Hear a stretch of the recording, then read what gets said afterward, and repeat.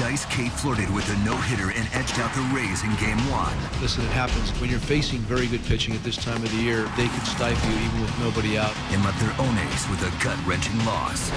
It's a mortal sin to waste good pitching. The Red Sox send their immortal to the mound in Game 2, hoping this time he deals his usual brand of postseason mastery, while Tampa puts the pressure on Kazmir to even it up. It's the American League Championship Series on TBS. Game 2, Red Sox-Rays. Next. It's another beautiful night in St. Petersburg, Florida, and another raucous night inside Tropicana Field as this American League Championship Series coverage on TBS presented by Kia Motors. Tonight, Game 2 of a best-of-7 series between the Red Sox and the Rays, with Boston leading this series 1-2. And hello again, everybody. I'm Chip Caray along with Buck Martinez and Ron Darling. The Red Sox continue to push all the right buttons when it comes to starting pitching in the postseason. Dice K, a masterful performance last night. 6 innings of no-hit baseball as Boston won the game, Ronnie, by a 2-0 score. And speaking of 2-0 scores, that's the deficit the Rays face tonight if they cannot beat Boston's Josh Beckett. And Josh Beckett in his last start in the playoffs against the Angels really struggled with his mechanics, with his control, and really didn't know if he was healthy or not because he had strained that oblique late. But I think now going into this game tonight, he said he feels completely healthy. He feels that he's been able to prepare. You know, starting pitchers are creatures of habit. They want to get on that every 5th day kind of plan. He feels like he's there right now, and when he is on top of his game, you know what he can do in the postseason. Josh Beckett is awfully tough. So too are the managerial moves sometimes, Buck Martinez, in the postseason. Joe Maddon had to make a couple of tough ones last night. He's going to play the postseason like he did the regular season. What he needs different, however, is an improved Evan Longoria. No question, Chip. He needs Evan Longoria to be a little bit more like he was before he broke his wrist. He got off to a great start in the Division Series, hitting 2 home runs in the first game.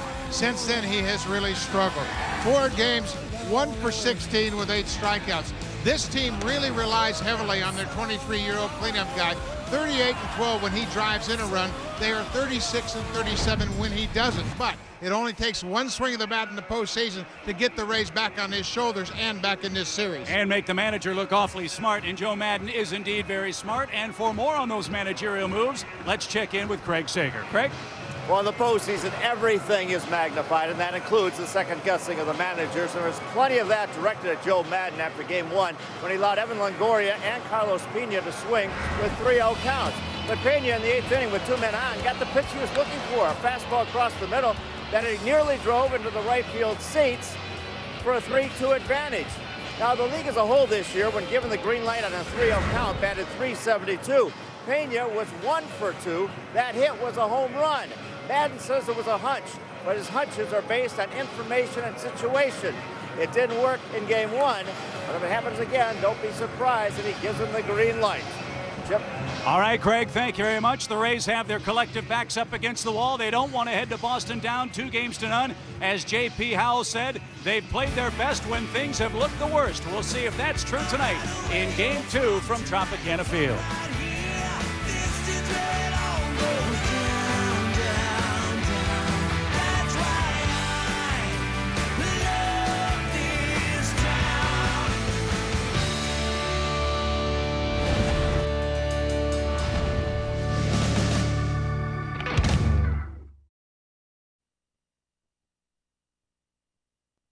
The American League Championship Series on TBS is presented by Kia Motors. To learn more, visit kia.com. And brought to you in part by John Hancock. The future is yours. By MLB Banking from Bank of America, Bank of Opportunity. And by Budweiser. Reach for the perfect balance of flavor and refreshment. Budweiser, the great American lager. Another beautiful night in St. Petersburg, Florida tonight for the Rays and the Red Sox. Game 2 of this American League Championship Series. Very comfortable inside the dome, 70 degrees, 82 and clear outside here in St. Pete. TBS MLB postseason brought to you in HD by DirecTV, delivering the most sports in HD.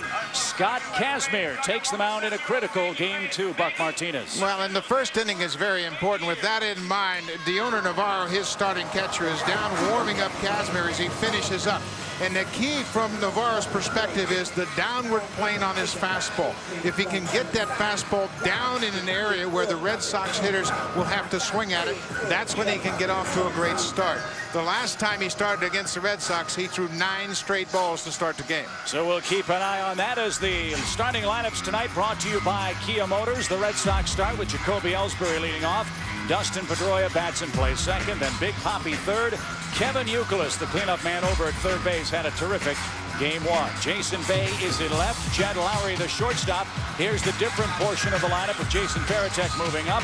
Mark Kotsay hits 8th, and Coco Crisp gets his first start of this American League Championship Series. He will play center field and bat 9th. Scott Kazmir, 12-8 this year, a .349 earned run average. Ron Darling made 27 starts. Yeah, he can strike you out 166 punch-outs in only 152 innings. 21 career starts against the Boston Red Sox, 6-7 for the 3.62 ERA. Kazmir just 24 years of age and already the Tampa Bay franchise leader in wins, innings pitched, strikeout starts, and ERA. Boy, what a load to put on the shoulders of this young 24-year-old left-hander tonight.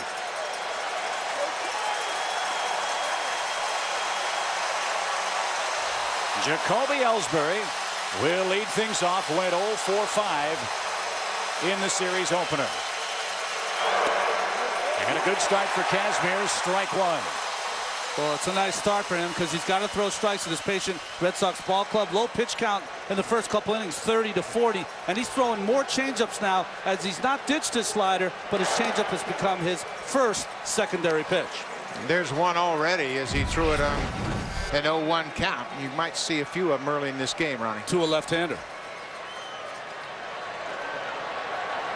Infield in at the corners for Ellsbury. And another quick strike. It's a 1-2 count. Pitch count always a concern with Kazmir. He can pile him up with the best of them, can't he? Well, he really can, but unlike Matsuzaka, the Red Sox last night, he doesn't get stronger as he goes over the 100-pitch mark. That is usually his benchmark. 1-2. He elevated the fastball, and Ellsbury fought it off. Now, this is one thing that's a concern for Scott Kazmir is foul balls. He doesn't have that devastating slider that gets you the swing and a miss. And if he continues to foul balls off, then the pitch count jumps early in this ball game. Kazmir had a left elbow strain in spring training. Did not start in the regular season until May 4th against these Red Sox.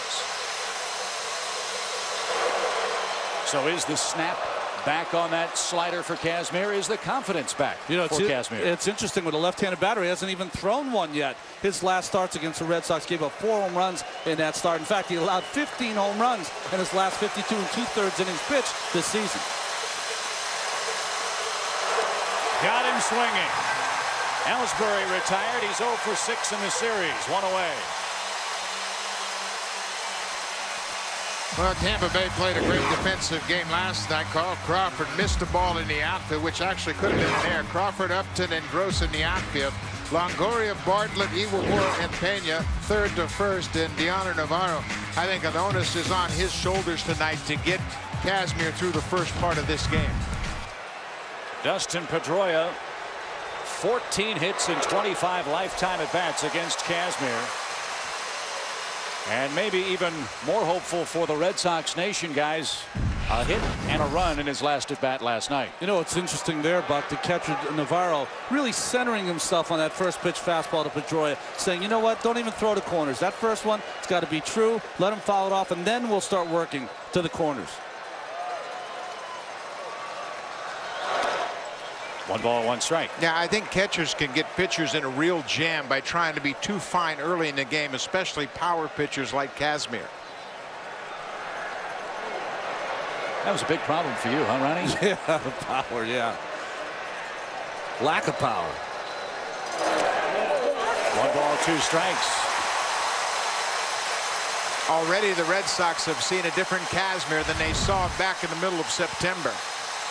Low strikes.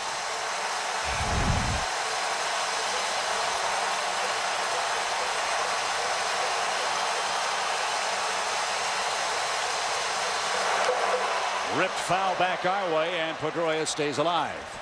It's a nice couple of pitches, sequence of pitches there. He goes down with the fastball, then elevates it. I think he missed. He just didn't elevate it enough. And another one of those 2-strike foul balls that we'll keep an eye on tonight against this Boston lineup.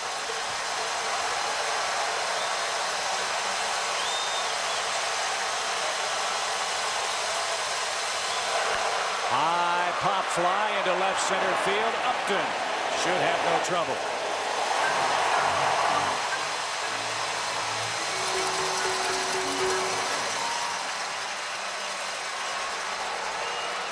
There's the skipper, Joe Maddon. Felt like his ball club felt the enormity of this ALCS and their postseason for the very first time last night, something that the man in the batter's box, David Ortiz, noticed as well. He said he saw a lot of different faces in that Tampa Bay Rays dugout. And how about this? Joe Maddon agreed with him. As the infield shifts. And a ball low. Well, you can really get a feel for that nowadays because all the players come together around the batting cage. In years past, they never saw one another, so they're talking to each other. And certainly, Joe Maddon told us he felt that for the first time this season, he saw a little bit different look in the eyes of his players. Ortiz backed away, and that evens the count. Well, another pitch down in the strike zone, but this is the slider. Doesn't have a lot of bite on it, but he can use it in a reverse way. When he gets behind in the count, he can use it as a pitch to get over the middle of the plate. Sam Holbrook calling the balls and strikes tonight as Ortiz digs in with a 1-1.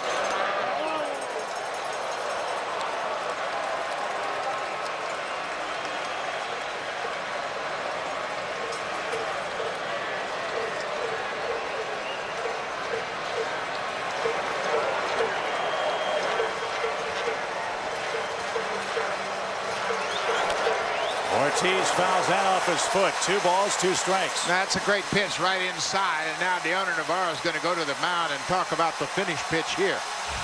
This really ties up Ortiz, and he missed all the way across the plate. They were trying to go outside, missed all the way inside, and that is a point of confusion for Ortiz, not really knowing where they're trying to go.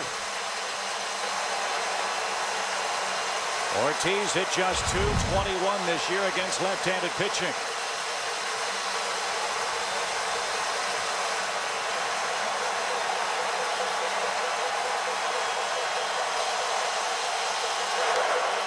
Another 2-strike foul ball. Another 2-strike pitch up in the strike zone. Just not elevating it enough against these Red Sox hitters.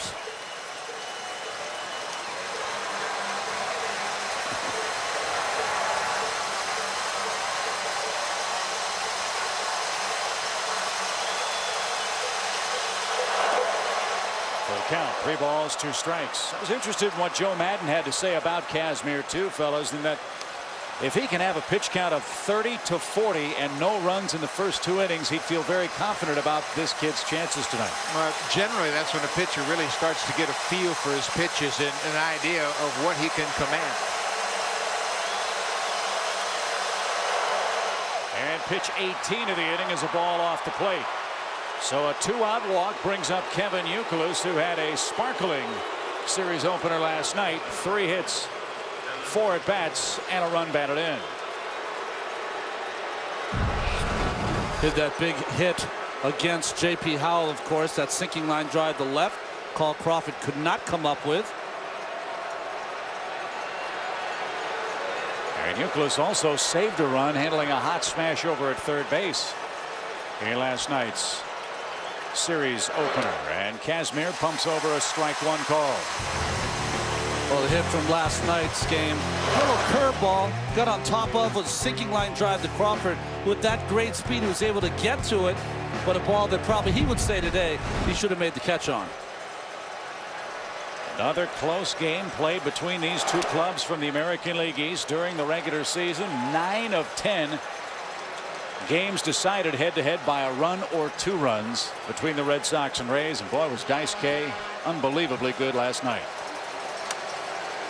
James Shields matched him pitch for pitch practically. The check swing blooper off the bat of Kotze proved to be a pivotal hit.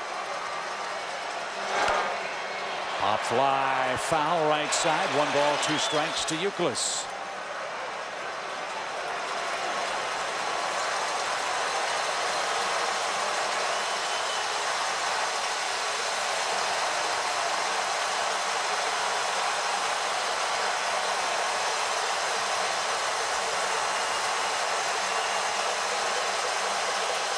Line drive left field.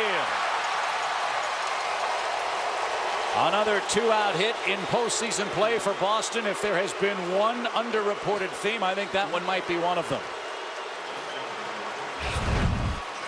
I like what they were talking about with Kevin Youkilis. He was talking about getting his hits. He said he doesn't worry about if he's 0 for 17 like he was against James Shields in last night's ball game. He approaches every at-bat the same, and that is a team at-bat. And he doesn't worry about his own statistics. He definitely wants to get hits, but he wants to do it in a team concept.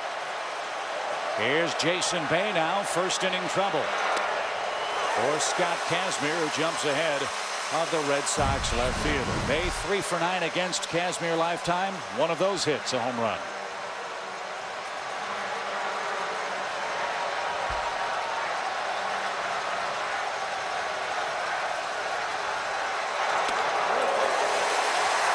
Nothing in 2. Change up fastball. That's the kind of pitcher he is now. He was once a fastball slider pitcher. Now the slider has disappeared a little bit, but he's going to try to continue to work on it and bring it into this game. It was Jason Bay in game 2 of the division series against the Angels that capped a 4-run first inning against Irvin Santana with a 3-run home run. They also homered in game 1 of that series. He turned around that game also. Lackey was matching Lester pitch for pitch. And he's had 5 2-out RBI in that division series matchup with the Angels. 2 on, 2 out here in the first. And now a 2-2 count. Kazmir throws more pitches per inning pitched than any pitcher in the major leagues. Over 18 pitches an inning, and you can see why. The command is not exactly there. This will be his 27th of the first inning.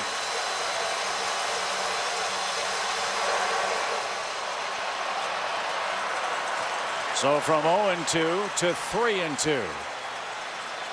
Boston might be one of the most frustrating teams to face as a starting pitcher. They do not swing at bad pitches early in the game. They work the count, and even if they do not score a run, they've been successful in this first inning.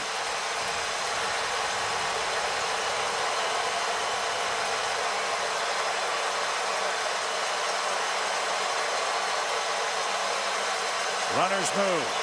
Swing and a drive into the left field corner. Crawford cannot get there. It's off the base of the wall. 1 run scores.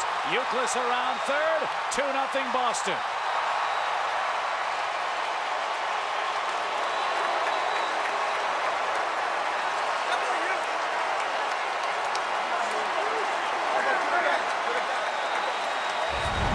This is a patented Red Sox hitting. 2-out hits, 2-strike hits, and again they jump on Tampa Bay early.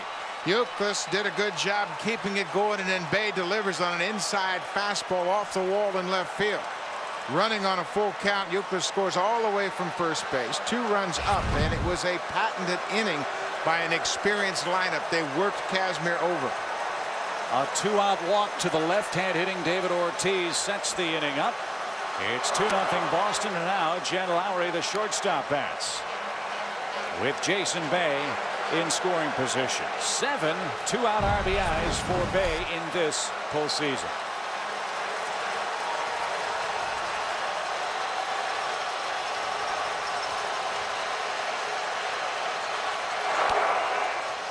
One ball, 1 strike.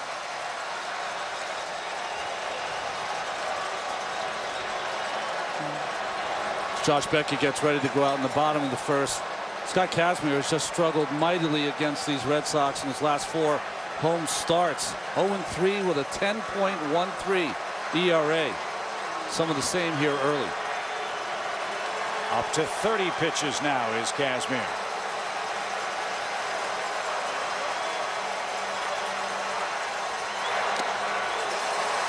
In 1 ball, 2 strikes. Game 2 of the division series against the White Sox, Kazmir was on the ropes in the first inning and gave up a 2 spot to Chicago, and then settled down and pitched very strong over 5 in the third. His team came back and got him the win in that ballgame. That was against Mark Burley, and Joe Maddon's team just continued to peck away after that early deficit.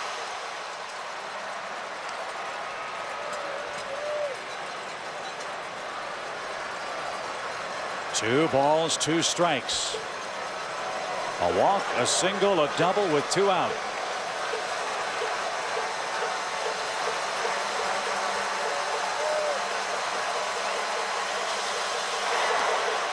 Another full count.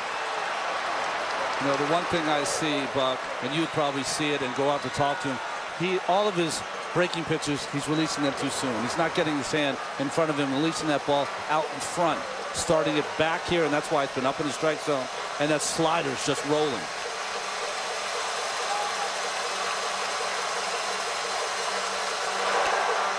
Didn't get the outside corner. Another 2-out walk.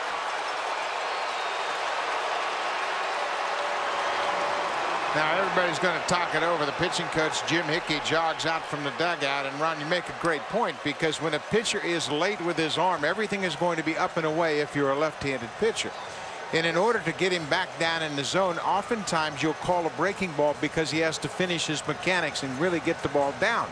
But because Kazmir's breaking ball hasn't been good, and it's been kind of a cement mixer helicopter breaking ball, you're reluctant to call it. And it's kind of a catch-22, guys.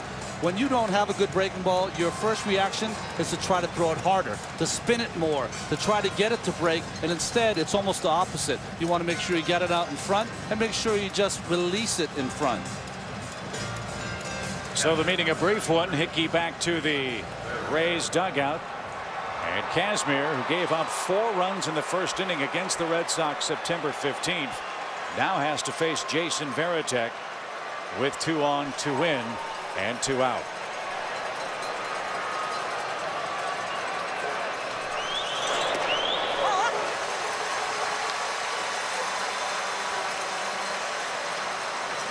Well, that's Edwin Jackson, who won 14 games for this ball club as a starter this year. The long man for Joe Maddon, stretching and getting ready.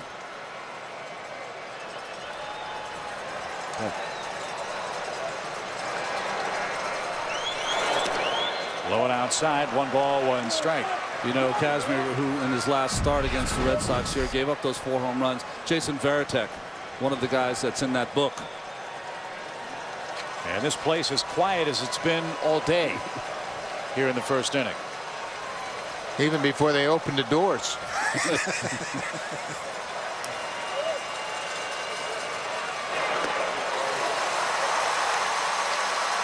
Well, what we say, Joe Maddon told us before the game, if Kazmir could be around 40 pitches after 2, his next will be his 38th of the first inning tonight.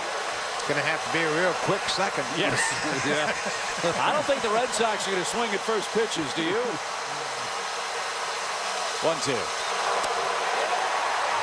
First inning is in the books, and the Red Sox, 16 of their 22 runs this postseason have come with 2 outs. Jason Bay adds to that total with a double into the left field corner. And after a half inning, the Red Sox and Josh Beckett lead 2-0.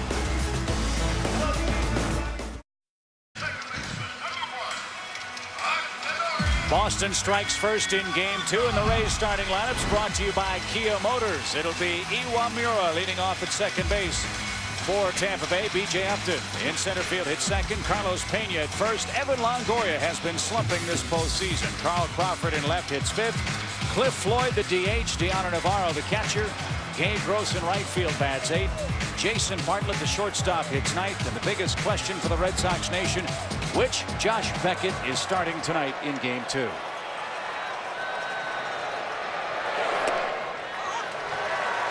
Well, that's a good sign, strike 1, because mechanically he's had some problems throwing strikes. See those numbers, 89 wins total in his career, 48 and 28 with the Red Sox. Was had a back problem, elbow problem, and a recent oblique problem. Iwamura pops it up left side, playable for Youkilis. Well, foul ground, and he makes the catch. 1 up, 1 down for Beckett.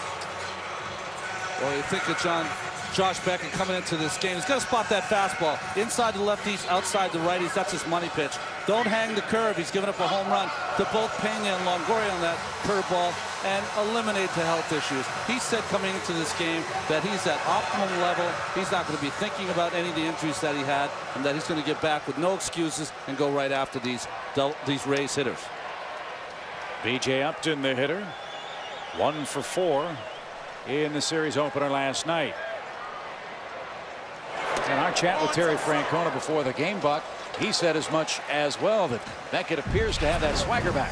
Yeah, he did. They noticed it when he walked in the clubhouse today. And big-time pitchers, big-time players, they know when they're right, and he feels right tonight.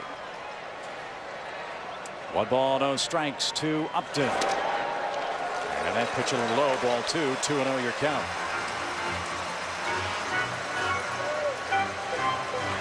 Beckett 6-2 in postseason, a 2.09 ERA, undefeated in league championship series action at 3-0.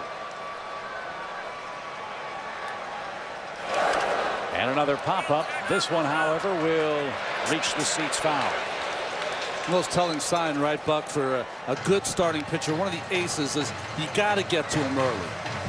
Yeah, you get to them early before they get a real feel for the flow of the game. It's a different mound than the one they warmed up on.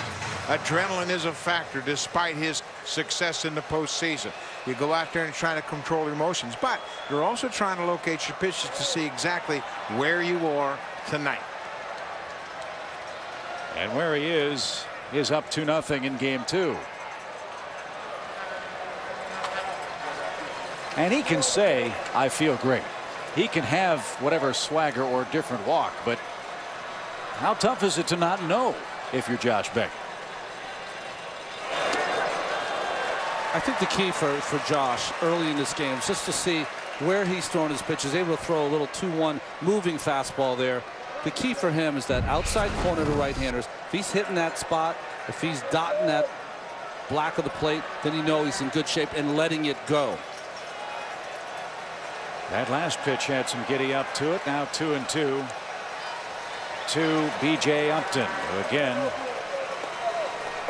momentarily steps out.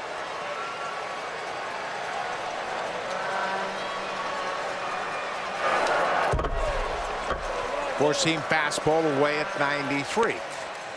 Beckett and Varitek are very deliberate early in the game. They're just kind of feeling each other out. What do you think about this one? No, I don't like that one. How about this one? Well, okay, let's go in a different location.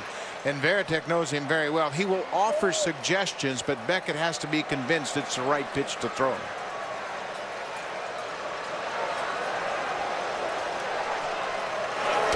Strike 3 at the belt, inside corner. Upton frozen and questioning the call. 2 out. Well, there's no need to question that call. That is a true pitch. Fastball right to Varitek's glove. Catches that inside corner. And beautiful pitching by doubling up on that inside corner.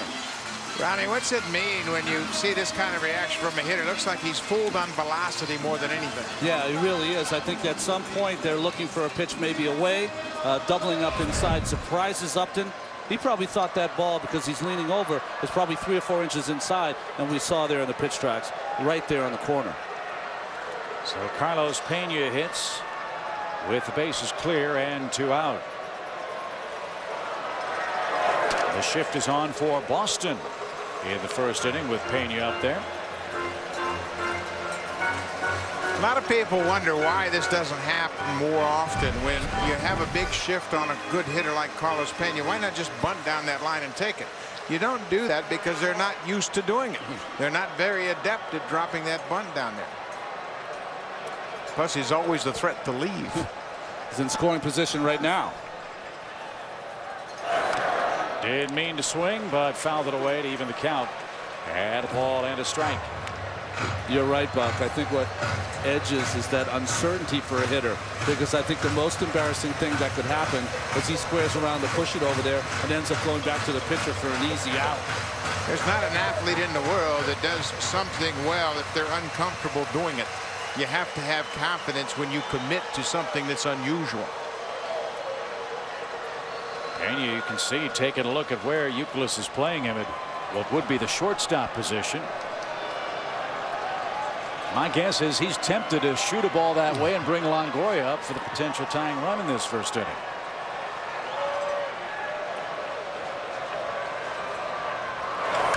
Line left center field and deep.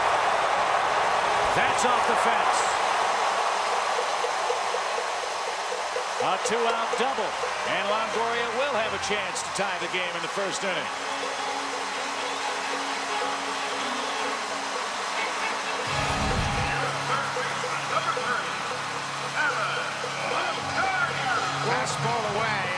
stays on it. Beautiful balance, not trying to do too much, not trying to do any dramatic thing here in the first inning. Drives it over base head off the wall. A 2-out hit, and the Braves are trying to answer the 2-out rally the Sox put up in the top half of the inning.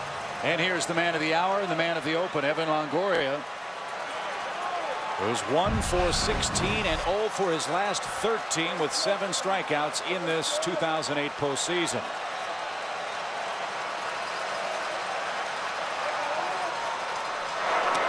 And how big is it for the Rays to answer with at least a run here in the first? Well, I think it's an important answer, but even more important to me watching Evan Longoria is that he takes a good at-bat, that he doesn't swing at pitches off the strike zone, that you feel like he's letting the ball come to him than going out and reaching out for it.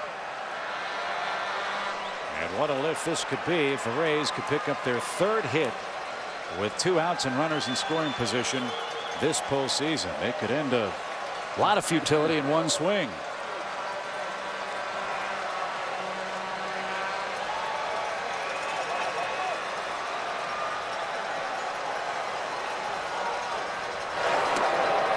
Didn't offer. 2-0. That's a good sign. And that's what Joe Maddon mentioned about Longoria when he spoke to him today. He said, get your zone back. Get your strike zone back. It's hard enough to hit in this league when you hit strikes, but it's nearly impossible when you're trying to hit balls.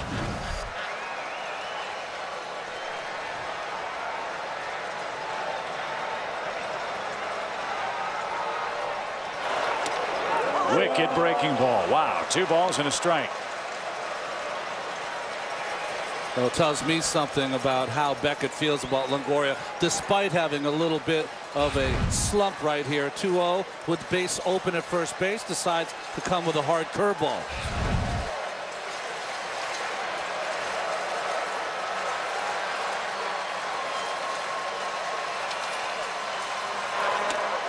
Three balls and a strike. In that chat with Joe Maddon, he encouraged Longoria to accept walks if they're there. And now he's in a position with 3 balls and a strike to do just that, or drive a ball with Carl Crawford hitting behind him.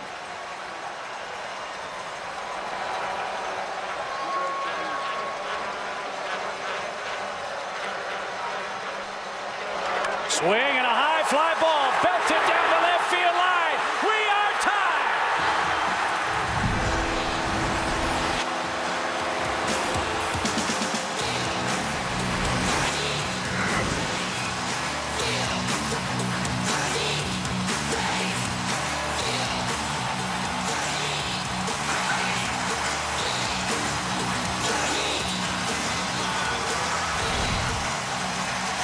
Watch the extension of Longoria from contact beyond. Tremendous rotation in his lower half and great wrist roll to get to carry. 27 home runs during the regular season and none bigger than this one to get the Rays right back in this series. And I don't know if y'all noticed, crowd's back in it too. Here's Crawford. He lines one out of play for a quick strike. So many times last night, fellas, we talked about how momentum can change with one swing of the bat, one pitch, one play.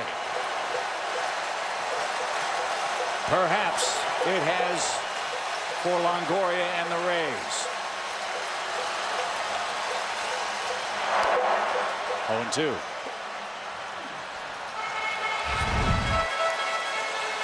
Again, watch the way he extends once he makes contact, and that imparts top spin, and then everything is right in the Rays dugout. We're back.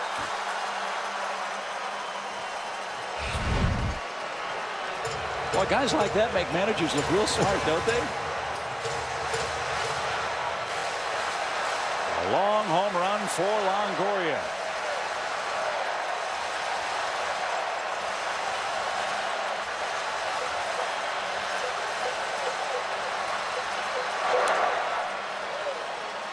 Nothing in 2 remains the count to Carl Crawford. Longest tenured Ray, a second-round pick in 1999.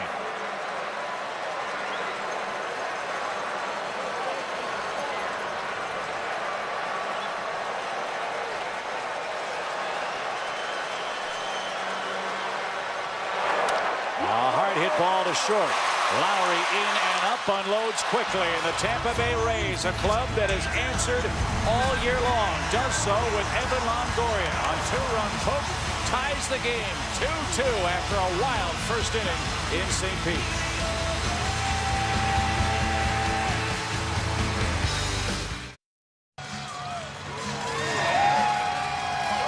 2-2 after 1 in St. Petersburg. Get exclusive camera angles, behind-the-scenes info, and more online with TBS Hot Corner. Check it out now at MLB.com/TBS Hot Corner. New life for Scott Kazmir and these Rays as Kotsay, Crisp, and Ellsbury are coming up in the second for the Red Sox.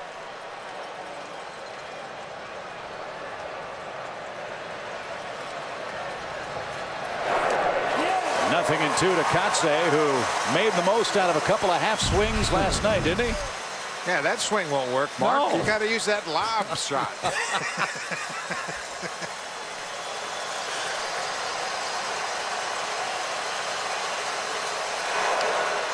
Another foul ball with 2 strikes, and Kotsay stays alive. Kotsay is 4 for 14 this postseason, 1 for 4 last night. That check swing double in the 5th inning opened up the first mid-inning scoring chance the Red Sox had against James Shields last night. And a sac fly brought home Jason Bay with the game's first run.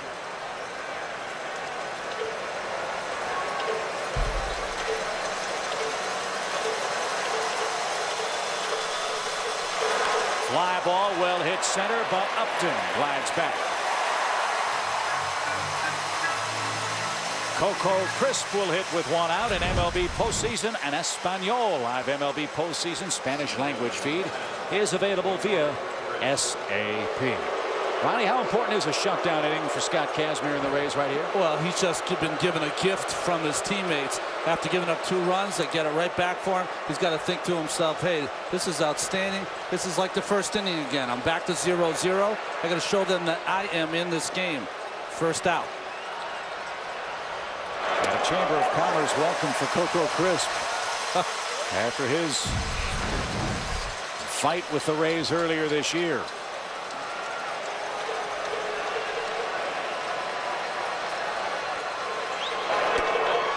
Ball 1, strike 1 to the Red Sox center fielder.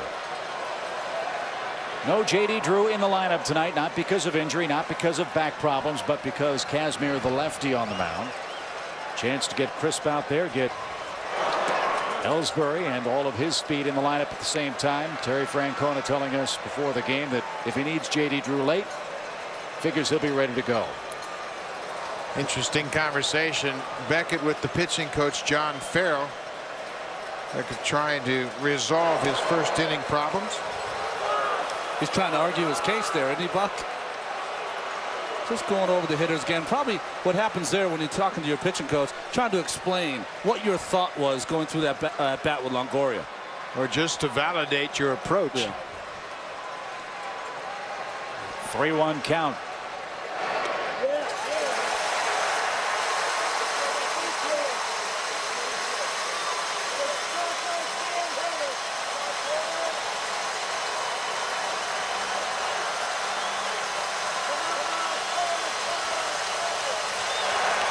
Ground ball short.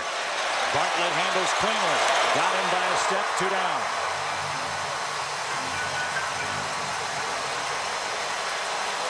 The Rays defensively a drastically improved club from a year ago. Last season the Rays allowed 944 runs. They allowed 273 fewer runs this season, and they say Bartlett has had a big hand in that.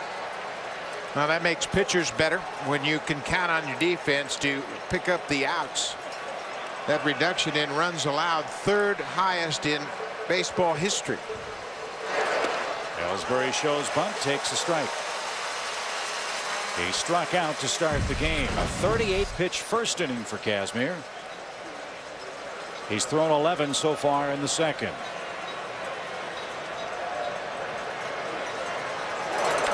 Looping fly ball, shallow center. Upton plays shallowly and makes an easy catch.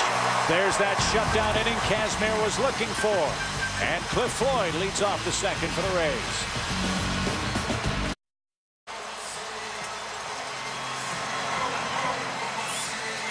Now get 3 full hours of your favorite TBS family. Tyler Perry's House of Pain. See it all at its new start time every Wednesday night at 8 o'clock right here on TBS, presented by Sprint. Second inning in St. Pete, 2-2. Beckett and Kazmir, game 2 of the ALCS. And the first pitch swing by Cliff Floyd is fouled out of play for a strike. Cliff 2 for 9 in this postseason, went 1 for 4 in game 1 yesterday. That hit came in the 7th inning for the Rays, who had back-to-back singles in the 7th and the 8th, but could not score against Boston.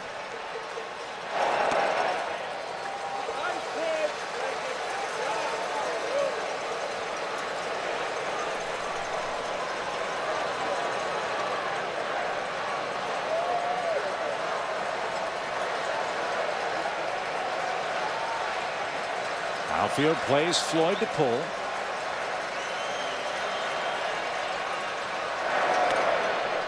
And that breaking ball stayed high. Well, he's only thrown 1 for a strike so far with that curveball. That 2-1 pitch to Longoria. So it's just you said it, Buck. Beckett spends the first early part of the game just finding what weapons he has. Once he's identified those, that's what he proceeds with. But there's never any panic when it's not there early. How about that one? 3 in a row. Misses badly with 2. Has the confidence that, you know what? I know what I did wrong in those last 2. I'll make the adjustment. And Varitek has the confidence in him to call it. Kevin Cash, the backup catcher and the pitching coach, obviously watching the patterns as Cash, who knows, might come into this game late. 2-2 count. Missed the inside corner.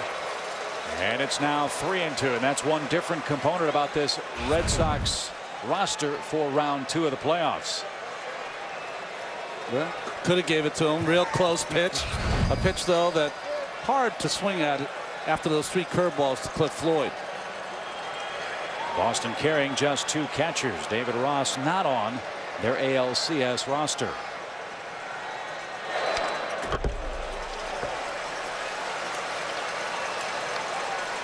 Count stays full as the Rays now trying to force that pitch count of Josh Beckett.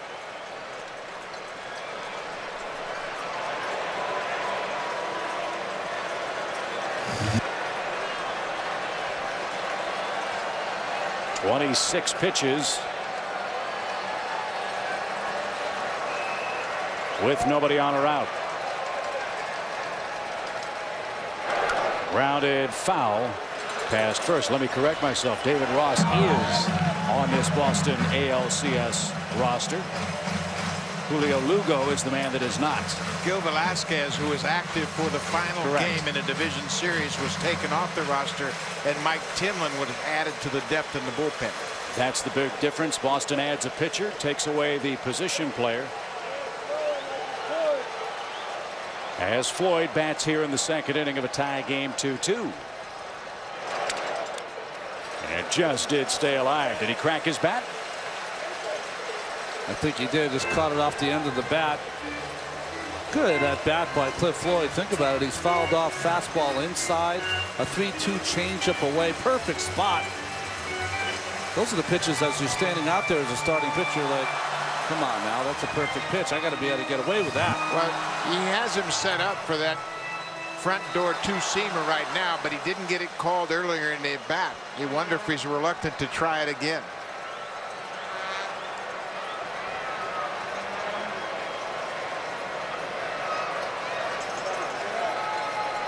Coming inside with the 2-seamer.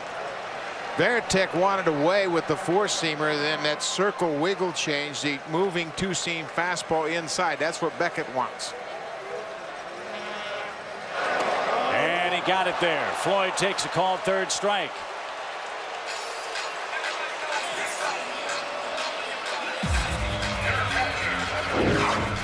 Defense for the Red Sox, Bay, Crisp, and Ellsbury. J.D. Drew not in the lineup tonight. Euclid Lowry on the left side. Pedroia Kotze on the right side. And the Gold Glover and captain behind the plate, Jason Varitek.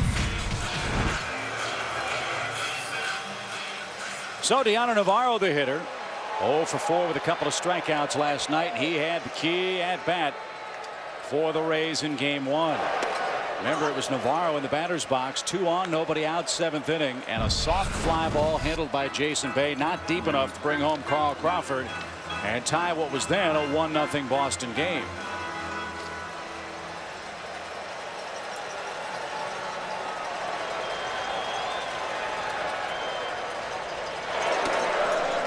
And he's tied up inside, but that's too high and tight. Already you can see a different approach from the Rays hitters tonight. They're much more patient. Looks like they've got the first game jitters out of their mind. Steve Henderson, the hitting coach, obviously doing a good job with his young players today, reminding him, hey, just another game, boys. We have been down 0-1 before.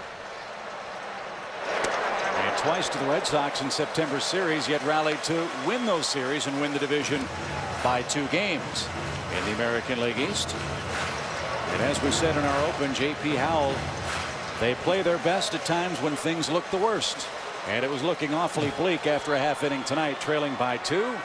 But a Longoria homer ties it up here in the 2nd inning at Tropicana Field. Line drive, base hit. Navarro goes the other way, and he's aboard with 1 out. Well, we've seen already that the pitch that Josh Beckett is very vulnerable is to the left-handed hitters, that fastball that runs away. We've already seen Carlos Pena hit a double to left center, and nice swinging by Navarro, just serving that ball to left field. Well, the problem with it so far, Ron, is it doesn't have any dip to it. It's running flat along the plane of the bat, and the left-handed hitters have put it into play. And that brings up Gabe Gross, the Rays right fielder. Gross 0 for 3 in the series opener. Just 1 hit so far in this postseason.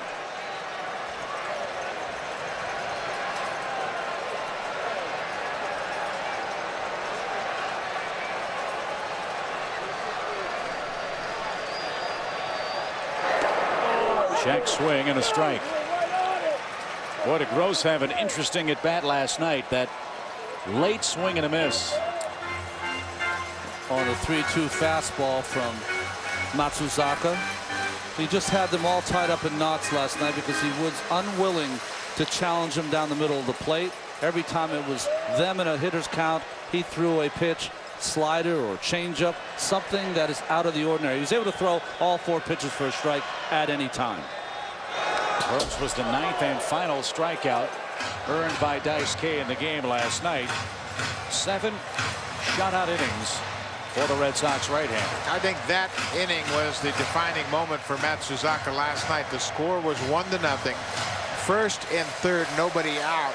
He got Navarro to pop up, struck out Gross, and then got the fielder's choice from Bartlett to end the scoring threat. I also think Matsuzaka walked 4 early on in the game. Did not walk. His last 17 hitters faced did not walk a batter. 1 ball, 2 strikes.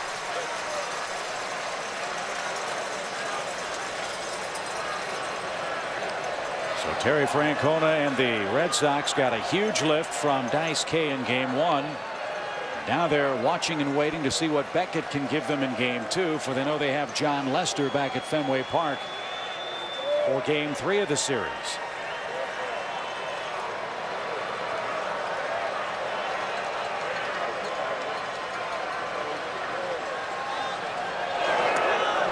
Got him with a curveball. 3rd strikeout for Beckett. And Jason Bartlett, the shortstop, Tampa Bay's final 2nd inning hope.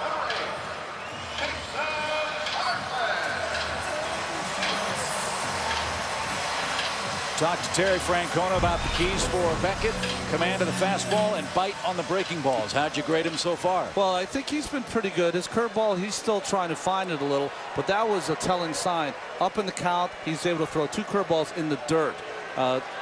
being able to throw the curveball in the dirt is important as throwing it for a strike early in the count. Let's see what Bartlett can do with the runner aboard. And backs away inside. 1 ball, no strikes. Ron, you talked about 3 breaking balls in a row early. Why is a pitcher comfortable coming right back with a pitch like that after he's hung it? Because you feel as though that, you know what, I'm so close. I know I've got it. And you throw it the second time. He said, well, okay, I just missed again. Come on, I can get it. I can get it. But if you don't. When you don't, you pay for it, of course. 1-0 count. Missed again with it. Ball 2. 2 balls, no strikes. Iwamura waiting on deck. Interesting how he's going at Bartlett. Here, the 9th hitter in their lineup. 2 curveballs to start.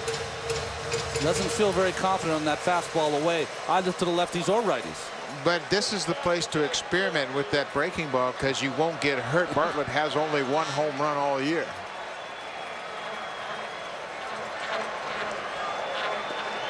Another moving fastball inside.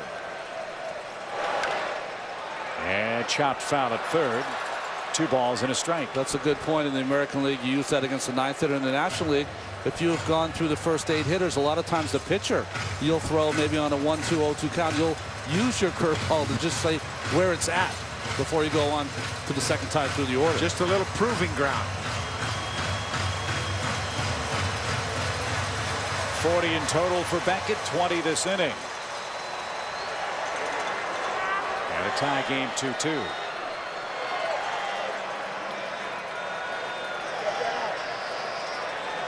The crowd a collective hush as Beckett gets his sign and goes back to work with Deanna Navarro at first. And another roller out of play. 2-2 now the count. Joe Maddon said there are many valuable players on this Rays club, but one might be indispensable, and that's the man in the batter's box, Jason Bartlett. Rays have drafted very well. They've picked very high because of a decade of, frankly speaking, futility. But they've also made some terrific trades in acquiring Scott Kazmir and acquiring Bartlett and Matt Garza from the Minnesota Twins.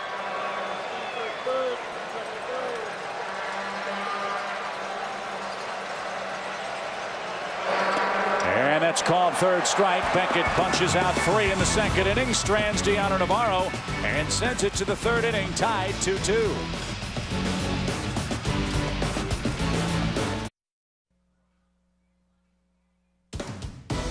This copyrighted telecast is presented by authority of the Office of the Commissioner of Baseball and may not be reproduced or retransmitted in any form, and the accounts and descriptions of this game may not be disseminated without express written consent. 3rd inning in St. Pete. 2-2 your score. Game 2 of our ALCS. Buck Martinez, Ron Darling, Craig Sager, Chip Carey, our TBS crew. Tonight we will head to Boston for games 3 and 4 and perhaps a game 5. As Dustin Pedroia starts off the 3rd inning, he flied to center his first time up. He's 2 for 21 this postseason. Did not go. 1 ball, 1 strike.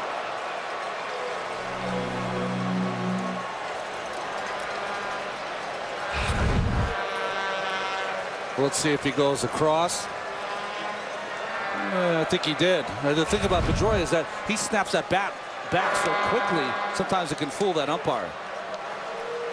Brian Honora with the call at first, said he didn't swing. And now Pedroia works the count to his favor. 2 balls and a strike. Great year for Pedroia. Hit .326, scored 118 runs, 213 hits.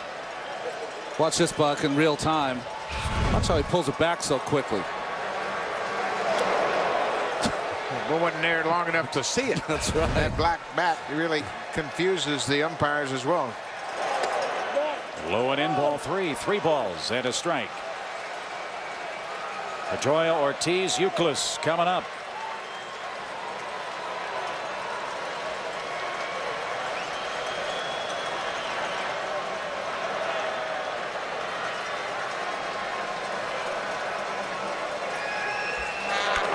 Rifled foul, and out of play, full count.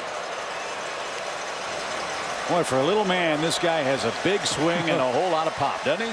He does, but I'll tell you, he keeps that bat through the hitting zone about as long as anyone in the American League, and that's why tied for the league in hits.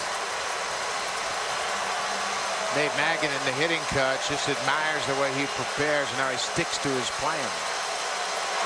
Swing and a high fly ball hammered left field. That one over the head of Crawford, and it's gone. First row for Pedroia, and the Red Sox are back in front.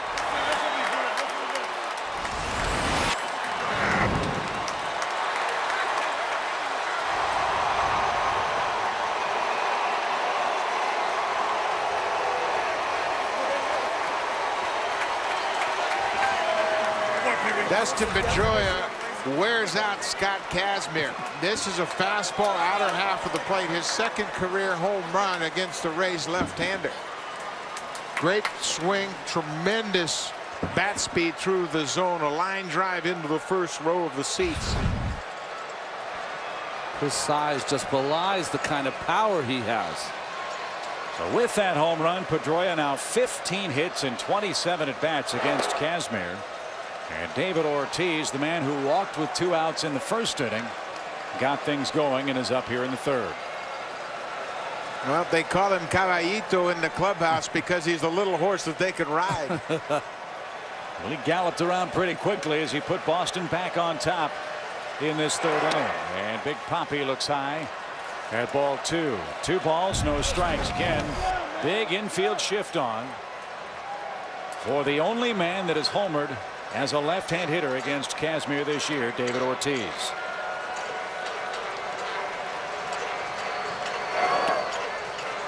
Three and 0.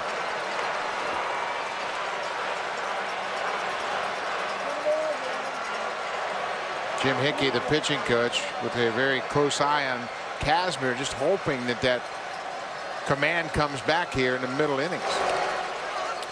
Well, Kazmir's problem is that if his fastball is not over for a strike, he doesn't have the kind of secondary pitches that he can throw for strikes if he's behind in the count. His secondary pitches are he's up 1-2 or 0-2, and he can bury them, so the hitters have to swing over them or their fastball up in the zone. 5 pitches, and Ortiz walks for the second time. He's really struggled against the big Boston left-hand hitter as a left-hand pitcher here. 3 walks in the game. And Hickey out for another chat, this time in the third inning. You know, people always say, how can a left-handed pitcher have problems with a lefty? What happens in the lineup, all you're facing is right-hander after right-hander after right-hander. You get stuck in those kind of sequences against those guys. The left-hander comes up and you kind of lose your spot or where to throw your breaking ball or your fastball off of. Were you a guy that pitched off the hitter or pitched to the glove? I pitched to the glove of my fastball off the hitter with my breaking ball. When you pitch off the hitter with your breaking ball, that's your target, so you can create the break and make in your mind a picture of where that ball's going to end up. I'm right-handed. If I'm facing a right-handed hitter, throw it right at his shoulder if I want it to be a strike. I throw it off the middle of the plate if I want it to be outside. Kevin Youkilis, the hitter, he singled and scored the second Boston run in tonight's first inning, and he looks at a called strike. Talked about the elbow strain in spring training that Kazmir had. Again, it sidelined him until May 4th against the Red Sox. And if memory serves, this was a kid that had one of the most devastating young sliders in the game. Where's that pitch gone for Kazmir? Well, we talked about it, Buck, you and I, before. I thought he had a chance to have a Ron Guidry, you know, a smaller guy who threw hard with that downer that was unhittable for the right-handed hitters. But you know, through the injuries he's had this year, starting with elbow strain, maybe a little tentative with it. I think that's most of it. He injured his elbow warming up for an inter-squad game in February.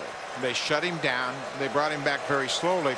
They had the MRIs, all the tests. There was no structural damage, but I think there's a lingering doubt in his mind that it's still not there. But he pitched very well with it early in the season. So well, in fact, he made the All-Star team. He started out 6-1, got off to a great start once he did rejoin the team the first week of May.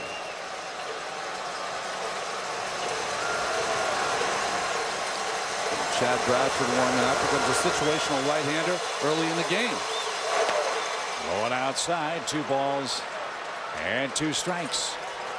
I would think for Joe Maddon, using Edwin Jackson, he would like to use him to start an inning if he has to go to him early. Chad Bradford, of course, with all those games, over 500 big league ball games, use him in a pressure situation. Driven to right. Gross drifting back onto the warning track. Makes the play. Back to first, Ortiz on a deep fly ball to right by Kevin Youkilis. 1 out.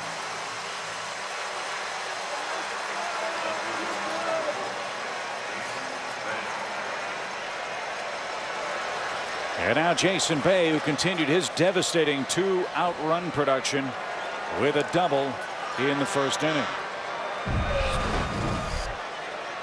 He's knocked in 7 runs this postseason.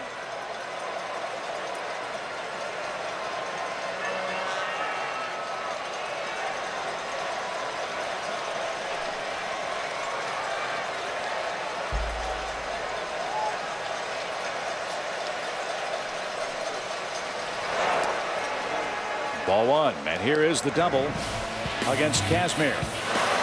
Watch the location of the pitch. They were trying to come inside. It drifted to the outer half, down around the knees, and he hooked it off the wall in left field, driving home 2 on the full count fastball.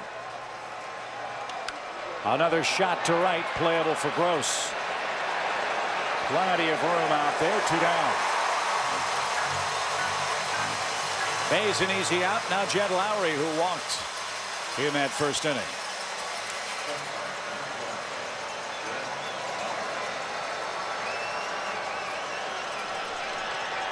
Top of the Tampa Bay order coming up in their half of this third inning. A Dustin Pedroia homer has put Boston back in front, 3-2.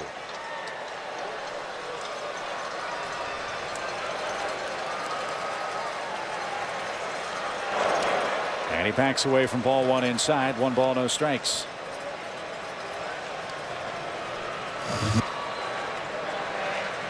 And 20 pitches this inning. Sorry, 70 in the game. And another shot to right. Chance for Gross to make 3 putouts, and he does. The Pedroia homer into the first row of the seats in left field in St. Pete. Gives the Red Sox a 3-2 lead in game 2.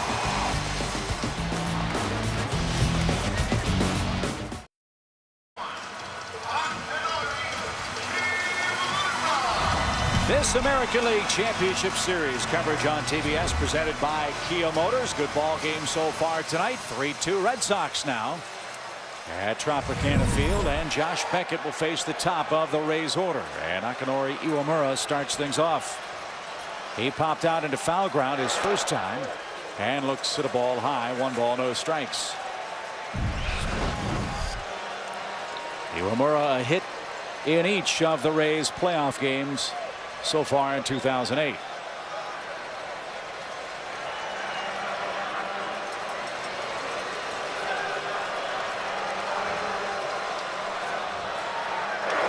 Drives this one down the left field line, and Jason Bay comes over, handles the roof and the catwalks without issue. 1 man down. Well, it's really interesting watching the outfielders as they pursue fly balls. Jason Bay running with his eyes on the ball, never taking his eyes off the ball. It's very difficult when you run like that. You have a tendency to run flat-footed, and the ball will bounce on you. It will, and it almost looks like when they run after it, their eyes look like your own eyes when you're driving late at night trying to stay awake. I mean, that's how it looks as they're going after these baseballs. These outfielders are so good, they usually just run to a spot and then look up. Can't do that here. Here's Upton. He took a called 3rd strike in the Rays' first inning and backs away from a high breaking ball. 1 ball, no strikes. Upton, including postseason, just 3 for 13 against Josh Beckett.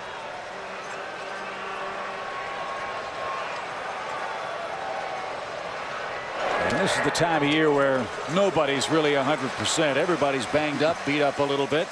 And certainly Upton qualifies with regards to a shoulder problem. Buck, we talked about that briefly last night. Yeah, he separated his shoulder back in May in Baltimore. He's been dealing with it most of the season, and It's only been the last couple of weeks where he's been able to get back to his normal approach. He's spread out his feet a little bit more in the setup position. Most of the summer he's had to keep his feet very narrow because he couldn't really swing the bat with that tremendous torque. Got some there. Oh, baby, is that launched deep into the night, and we're tied.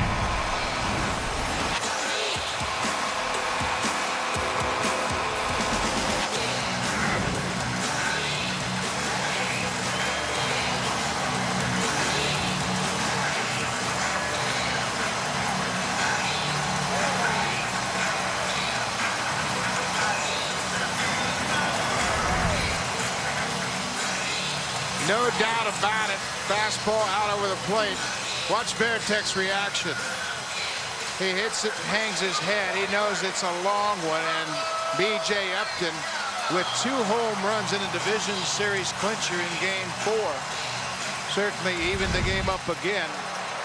Beckett, 1 home run to a right-handed hitter in his last 19 starts in the regular season.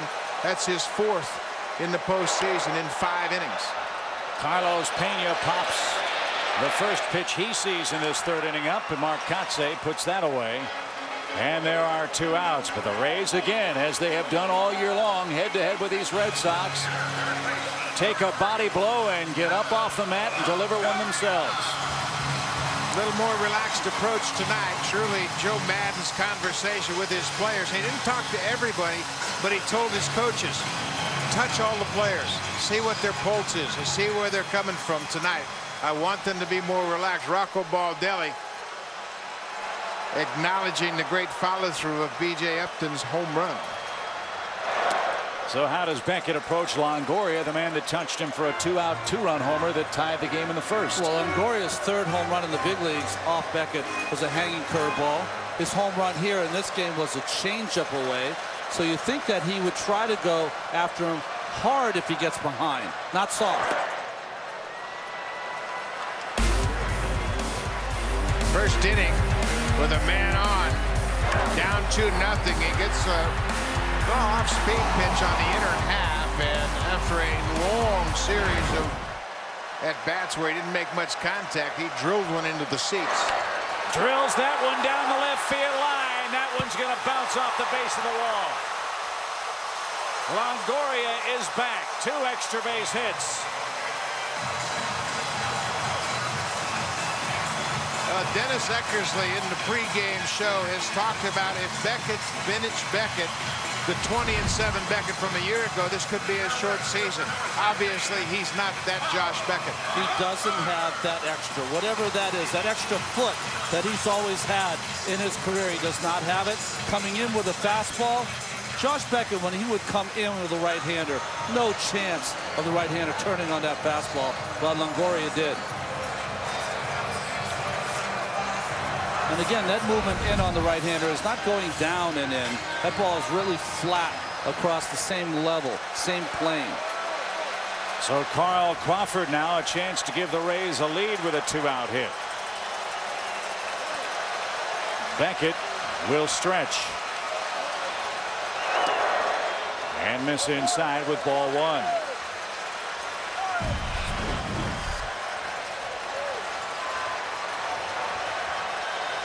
That ground out came in the 1st inning.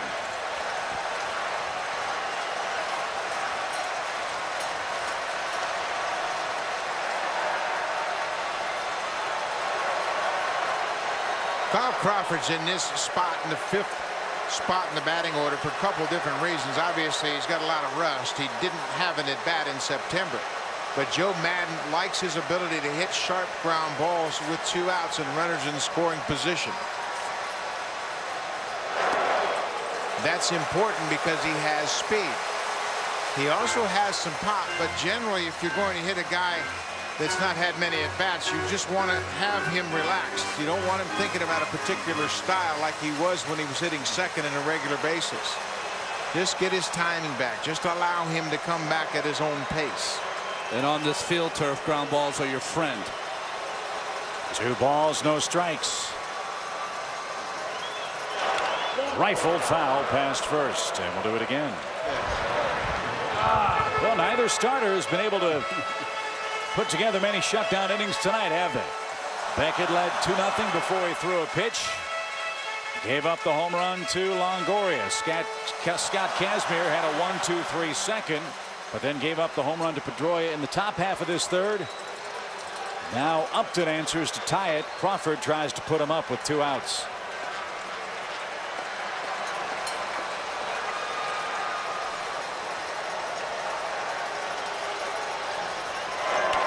Line drive right field, base hit.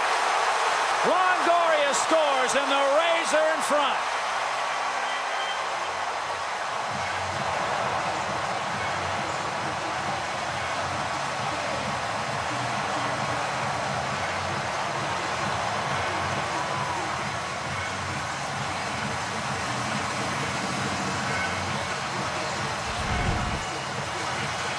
Crawford gets a breaking ball in a pretty good spot off the plate, but he's able to hook it into right field. Longoria running with 2 outs, scores easily. Carl Crawford, big turn, and checks in at first base with the RBI. They've hit home runs now. Now they need to steal a base to get back into their real game plan.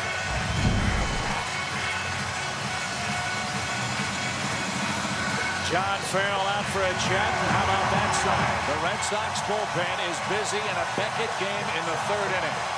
In October, which you very rarely see happen. Last October 07, dominant for Beckett, 4-0 to the 1.20 when it starts. Not here in 08. 3 of the 4 Rays runs tonight have come with 2 outs. And now Cliff Floyd will have a chance to do some more damage, and we'll see how quickly, if at all, Crawford takes off. And they pick him off. Beckett picks off Crawford, and just like that, sucks the momentum right back into his Boston dugout. A Crawford single chases home Evan Longoria with the go-ahead run for the Rays. Wow, what an exciting first 3 in Game 2.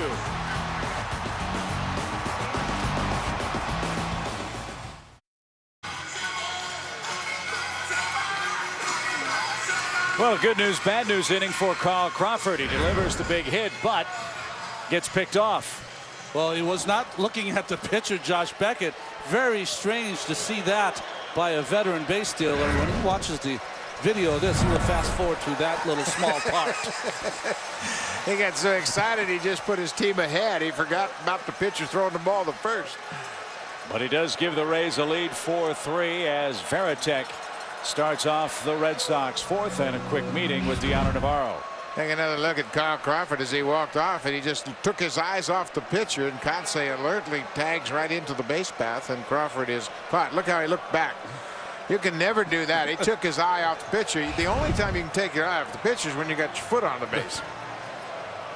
You know, that was so obvious, though. When he comes to the bench, because he drove in a run with a hit, guys will go, hey, what were you doing over there? Figuring out your batting average? Or, you know, just to get on and make it a little easier for Hey, Carl, nice hit and bad base running.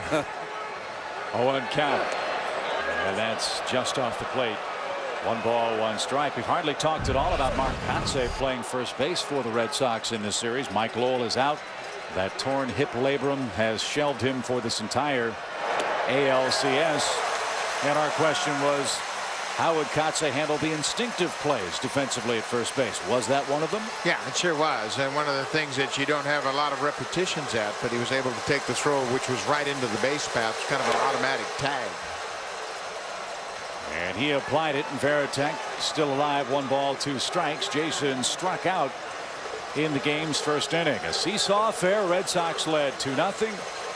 It was 2-2 after 1, 3-2 Red Sox after 2.5. Now 4-3 Rays in the 4th.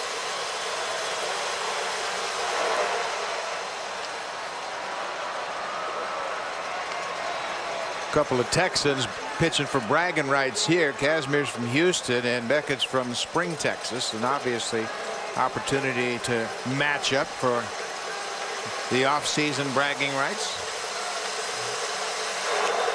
Popped up. Long run Pena near the Rays pen. Reaches up, makes the play. 1 out.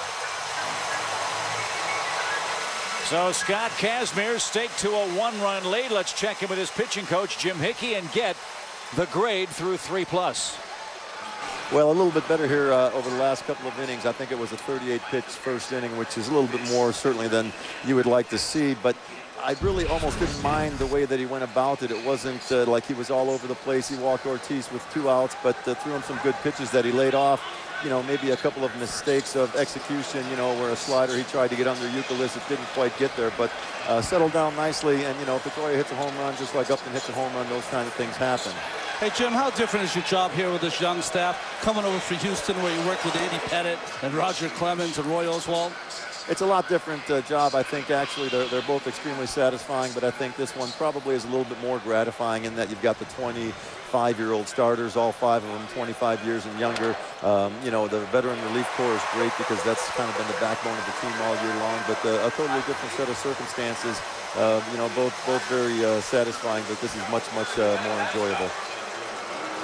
So our thanks to Jim Hickey for spending a few moments with us talking about Kazmir and this very young and very potent Tampa Bay Rays starting staff, a staff, Buck, that you think has a chance to really lead them to some special years down the road. No question about it. You have that kind of depth, and they have a 6th young pitcher coming in David Price, who we saw last night, last year's #1 pick in the country. Pop fly foul off the bat of Coco Crisp. Strike 1 to him. As accomplished as Scott Kazmir is, he's the youngest pitcher in this starting rotation as we speak, and Shields is the oldest at 26. And Shields already with a big-time nickname, Big Game James, and he showed it in Game 1 last night. Just got no offensive support in that 2-0 Red Sox win.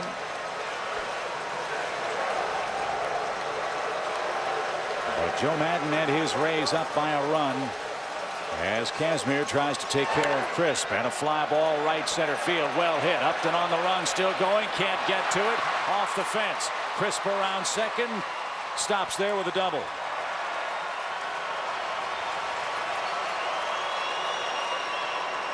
So the Red Sox continue their very good work with 2 outs. Well, it looks like a little fastball away to Coco Crisp, who does a nice job of kind of curling that away from B.J. Upton with that great speed. You thought he was going to catch up to it, but just a little curve on that ball to right center field. Yeah, a ball off the bat of a right-handed hitter will slice away in the gap from the center fielder. B.J. Upton plays very shallow in center, but you know what? Balls hit like that are going to be extra base hits anyway. I would just as soon have him take away those sinking liners for singles.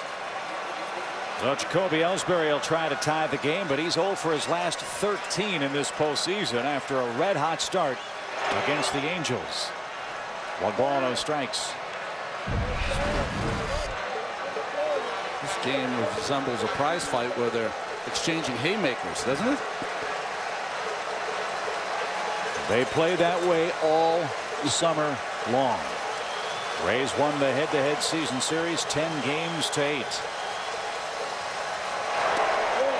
And that missed inside ball 2. Well, he's got to take a shot here at Ellsbury, who's been struggling. Cannot walk Ellsbury to get to Pedroia.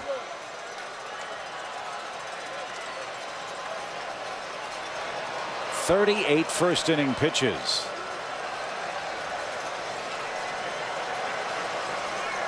And the 84th of tonight's game is low, ball 3. Both pitchers, Kazmir and Beckett, complaining about the strike zone. They think those pitches down are strikes. Not so for Sam Holbrook.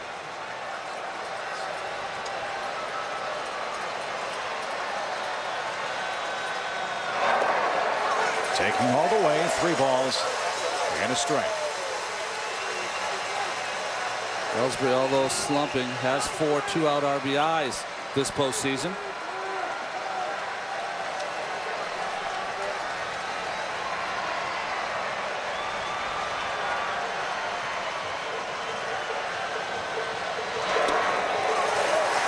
Rallies to fill the count at 3-2. Now, Kazmir knows who's on deck.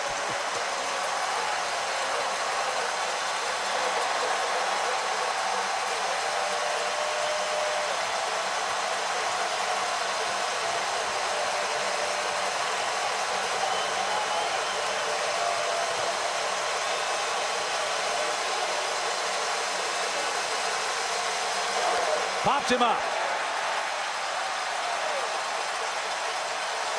Inning over. Crisp stranded at second. Rays look to add to a 4-3 lead.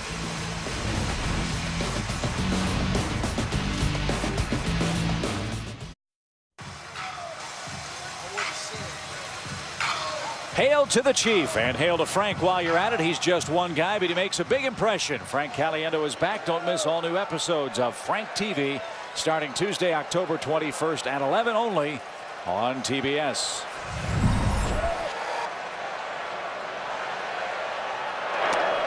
Cliff Floyd, the designated hitter, bats for the second time now against Josh Beckett. 4-3. Rays are in front in game 2.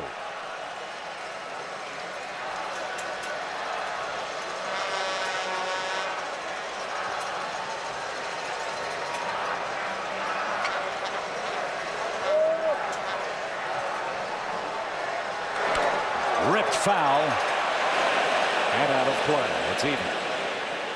Floyd obviously looking inner half with the fastball. That's the pitch he struck out on. He took a two-seam fastball. That moving fastball that comes back over the inside corner to lefties. He struck out in the second inning to start that inning.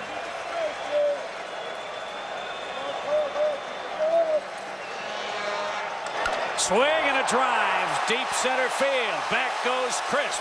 Track. Wall. See you later.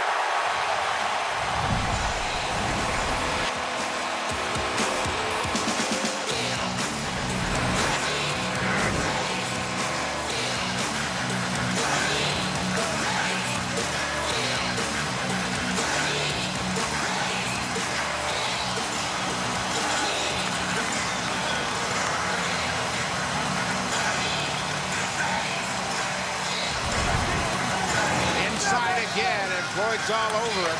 Inner half of fastball. Second fastball. He ripped the first one foul, and he keeps this one fair and hits it a long way.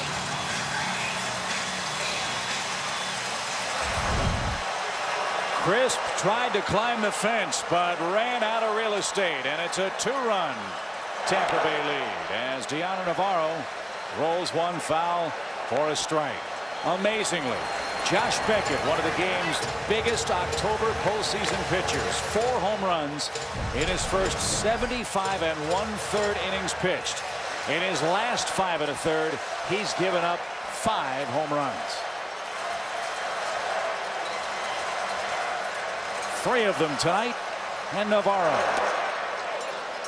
takes a ball.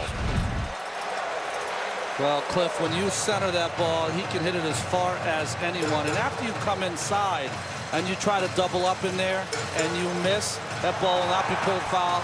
And that's the reaction from that bench. They knew it all along. Well, 3 fastballs in a row going back to his first at bat. He struck out on a 3-2 fastball looking inside. Got the speed down. 1-1 count.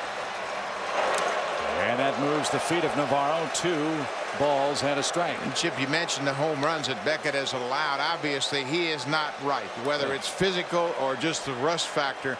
Terry Francona in our pregame meeting talked about the fact that he was now more on a regular routine, like you mentioned, Ron, and he expected him to be better. Obviously, he's still not vintage Josh Beckett.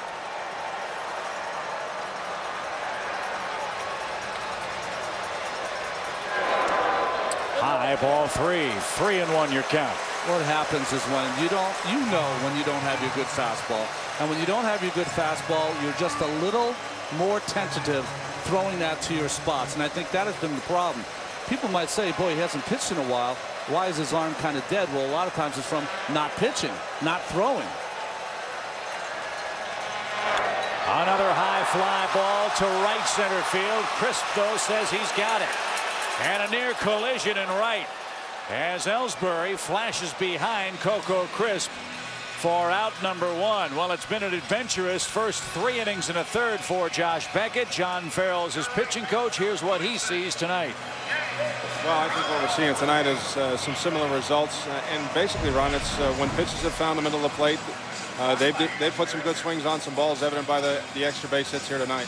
How consistent is this game with the pattern you have seen between these two ball clubs all summer long?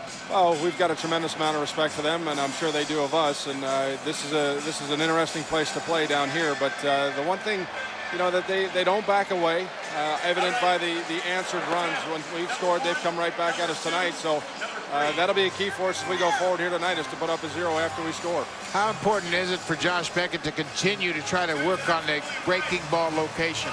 Well, you know, Buck, I think probably the bigger thing is the fastball command, because when he's able to throw the fastball to good locations both sides of the plate, he can spread the width of the plate at least to the view of the hitter. His secondary stuff, the breaking ball's got very good depth. He's gotten some swings and misses on it tonight, but still the fastball command is the key.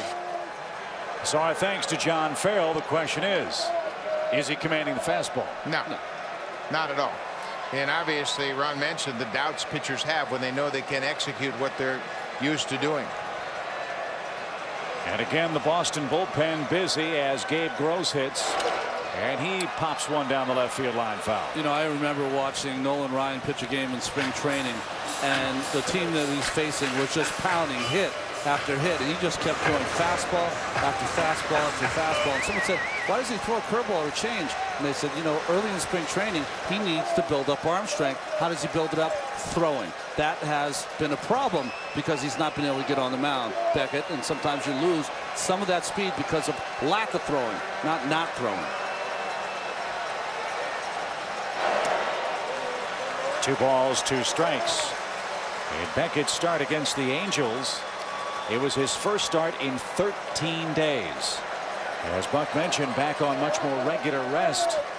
Now touched up for 5 runs on 7 hits, and he's not out of the 4th inning.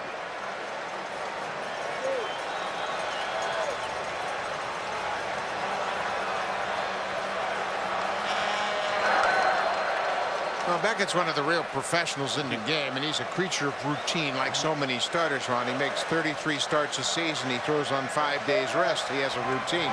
You pitch, you take a day off, you work, you throw, you pitch, ready to go again. And that routine has been disrupted dramatically. It really has. It's only his 3rd start in the last 25 days. So when you throw like that, you're going to lose your command. You're going to lose your ability to throw your fastball to points on the plate. And every great right-hander, or every great power pitcher I've ever seen has had the ability to throw his fastball to spots. They can throw 95, but they throw it to spots. If you think of Roger Clemens, et cetera, et cetera.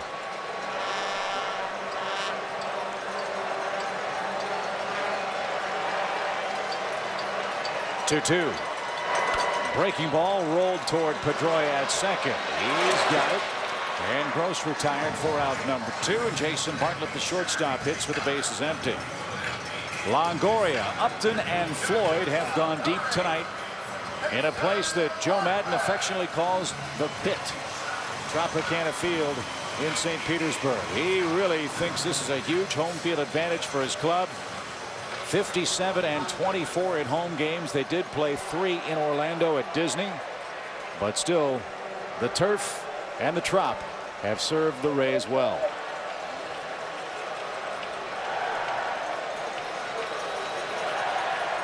You know, talking about this ballpark, I think you're right, Chip. He has had a total different approach than other managers that have listened to their players complain about how awful this place is. He's embraced this Tropicana Field. It's made a big difference. Yeah, it's their home, right? That's right. Use it to your advantage. And what that means is the guys are used to a routine. You have the facilities here, extra batting cages. You're comfortable with the speed of the dirt. Pitchers are comfortable on the mound. It's a good visual when you step on the mound and look at your catcher. It looks like he's about 45 feet away. And everything is positive in their outlook when they step onto this field. 0-2 to Jason Bartlett. This is interesting to see now how long they go with Josh Beckett. 71 pitches, obviously a very manageable pitch count. But, you know, how much do they let him go out there and try to continue to get into the flow of a routine? See if he can't iron out some things and have better command as this game goes on. Another breaking ball. This one pops shallow center. Coco Crisp, though, gallops in, makes the play, and that retires the side. Cliff Floyd hits a leadoff home run in this 4th inning, and the Rays, trying to even up the series, now have a 2-run lead.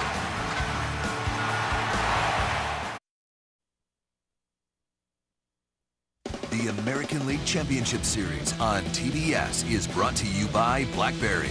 Connect to everything you love in life with BlackBerry. And by Volkswagen Rutan, the only minivan in America with German engineering.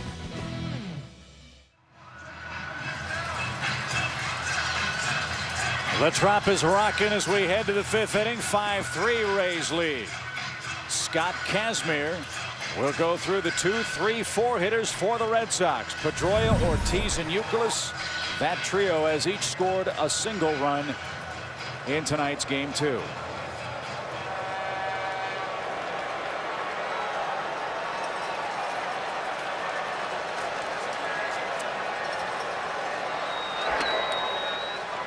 It's going to be quite a start for Kazmir, not only here in the postseason against the Red Sox, but also Josh Beckett on the mound. As a schoolboy at Cypress Hills High School in Houston, beat the record of Josh Beckett, 175 strikeouts. Another fly ball to left off the bat of Pedroia. Crawford back at the track, at the wall. It's gone. A 2-homer game for Pedroia, and the Red Sox are now down a run. It's a 5-4 game. Kazmir needs a different scouting report on Pedroia. Or throw it out. Whatever the one he has not working. Dust to Pedroia absolutely wears out Scott Kazmir, and there's that high fastball again, and he drills it. Second home run in as many at-bats. 16 for 28 now with 3 home runs, including playoff baseball against Scott Kazmir for Pedroia. So here's Big Papi. Infield shifts. And what a dramatic turn from game 1. A 2-0 beautifully pitched game by both starters, James Shields and Daisuke Matsuzaka. Tonight, Kazmir and Beckett struggling to keep the ball in the ballpark.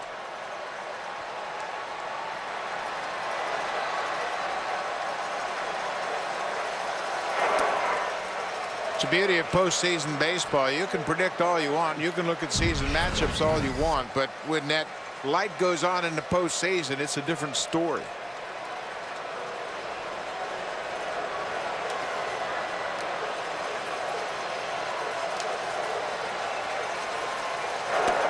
That's right there for a called strike. It's 1-2. Well, Pedroia really had a miserable time at the start of this postseason. Was 1 for 17 at the plate against the Angels.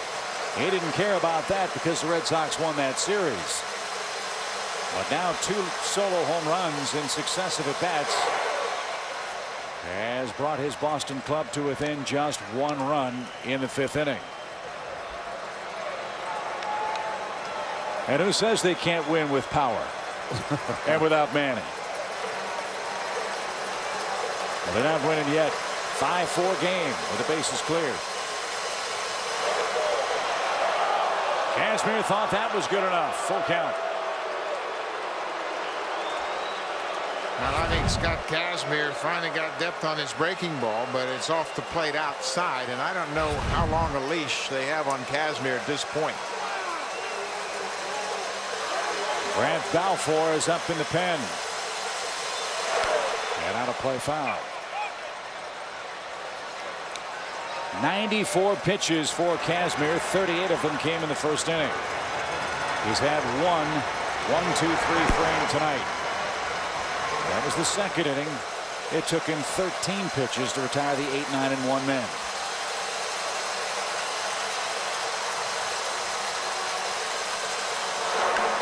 Popped up.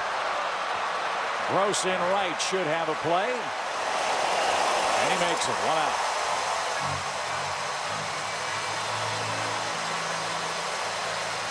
Papi thought he just missed it. Well, he had some cuts at that at-bat, I'll tell you that. Still think one problem for David Ortiz is he's pulling the ball. He's still on the pull side of the diamond, and when he's good, he is all over the place. He has power to the opposite field, but he is so pull conscious trying to generate the long ball. I think that's hurting him right now. So he's 0 for 1 with a couple of walks, and Kevin Youkilis up with a single, a run, and a fly out to right. Hit the ball very hard to right his last time up, by the way.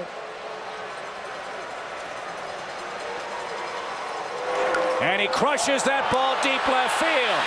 Red Sox have tied it.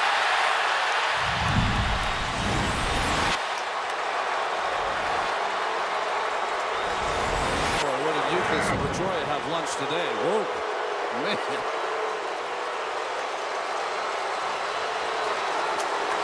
And while they call this the Rays Republic, still plenty of fans from the Red Sox nation in St. Pete. Pretty good fastball right inside after Youkilis had shown that he's looking out over the plate. He is quick enough to get to that Kazmir fastball, and we're tied. And so your question, Buck, how long would they stay with Kazmir? Not any longer. He surrenders a 2-run lead with 2 long solo home runs from Pedroia and Kevin Youkilis. And a shootout underway in the 5th. 5-5 is your score.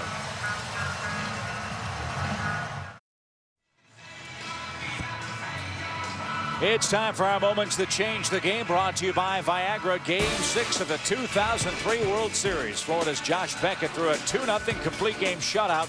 The Marlins beat the Yankees 4-2 in the World Series. Beckett named the World Series Most Valuable Player. For more moments that change the game, log on to si.com/moments. And 2 home runs maybe has changed the game for Josh Beckett. Instead of being on the short end of a 5-3 game, 3 more home runs allowed by Kazmir to this Red Sox offense has brought him back even, now 5-5.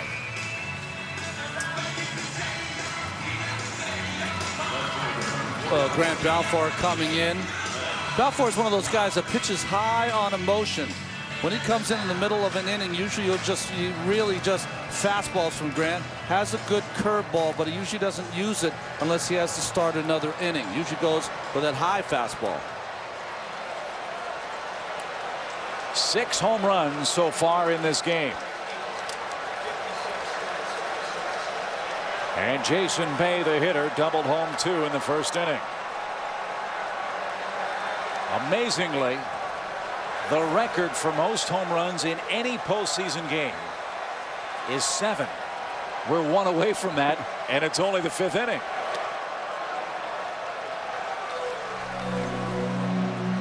Well, these talented hitters for both squads is making Tropicana Field look like Williamsport.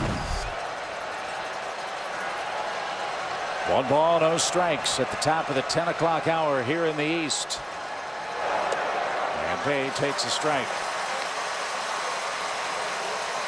Rough start for Kazmir. 3 home runs tonight, just under 100 pitches. The last time he faced the Red Sox, he gave up 4 in a start in September here. Very disappointing start. You get an opportunity to pitch a big game in the postseason, get your club back in it.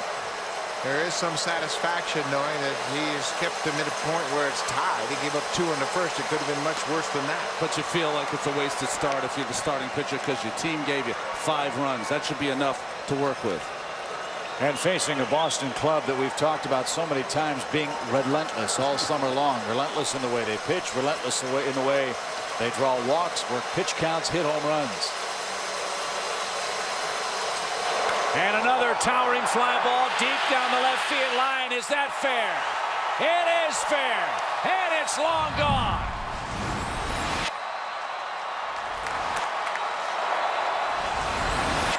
Three solo home runs for the Red Sox in the 5th, and they're back in front.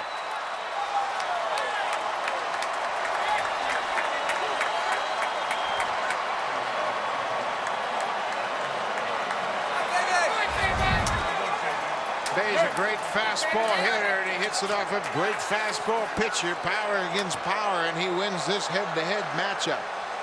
Easily fair, deep into the seats down the left field line.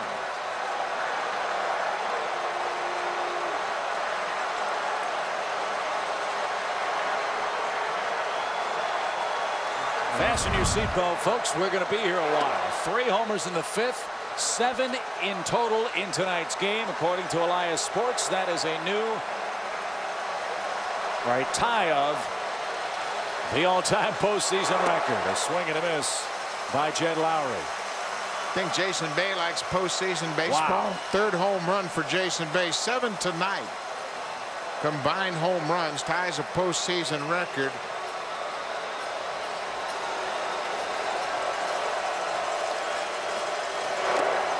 1 ball, 2 strikes.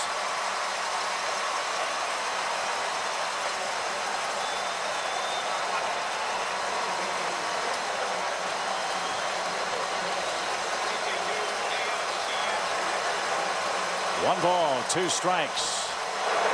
And that's a little low to even the count. Which just reminds you so much of the Red Sox in the 1986 World Series. The first game 1-0, not a lot of offense. And the second game, the matchup with the century right then, Roger Clemens, Dwight Gooden, final score 9-3. So Boston's favorite. You never know. Outside ball 3, and Balfour having trouble in this 5th inning. The pen for the Rays has to get busy again. J.P. Howell was in the game last night. And that's outside. This is a Rays pen that coming into tonight's play, it allowed just 1 earned run in 13 innings and a third in the postseason. Balfour has given up a homer and a walk to the first men he's faced in this 5th inning. These conversations between pitching coaches and managers at this point, there are a lot of options, of course, with Balfour struggling now, giving up the long home run and then walking Lowry. You get up J.P. Howell, you look where you're at in your lineup, you say, is that a good matchup for us? The manager, these are where innings really speed up quickly, where things come at you. Okay, now I'm here. Gee, I thought I could get through this inning with Balfour. Well, you haven't. So now you have to think of where you're at in the lineup. Down at the bottom of the order, 7, 8, 9, Varitek, Kotsay, Crisp. Can Balfour get us through this part of the lineup?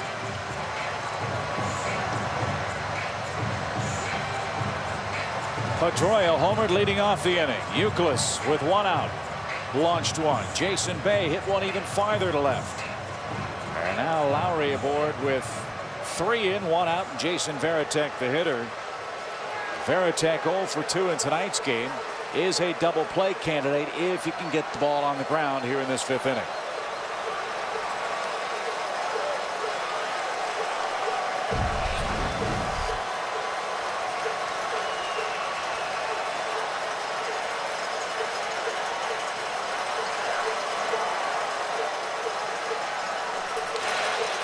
Always interested in the mindset of relief pitchers because they get so used to having a role, and for Balfour, a lot of his role tends to be in the 7th and 8th innings, leading to the stopper to finish the game. But you know, in these postseason, you have to close games sometimes in the 5th or 6th inning, especially when your starter doesn't go a great distance. Well, I'll tell you, from a manager's perspective, your role is when I give you the ball, you get outs. When the phone rings for you, be ready. You get more outs, your role gets bigger.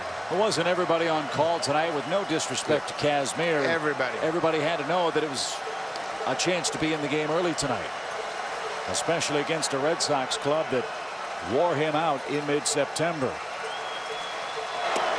I mean, we're only in the 5th inning. You had Edwin Jackson loosening up his legs. Chad Bradford's already thrown. Balfour's in the game. J.P. Howell's out thrown, getting ready to come in. There's Edwin Jackson, a starter. Andy Sonnenstein, a starter. Bradford's already thrown. Lots of options down there in that bullpen. Literally, at this point of this ball game for the Rays, you manage inning by inning. 2-0. Good cut by Varitek, fouled straight back. And the count is 2-1. We talked with Terry Francona about how sometimes in the 8th and 9th innings the game can find a different gear. Might be finding a different gear here in the 5th inning as both these managers try to figure out who can get 3 outs. Yeah, and what you're trying to do as a manager is just stop the other team's momentum. How can I stop it? Look at the look in his eye. Josh Beckett. He looks like, okay, I have been scuffling. You guys have given me 6 runs, and now I'll take it from here. You just wonder if he can shut down the Rays. They're certainly going to give him an opportunity. Yes, they will. He has a chance to leave this game with a win, and if he comes out and gets 3 outs, Dave Magadan's got to be happy with what his team has hit today. Well, the hitting coaches are having a big night. And that's why the relief pitchers are saying, you know what? I don't mind if you don't call on me. 2-2.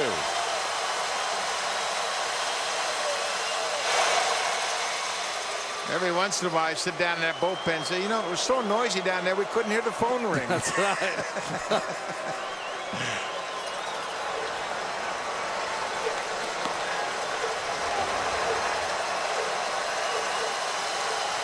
Welcome to the Rays and the Red Sox rivalry. They've played a lot of games just like this. 1- and 2-run affairs. Told you earlier.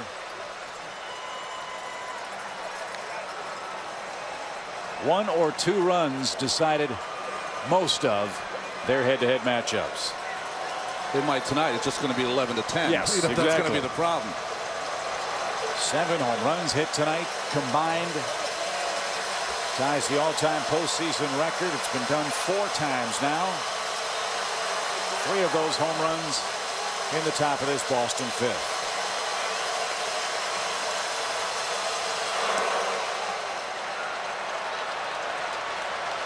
Three and 2.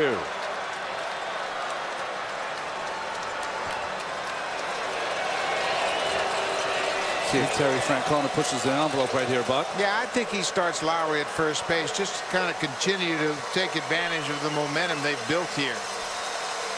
3 home runs in the inning. Why not? See if you can't open up a hole on the infield. Not going.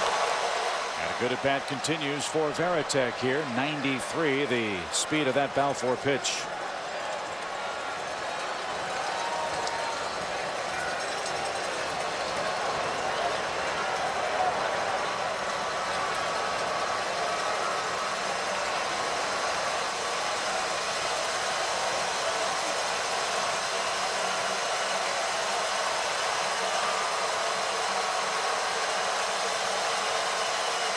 He's going now, and it's inside, ball 4. Terrific at bat by Varitek. So Balfour has had major struggles tonight. A homer and back-to-back walks. And some nights, guys just don't have it. And here comes the skipper, Joe Maddon. Balfour struggling to find the strike zone. J.P. Howell, the left-hander, going to come in here and work to Mark Kotsay. Boston with 3 home runs in the 5th. We'll see their 3rd pitcher out of the Rays staff tonight in this 5th inning of play.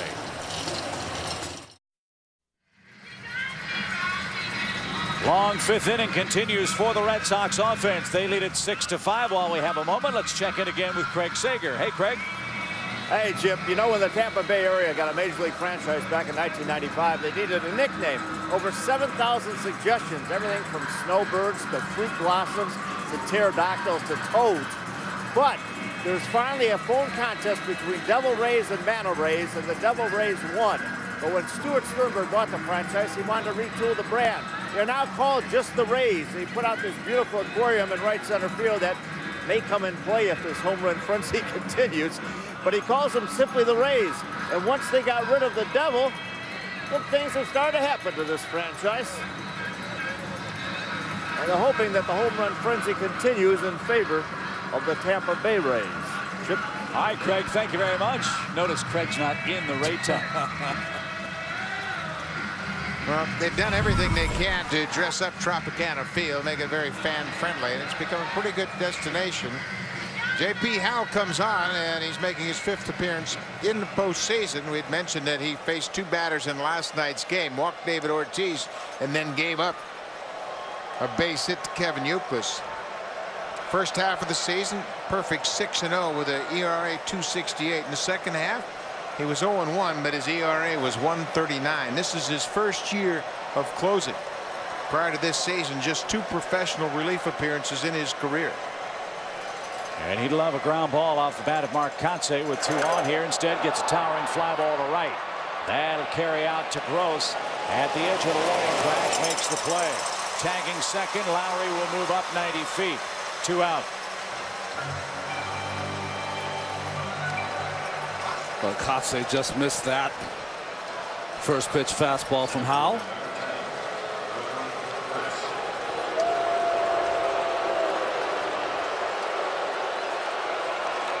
Crowd welcomes Coco Crisp back in the batter's box. He's 1 for 2 tonight with a double. Well, he hit that double to the opposite field. He's just 1 for 7 against J.P. Howell, but that one hit is a home run. And the thing that's difficult for Howell is he's not an overpowering pitcher. He has a fastball in the upper 80s, a good breaking ball, and a very good changeup. Changeup is really the pitch he likes to get right-handed hitters out with.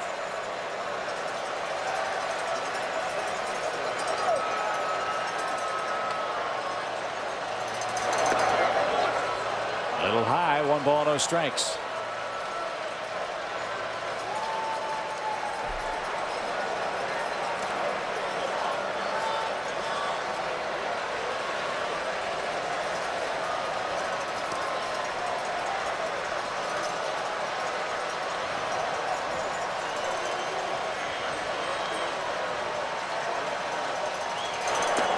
That one in there for an even count at 1-1. So many different weapons for this Red Sox club, who have talked all year long, especially after the trade of Manny Ramirez, how they can win without hitting home runs. Terry Francona always said, but I like them. And it's ironic. Before the trade, they were averaging 4.9 runs a game with Manny Ramirez. After they traded him, nearly 6 runs a game. Much more dynamic attack. And Crisp, a big part of that is in the second half, really came up with some key and clutch base hits for the Red Sox. Struggled in the first half, hit 196 with runners in scoring position, 359 in the second half. A 23-minute top half of this 5th inning. We'll ponder what effect, if any, that will have on Josh Beckett when the Rays come up. It's a 6-5 Boston advantage. And a count of 2-2. Well, one thing that has really improved here in Tampa Bay is the quality of their bullpen. They were the worst in the major leagues last year. Joe Maddon's team became the 4th best bullpen, and now they're going to have to prove it tonight if they're going to stay in this series. Shaved off 1.7 runs roughly from last year to this year, collectively speaking, on this Rays pitching staff. A remarkable comeback in St. Petersburg. 2 balls, 2 strikes. And again fouled. And don't forget, that goes hand in hand with the young starters going deeper and deeper into games. That makes it much easier for your manager to match up the right pitchers in your bullpen against the opposing hitters. Looking at Scott Kazmir there, that deer in the headlights look. I've had that many times in the past. It's not fun. Just hoping your team can hold you and come back.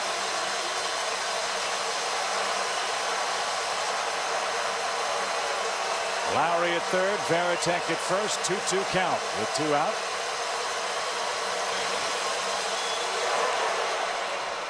And Coco protects the plate. Pretty interesting swing right there. That was a fastball, and it looked like he got surprised by the velocity. Just kind of threw the head of the bat at the ball and wasted a good pitch just to keep the at-bat alive. Watch the effort as he extends and just barely gets a piece of it to stay alive. It looks like the swing you'd have on a hit and run when you're fooled by the pitch.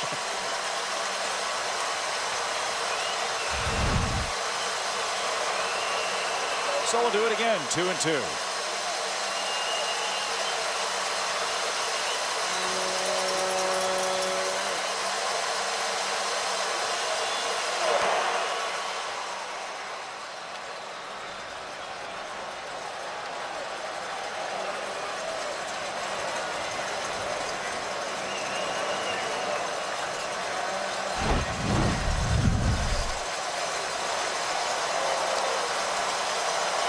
Pitchers, 38 pitches.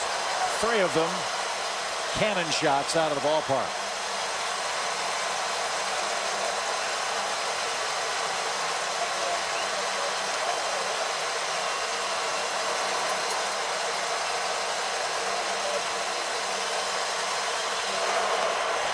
Got him swinging, and that retires the side.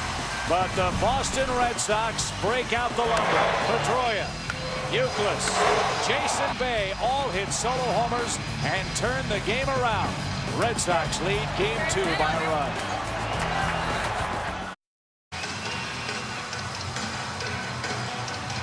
After a 26-minute top half of the 5th inning, Josh Beckett ought to be very well rested. He now has a 1-run lead after his mates gave him 3 solo home runs and a 6-5 advantage. And Akinori Iwamura starts things off for the Rays. Well, Buck will tell you that most ball players will always say, hey, let's go out and hit for a half hour, but usually don't get that close. So what effect for Beckett now, Ron? Well, I think it was a chance for him to clear his head. He knows what his job is to do right here, to get 3 outs, get them back in there to swing the bat.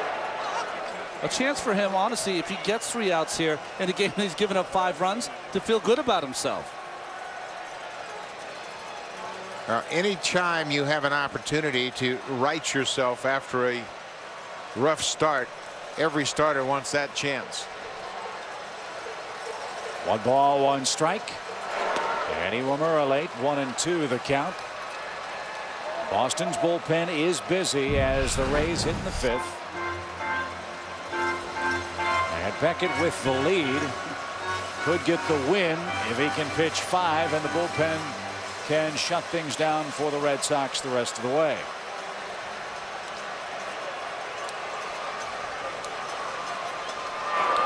And he just did stay alive. I'll tell you right now, this is the first time in postseason history for Josh Beckett that he has a 1-run lead in the 5th inning and the bullpen's up. It was up in the 3rd for him. And it's up again in the 5th. His next pitch will be his 77th in the game. And it's over the inside corner for a called 3rd strike. Iwamura wasn't sure about that. Beckett gets the leadoff man and a good start. That little 2-seamer right at the hip, Buck, that you've talked about early in this game. This is his strikeout pitch against the left-handed batter. Starts out, just works its way back over the inside corner and just catches that white line of the pitch tracks. And then Royal with the strikeout. This is his bread and butter pitch, and it's not been there consistently for him all night long. And if that starts to come around for him, then everything is right again with Josh Beckett. Here's Upton. He hit a towering home run in the 3rd inning that tied the game 3-3.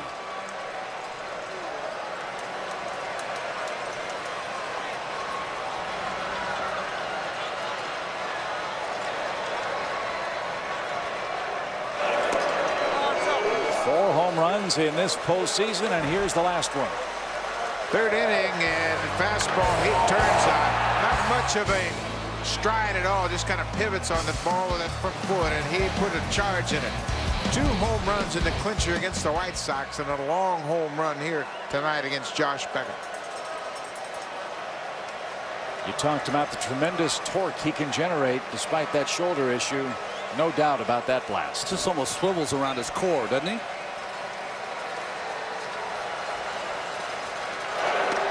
High and tight, 3-0. Well, here's the 3-0 count. Terry Francona saw Pena swing away last night. Joe Madden has allowed his hitters to swing 3-0, especially against a great pitcher, and especially the way the ball's been flying out. He took that time, 3 balls and a strike. Yeah, he was taken all the way there. You've got a left-handed hitter on deck in Carlos Pena. Upton had been allowed to swing 3-0 twice this season.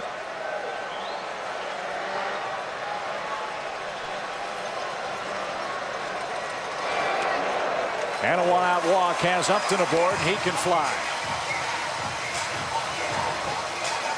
Now here's a tough decision for the manager. You got a left-hander ready in Javi Lopez. You can see him talking to Alicea, playing the defense, moving the defense around, and they're going to continue to play the shift. Asking his pitching coach, what do you think? Trust Beckett with this situation? In the regular season, with your ace out there, very easy decision. In the postseason, with the score 6-5 in the 5th, very difficult, but Terry's going to stay with Beckett. And the other consideration is how has Pena fared against Lopez, the man that's loosening? And the answer is Pena's fared very well against him. 3 for 8 with a homer. And 1 for 2 tonight against Beckett. Huge hole left side as Pena takes a called strike. Now, this is the type of inning Terry Francona referred to when he said the game speeds up, where you've got to make quick decisions. You make informed decisions given the matchups that you're familiar with, and given the reputation and the way Beckett and Varitek have worked so well together throughout their career. And he was very clear that there's a big difference between an instinctive decision and a gut decision. 1 ball, 1 strike. Yeah, there's so much information available, Ron, that you know the matchups, you know the scouting reports, you know your guys, but it still gets down to an informed gut decision.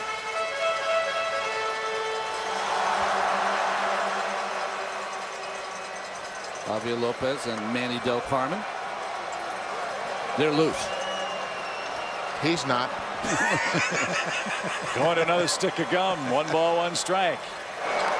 Didn't mean to swing. That's twice that's happened to Pena tonight. And it costs him a 2nd strike in this 5th inning of play.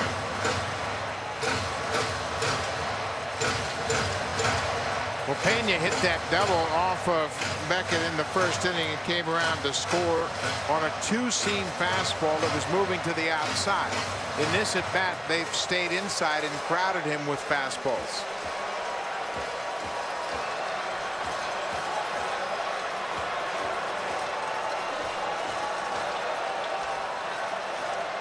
We saw it go through the rotation. Fastball in, no.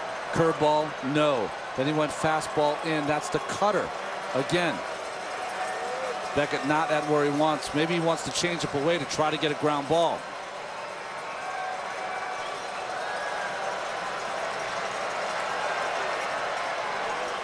Too much time.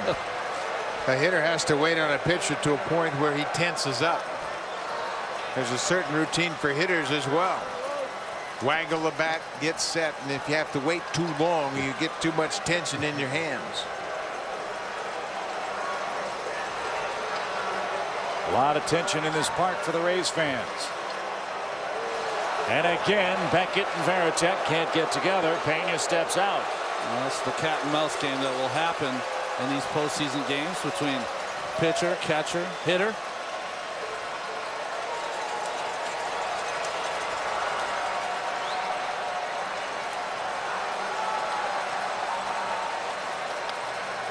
Missed outside, even the count, 2 balls, 2 strikes. Missed with the changeup. Well, that really, in this kind of situation where the defense is playing to pull, that's really his ground ball pitch against Carlos Pena. Changeup away. If he tries to roll that over, he's got 3 people in that block. Well, Lowry, Pedroia, and Kotsay between 1st and 2nd. Again, you see Pena taking a glance as the runner goes. Pitch inside, the throw to 2nd, late pop-up slide, and a beauty by Upton. And then the sprint to the 3rd base bag, just in case BJ thought about moving up an extra 90 feet. First steal in the series for the Rays. Upton had 44, gets a great jump. Now watch the middle infielders here. Youkilis takes the throw, but look at Lowry. He's over there, and now he heads to 3rd because with the shift on, there's nobody covering 3rd. If that ball pops out of the glove, gets away from Youkilis, then Upton has the opportunity to turn and just get into foot race with Lowry, but Lowry was prepared for it. An important steal, too, by Upton, because with that steal and the threat of steal at 3rd base, it moves Youkilis back closer to the bag and opens up more room for Carlos Pena. Now he can think up the middle if he wants, not down the left field line with a 3-2 count.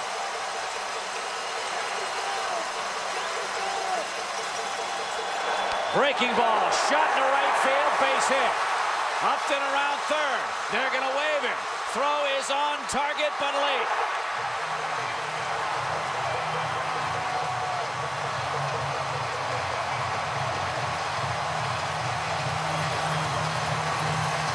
Tom Foley, the 3rd base coach, did a heck of a job of giving Upton the go-ahead. Upton at 2nd base freezes because it's a line drive. He's not sure. See him go back to 2nd, but then watch Foley initially saying, go ahead, let's force the issue right here. Let's see if we can't tie it up. And Upton's got the great speed to take advantage of it. Well, the great thing about Upton is he does have to freeze there because Pedroia is in an unfamiliar place. freezes, but he has that great athletic skill. And look at that reaction by Pena. He knows how big every single run is in this game. It's tied again, 6-6. 2 outruns, 2 strike hits. Huge. That was the first 2-strike hit for the Rays in this ALCS. B.J. Upton is an incredible talent. He's got power, as we've seen. His stride around third base was smooth and long. He really ate up some territory, making a great turn around third base to tie this game. They're staying with Beckett now against Longoria. All Evans done tonight is hit a 2-run homer, a double, driving into and scoring 2. And he's buzzed inside. Well, the first at bat, you can see that changeup in the middle of the plate. Has enough power off his front foot to hit that home run. And then fastball trying to come in for Josh Beckett. Does not get it in. He turns on it. To see the kind of skills that he has when he centers that ball in the locations he hits it.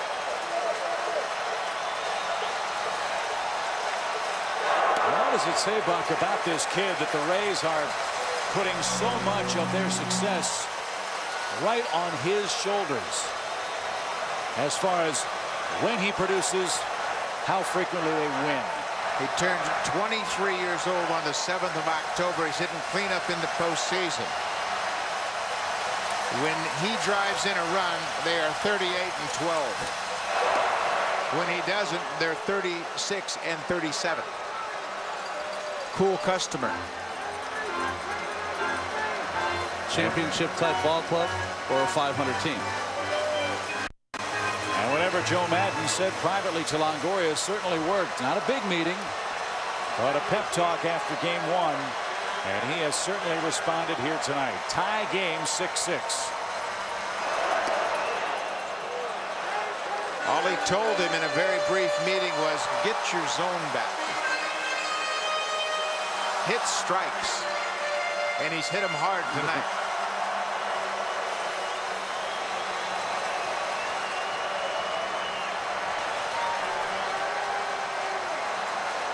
He's ahead in the count. 3 balls and a strike.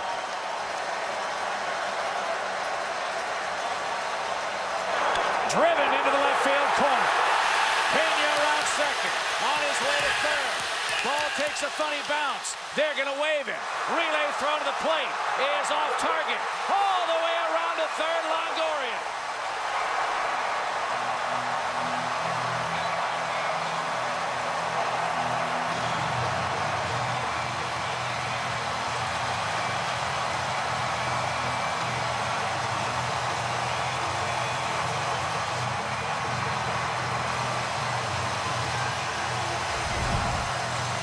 For 3, just the way he started his postseason career.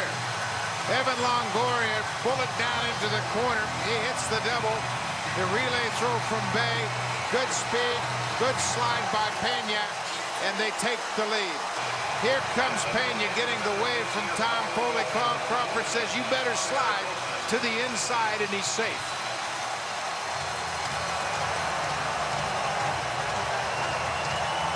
The Rays are back in front. Josh Beckett's night is finished. 7-6. Rays lead, and they're not done in this 5th inning.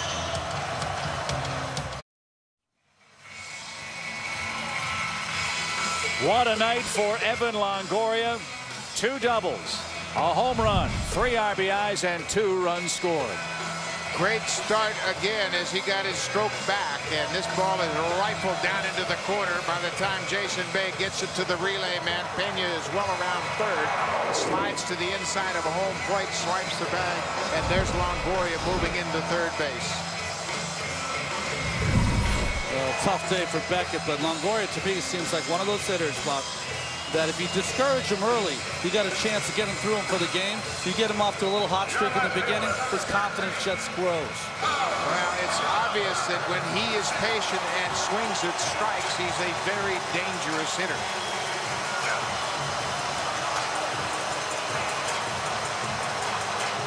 Infield is in for the Red Sox. as Lopez takes the bump in place of Josh Beckett. First pitch, base hit. Longoria scores. It's 8-6.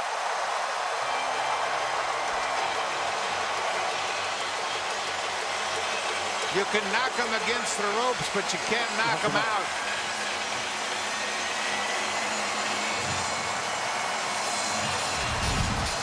Well, first pitch, fastball here by Lopez. Going inside, that is not his strength. His strength usually is away from left-handers, away with the slider, tries to come down and in. Nice hitting by Crawford. Well, that's good visual for Carl Crawford, as now he is 4 for 8 against the sidearm and Javi Lopez. So Willie Ibar will now come on and bat for Floyd as the Rays add to their lead. It's an 8-6 game. And going back to what we said in our open for this Rays club, J.P. Howe said we are at our best when things look the worst, and it was looking very, very shaky early tonight for them. So Lopez faces one man, Carl Crawford, gives up a hit and close the book on Josh Beckett.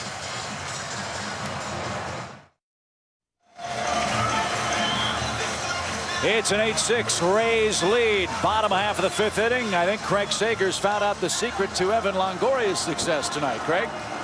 Well, first of all, you mentioned the conversation his manager Joe Madden had. Then after tonight, he took batting practice and went underneath in the cage, worked with a machine called the iTrack. Now what it does is he throws tennis balls between 80 and 140 miles per hour. Longoria stood in the batting cage. He had to do 3 things. First of all, identify the color, then the number, and then third, the rotation. I asked him when he was done, how did that help him? He said it slowed the game down for me. Anytime you can slow the game down as a manager, as a pitcher, or as a hitter, it's a good thing. Who's serving up those tennis balls at $140? Andy Roddick? Man. So Manny Del Carmen is on for the Red Sox. 73 regular season appearances. Boy, he moved up that pecking order. He's a local kid outside of Boston, loves playing for his hometown team. Good fastball, loves it when he first comes in. Good 12-6 curveball, slider and change. 4-pitch pitcher out of the bullpen. Willie Ibar greets him first and looks at a ball low. Willie Ibar did a heck of a job for this ball club when Evan Longoria missed 30 games with a wrist injury. He hit nearly 300, played flawless defensively, but got some big hits for them.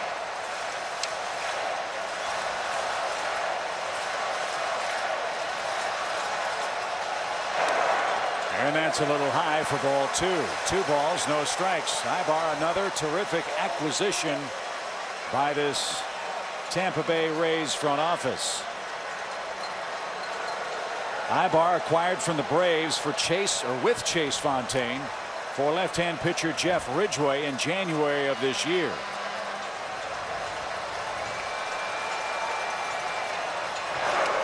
Tried to check his swing but took a strike. Kind of another ho-hum deal that proved to be very effective. You've got a switch hit infielder that has speed, good hands, great defender. He proved to be invaluable in replacing the injured Evan Longoria. Much along the lines of Gabe Gross and Eric Hinsky, role players that have had a big role. And how about a guy who really has had a remarkable comeback season for this Tampa Bay franchise. Ibar did not play in 2007 because of a hurt right wrist and personal problems that took him away from the game. Comes back this year, 95 games, and hit .253. And a strike. Evens the count at 2-2. Well, Beckett, that's his shortest postseason start, and also most runs he's allowed. He's had a rough postseason. 9 1/3 total innings in the postseason. 18 hits, 12 runs, and 5 home runs. Not the dominant Josh Beckett we've been used to seeing all these many Octobers. 2-2 pitch hit in the air to right. Ellsbury over to his right for the second out. Crawford back at first, 2-man down for Deanna Navarro.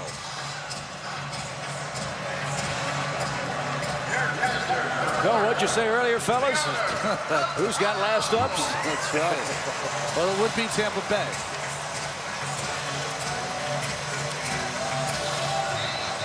A 26-minute top half of this fifth. It's 51 minutes total and counting here tonight. Here's Navarro. He's singled. He's flied to center. Crawford was picked off back in the third inning after driving in a run. He just took his eye off Josh Beckett and was caught sleeping. And they'll run anytime, won't they? Yeah, they sure will. 6 of 7 in the division series came with 2 outs. That's part of their game. And we've seen every aspect of their game tonight that Joe Maddon wants to feature.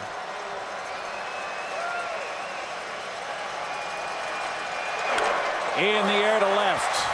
Bay struggled for a moment, battles the lights, makes the catch. Wow, what a fifth inning. 3 more runs come across.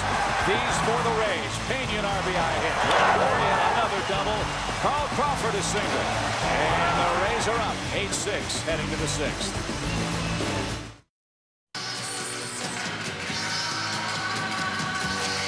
Our American League Championship Series coverage on TBS is presented by Kia Motors with Buck Martinez, Ron Darling, Craig Sager, Chip Carey back at Tropicana Field in St. Petersburg. A 53-minute fifth sees Tampa Bay back in front. 8-6 your score, and it's a good thing we don't have a mid-game recap. I don't think we'd have enough time to get it in this 6th inning. The line score looks like 2 zip codes. Yeah. And too much for that youngster to handle tonight.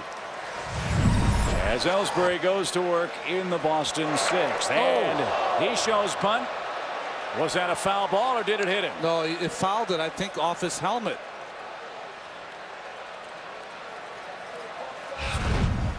Well, you're liable to see anything here tonight. He squares around and does foul it straight up, knocks his helmet off his head. I mean, this has had a little bit of everything. Gets that bat just a little bit tilted down and got the barrel underneath the ball and popped it straight in the air. Well, thank God this didn't catch him in the face, just underneath the lid or the front of the hat.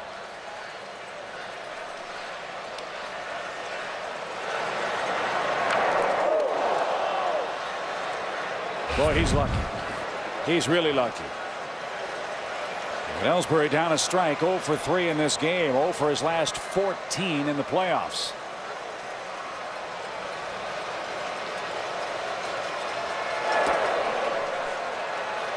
One ball, 1 strike. Critical game 2 for the Rays. They want to get back in this series, send it back to Boston even at a game apiece.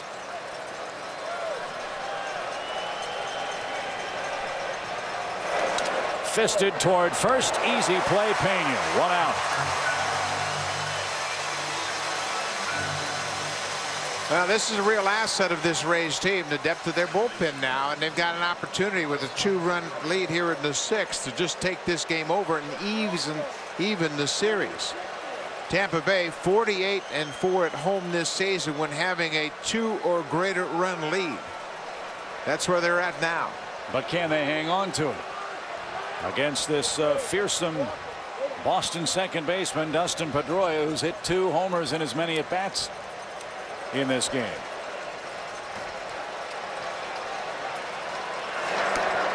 And get a load of this box score tonight. A whole lot of crooked numbers in that hit column. Wow.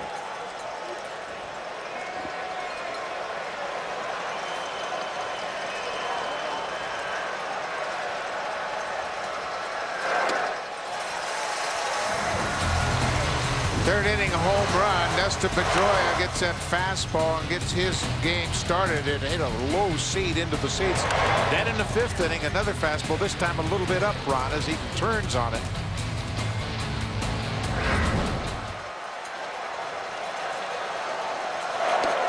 Just missed the inside corner. 2 balls and a strike. See the MVP of the American League this year? The only guy I think is going to really push him is his teammate Kevin Youkilis. But you ask the Red Sox players and they'll tell you Dustin Pedroia is the guy that really was consistent with his ability, but it's hard to separate the two because they were both so important. 3 balls and a strike to the man that does indeed really set the tone for the style of play this Boston club employs. He's gritty, he's dirty, he's just one of those guys that you just love to have on your team. If you're playing against this team, you don't like facing Dustin Pedroia because he fouls off the tough pitches. Guy that gets on, he'll take a walk. In fact, that's what Ozzie Guillen said when we saw the Red Sox and White Sox earlier this year on Sunday MLB on TBS. Ozzie, who's always great for an interesting quote, said, everybody talks about Manny leaving. I wish Pedroia was leaving. Ozzie Guillen really admires the way he plays because he truly plays every inning of every game to the max. Plays a lot like Ozzie played.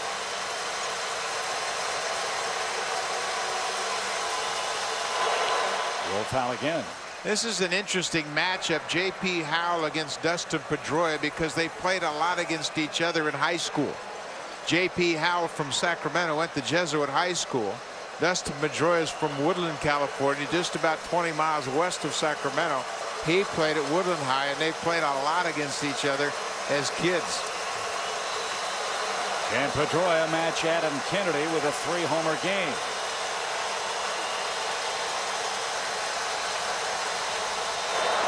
Not with that at bat, he walks.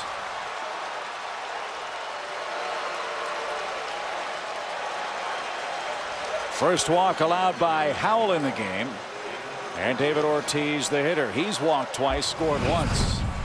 As you see, the offensive show. Chicks dig the long ball. Well, they're having fun watching this one tonight.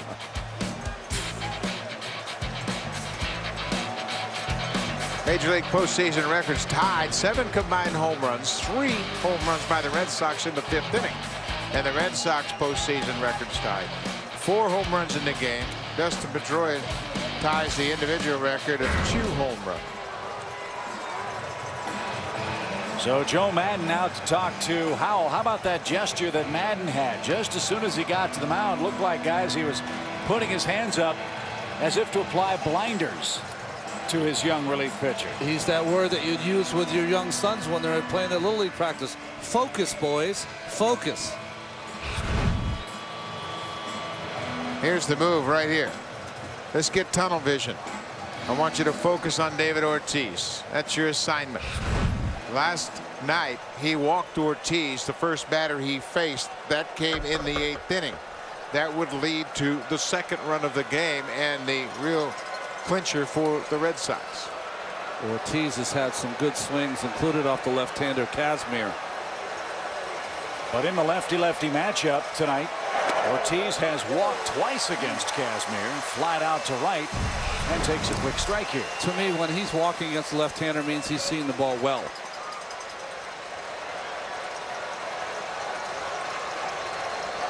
He'll try to end that frustrating run in this 6th inning. A long ball ties it for the Red Sox. 8-6 Rays. 1-1. And I think the reason he went out there to tell him to focus was I think Howell was disappointed on the 3-2 pitch to Pedroia. That was called by a ball. Navarro was arguing with the home plate umpire. So that's the reason. Forget about what happened. It's already happened. Let's get in the present here with Ortiz. Again, the Rays have a shift on for David Ortiz. And a 1-1 count.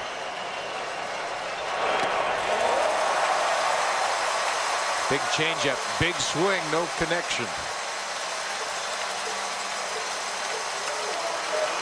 Still David Ortiz, as you mentioned, Ron, not hitting the ball to the opposite field. When he's quiet, lets the ball travel, he'll show a lot of power to the opposite field. He's still got that wrist injury in his head. The bat speed looks fine. The approach is just a little too pool conscious.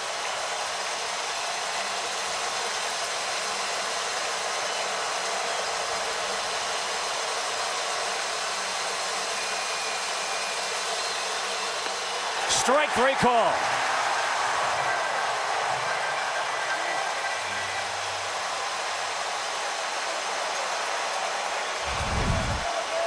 Well, it's an excellent curveball. Starts in the middle of the plate, works, just catches the top part of that pitch track strike zone. I think David thought that was high. Could have been called high, but Holbrook, but no. And the message from Joe Maddon to young Mr. Howell was received. He strikes out David Ortiz. And into the pen again go the Rays in the 6th.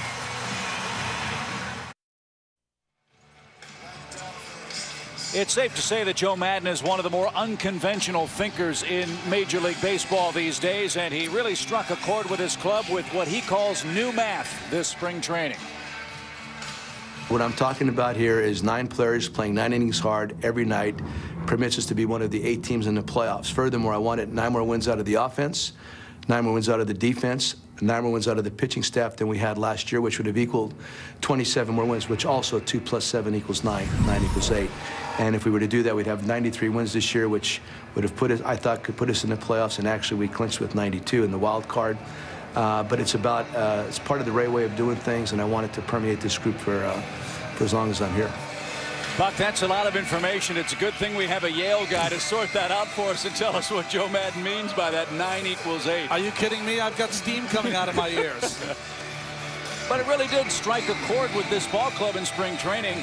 Wanted 9 more wins from his pitchers, from his defense, and from his offense. And it turned out that 9 indeed does equal 8 for the Rays so far in 2008. And so far, his offense has done the job here this evening with 8 runs through 5 innings. Well, if he says that the first year he comes to Tampa Bay, they look at him like he's the nutty professor. But he has built up a relationship where now they trust his judgment. And as interesting as that philosophy and theory is for Maddon, you're right, Buck, how the players responded to it has been a very interesting part of this 2008 story, as well as Chad Bradford in to face Kevin Youkilis, who's had 2 more hits tonight. And he nearly scrapes the mound with that right knuckle for a strike. He really is, and this is why he's in this game. He might have extended service in this game. He can get right-handers and left-handers out, but Chad Bradford, although he might give up hits, usually keeps the ball on the ground and in the ballpark.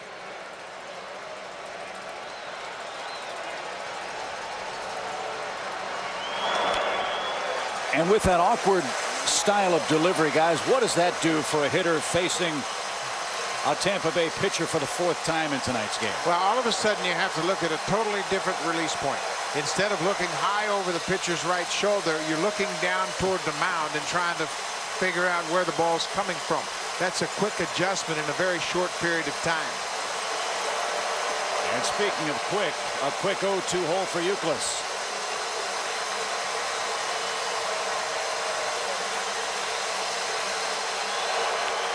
Into center field, didn't bother him a bit. Youkilis 3 for 4 tonight. 6 for 8 so far in the series. And boy, does he love league championship series play. A batting average well over 500. Well, again, he gets the ball on the ground, but a little up on that 0-2 pitch. Not the place that Bradford wanted it.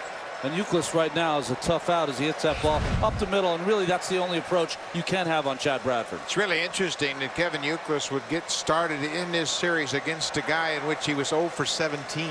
James Shields going into last night's game.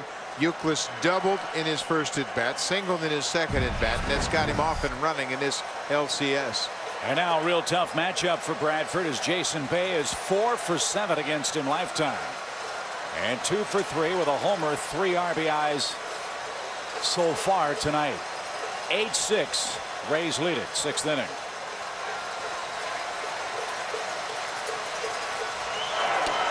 Keeps the ball away from Bay. 1 ball, no strikes.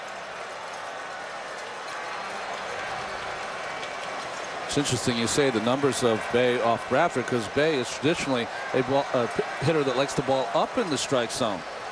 Bradford should cause him problems. Bay with 7 2-out RBIs this postseason. A chance to bring the Red Sox a little closer.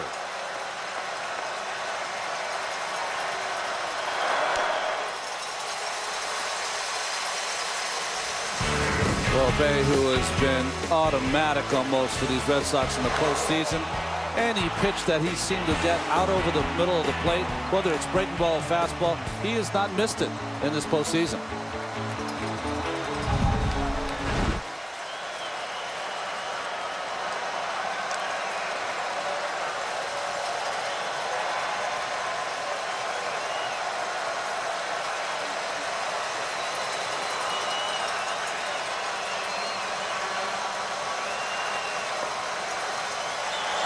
Line into center field, base hit. Pedroia around third. Upton loads up. Throw is off target. Runner to third. There'll be no throw. 8-7. Bay does it again with 2 outs.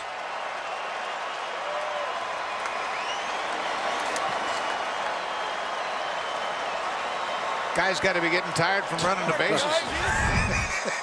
Jason Bay stays on this fastball. It's down. He takes it right back up the middle. And Ron, your point about staying in a big part of the field against Bradford's a very good one.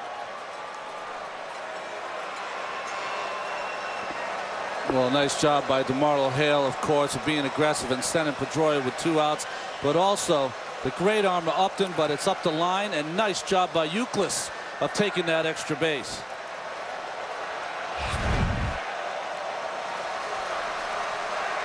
So Youkilis, the tying run, just 90 feet away. As Jed Lowry hits, he has flied to right and walked twice.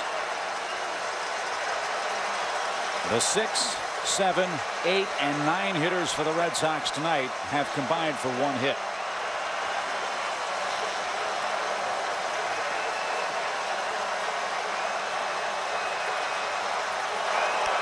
High pop fly left center. Upton has a beat on it. He's there, and the inning is over. Another 2-out run-scoring hit from Jason Bay makes it 8-7, heading to the bottom of the 6th. The American League Championship Series on TBS is brought to you by Sharp Aquas, LCD TVs, change your TV, change your life, and by E-Trade.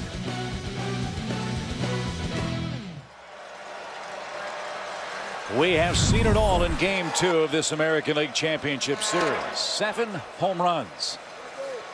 A 53-minute inning. Both Josh Beckett, Scott Kazmir were roughed up in a big way. And now the Rays, with a 1-run lead, 8-7, will send Gross, Bartlett, and Iwamura to the plate against Manny Del Carmen. Boston leads the series 1-0. They won 2-0 last night.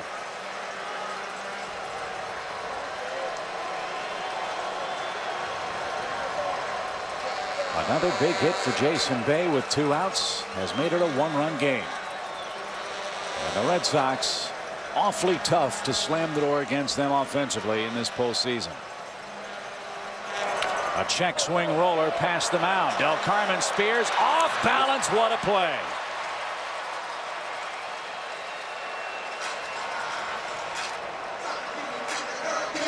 Well, that's as good as the plays you're going to see by a pitcher. A check swing. No chance for Youkilis to make this play, and to make it throwing, going away from first base and have an accurate throw with something on it is key for Del Carmen, and a big out for the Red Sox. Beautiful play. Who said pitchers are not athletes, Buck? He gets some help over at first for a guy who hasn't played much first, but that was a very athletic play by Manny Del Carmen. I don't know about you. He sounds a little sensitive about that, doesn't he? Yeah. Nobody said a word, Ron. I'll get over it. Del Carmen 3 up, 3 down so far tonight. As Bartlett's up, he's 0 for 2, and you made an interesting point between innings about how this game may shake out as far as pitching is concerned tonight. Well, I think really the important thing is to watch for each squad which pitcher in the relief squad can go an inning and 2/3, or 2 1/3, and quiet this down. It seems that everyone that comes in here cannot get anyone out. They're producing more and more runs, giving up more and more runs. Someone that can come in and quiet this down a little bit is going to be the team that's going to end up winning this game. There's only been 3 scoreless half innings all night long. The entire second inning was scoreless in the top of the 4th for the Red Sox. The only frames without at least one man coming across. And getting back to our point earlier, you saw this with the Mets all year long. The inability of a bullpen to seal the deal for an offense.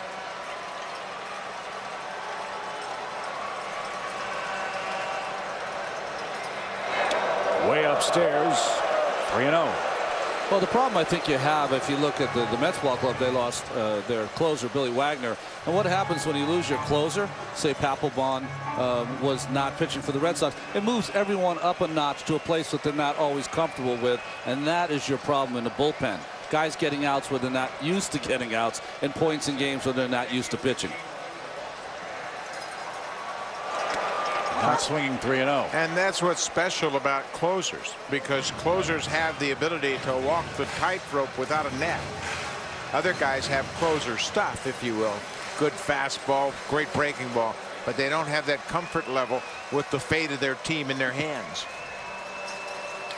Base is clear for Bartlett. And fisted up the middle. Ball bounced off the left side of the mound for Lowry. Close play, and he beat it. Late call. Kotsay will argue. Terry Francona might come out and grouse. Lowry thought he got him. It's an infield hit.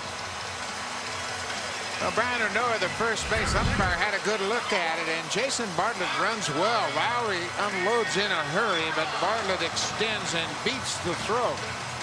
The one thing umpires have as an advantage over instant replay, they have sound.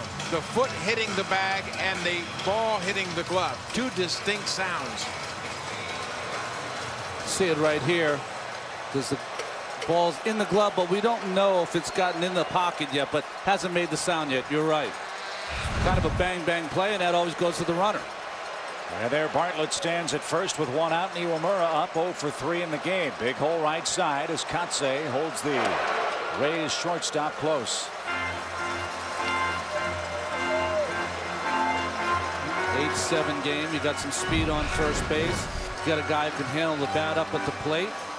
Do you keep being aggressive like you've been all season? Try to move Bartlett up, move those infielders around. Bartlett stole 20 bags this year. Twitching, going. Good job. Ground ball toward Kotsay at first.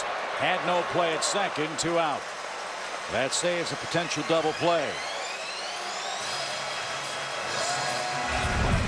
Well, they start the runner playing hit and run, and Iwamura hits it right at Kotsay. Takes a quick look at second. No chance to make a play on Bartlett, and takes the out at first base. But Joe Maddon continued to play aggressive, upbeat baseball, and applauds Iwamura for putting it in play. He's a real hands-on manager, isn't he? Literally and figuratively. Yes. The fist bump as Iwamura got the man into scoring position for Upton.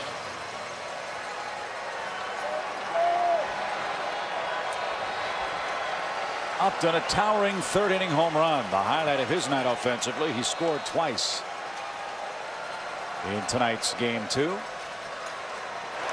And had a good cut.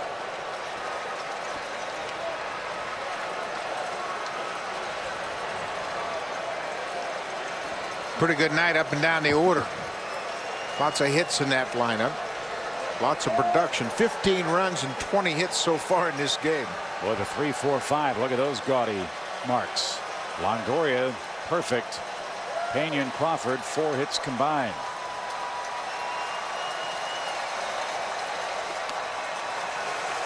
B.J. Upton really took the game over in the division series. He hit 2 home runs and really gave the Rays a cushion. And it was after a conversation he had with Cliff Floyd. Upton, of course, has the shoulder problem and the quad problem, and Floyd kind of said to him, listen, if you can't play, don't play. We'll tell the manager and get somebody else out there, or else go out and play. Everybody's dinged up this time of the year. Some of the leadership skills that they brought in for this young Rays club. A veteran in Cliff Floyd has been around the game a long time and has done just about everything he can.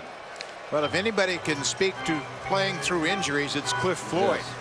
He had a career-threatening injury as the first baseman for the Expos when he reached into the base path and Todd Hundley broke both bones in his left hand. Then he had an Achilles problem, another career-threatening injury. He said, you know what, everybody's beaten up at this time. That's why you bring in an experienced guy like this, somebody that the kids will listen to.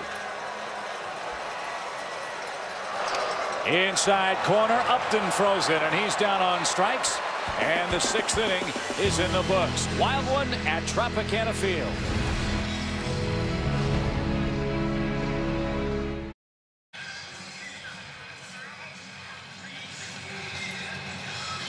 Friends, we invite you to join Major League Baseball in its efforts to help victims of the devastation caused by Hurricane Ike by donating to the Gulf Coast Ike Relief Fund.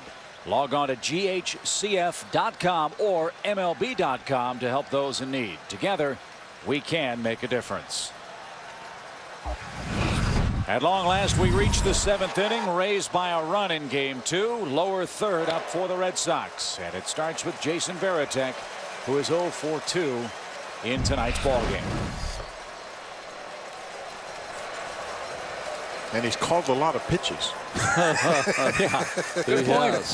His hands are tired. Catching him and calling him tonight.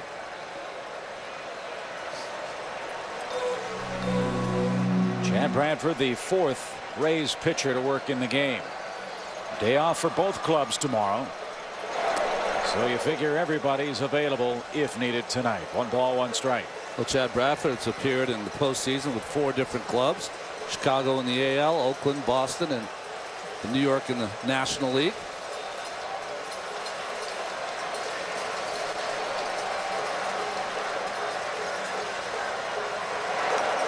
Varitek a little late. 1 ball, 2 strikes. Bradford was picked up late in the season from the Baltimore Orioles for a player to be named later, and certainly the postseason experience was appealing. And he's another character guy. Just a guy you plug into the bullpen and he does his job. And Joe Madden characterizes him as having ice water in his veins, and he goes out there and just gives you ground ball after ground ball. And gives Madden a lot of flexibility in his pen. They don't have that one standout closer guy, but he feels very confident in just about anybody he calls upon as he freezes Varitek to start the 7th inning. That's that little frisbee breaking ball that he flips up there from that submarine delivery, and it just spins and kind of floats back over the outside corner. It's almost like when you watch those good pro bowlers where the ball starts straight for a long period and then takes that left turn. That's what happens with Bradford's breaking ball as it breaks right over that outside corner. You know, Madden has said that he goes out and gives the ball to J.P. Howell, gives the ball to Grant Balfour. They look like they're in a horror movie. He goes out there to Chad Bradford. It looks like his heart rate's about 45. No sweat. That's only a little slower than the last fastball he threw at 79 miles an hour. It was off the plate to Mark Kotsay. Kotsay tonight 0 for 3.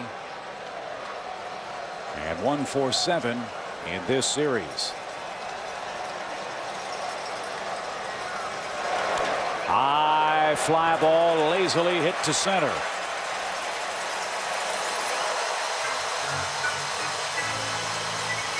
Two men out.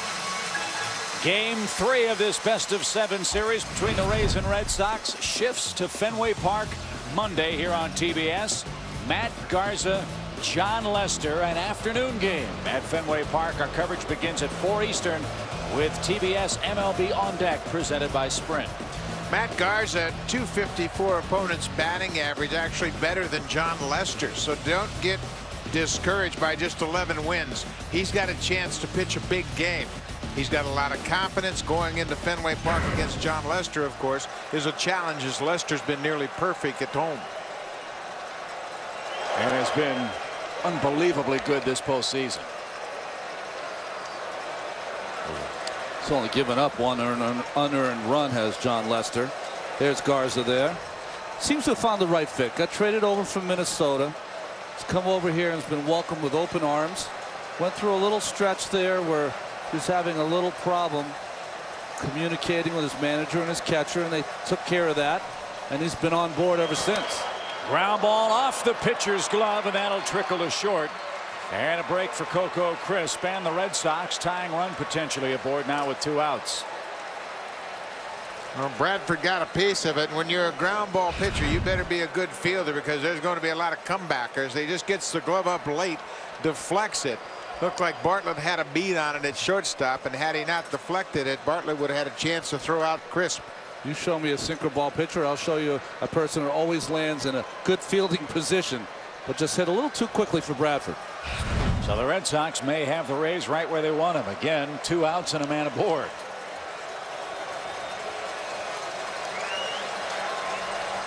Eight-7 game. 1 ball, no strikes. Well, Bradford's a guy, though, because he is 6'6", He throws that knuckle scraper, like you call the Chip, that he takes a little longer to get to the plate. He does a nice job of varying his times to the plate. Does not have a great move to first. But this might be where Coco Crisp, even a run down, take a shot. If he's out, you still have Ellsbury leading off the 8th. If he's not, you have him in scoring position, and they had him leaning. Yeah, he was going. He was all set up, took that first little step towards second base, and he's checking with the umpire to make sure that Bradford stepped before he threw to first. Watch the move by Chris. Whoop, nope, get back. Back to the back part of that bag. A little longer for Pena to make that tag.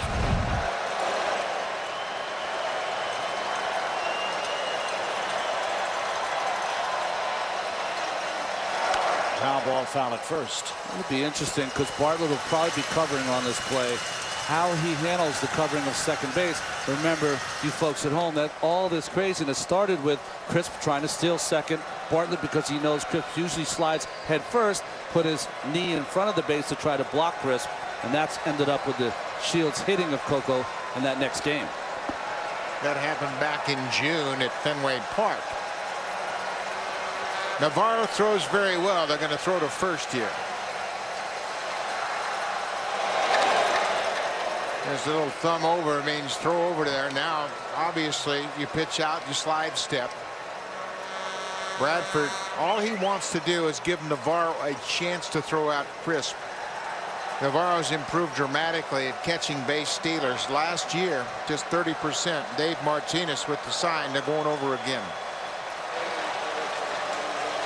Very interesting right, Buck, in our day. What did that thumb mean when you gave it to the pitcher?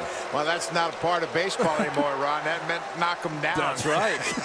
So they can use it for something else. That's right. But Navarro's improved to 38.5% catching runners now. Fastball away, good pitch to throw. Didn't get much of a jump. 2 balls and a strike. The reason it's a good pitch to throw for the catcher is it's to the glove side, and you can really pivot your body behind the throw and get a lot on it. They're the numbers we were talking about. And it takes you away from the hitter, so there's no problem with throwing through the hitter, who sometimes will have his body come across the plate.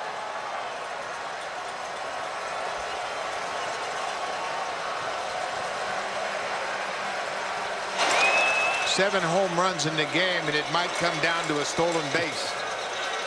But that's something both these clubs have been very successful in implementing in their offenses in 2008. Yeah, they can hit home runs, but they can also manufacture offense, as the Red Sox did last night.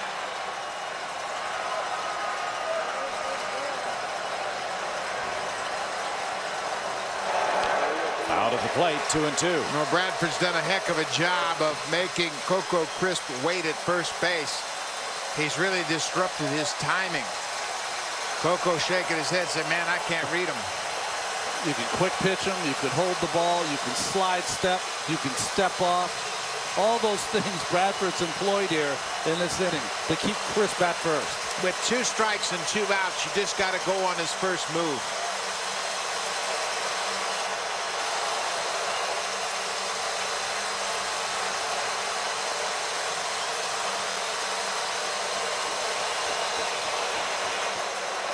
Once he gets to the set position, you take a gamble here. Because his move to first base, he never comes to the belt buckle. He just goes over real quickly on the way up.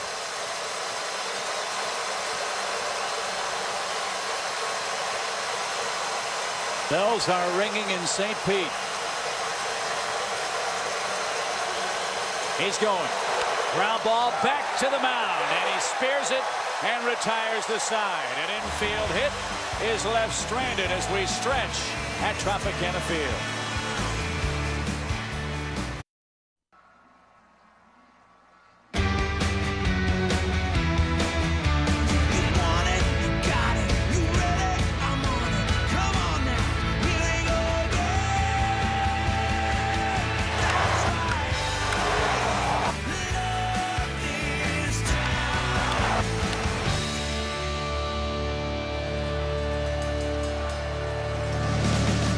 The start of the order coming up for the Tampa Bay Rays in their half of the 7th inning, and they'll face left-hander Hideki Okajima.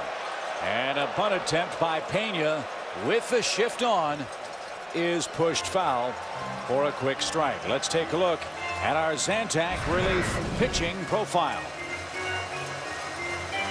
Well, Okajima, very deceptive with his motion. Best pitches his changeup. Pitched in yesterday's ball game against Pena, went 3-0. Pena got the hit sign and hit that line drive to right field. Nice play by J.D. Drew.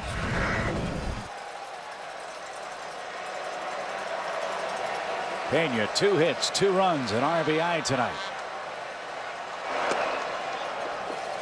And looks at a ball low.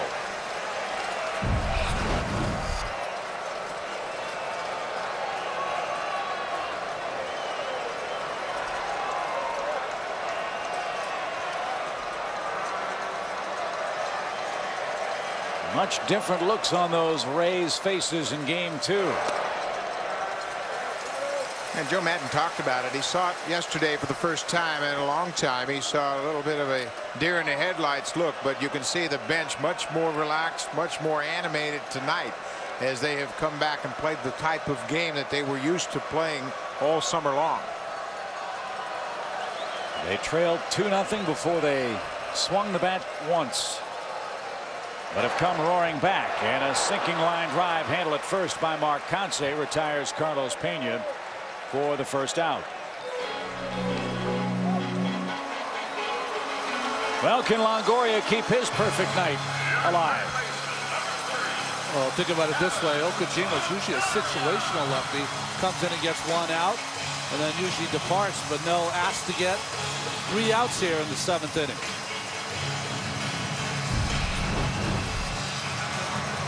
Three extra base hits for Longoria, who entered this game in an 0-for-13 slump in the postseason. And he takes a strike. And it's amazing what got him turned around. Just a simple conversation with his manager about getting back to what he did so well all year long. Hit strikes. You've lost your zone. Get your zone back and you'll be fine.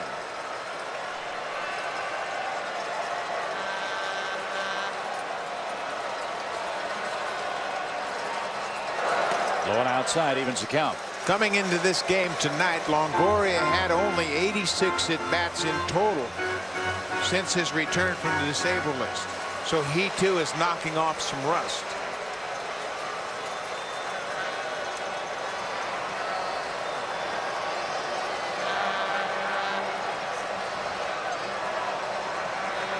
Base is clear.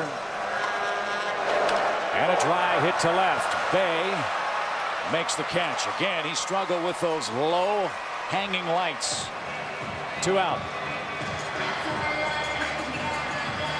So Longoria's perfect night comes to a close. He's 3 for 4. And it sets up a lefty-lefty confrontation with Carl Crawford, who's 2 for his last 2 with 2 run-scoring hits.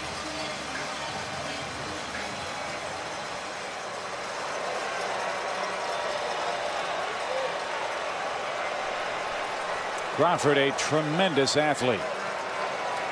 We showed you last night. Could have gone to UCLA and played point guard. Could have gone to Nebraska as an option quarterback. The Rays happy he chose to play baseball. Very interesting. Last night, Okajima came in throwing mostly breaking pitches, getting out and getting ahead with his fastball. 1 ball, 1 strike. Part of the art of managing, Buck, as you well know, is managing your personnel not only that day or that series, but that year. It's been a different year for Hideki Okajima out of that Boston pen. Yeah, it sure has. I think the league really picked up on some patterns, and it's been more of a challenging season for him this year. Ground ball to short. Lowry waits. Crawford flies, but is retired as Kotsay just did hold the bag at first. 3 up, 3 down for Okajima as we go to the 8th.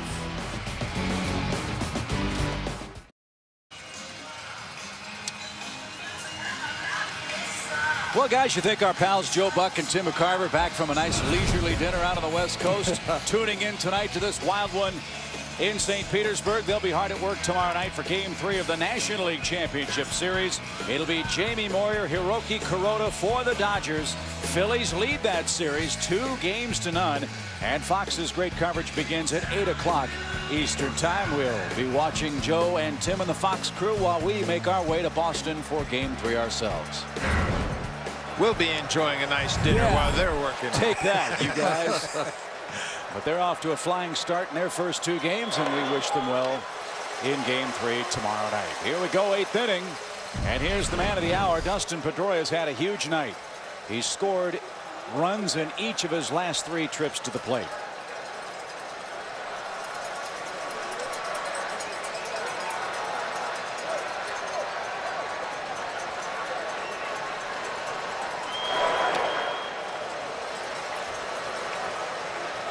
Bradford came on in the 6th inning of this game. Gave up a couple of base hits. And then got Jed Lowry to fly out. Gave up a hit in the 7th with no runs. Now works the 8th. Look at Iwamura really playing up the middle, Buck.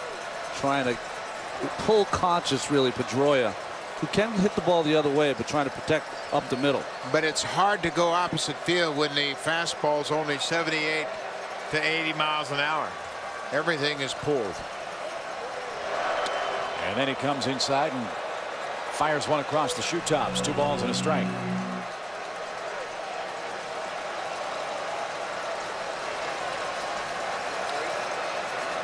Pedroia 3-for-5 against Bradford. He would love to set the table in this 8th.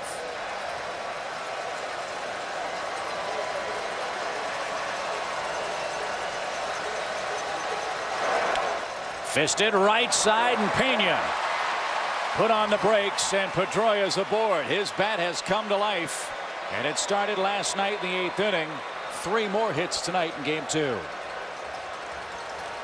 So the call to arms certainly will be what tells the tale tonight in the 8th and 9th innings in St. Pete. Well, you're just going to have to use, when your starters go a short distance, have to use these people out of the bullpen. Del Carmen probably the best guy for the Red Sox so far, and Chad Bradford, who's leaving, probably the best job for the Tampa Bay Rays. So Bradford will be taken down after an inning and a third. 4 hits. The tying run potentially on for the Red Sox as we battle on in the 8th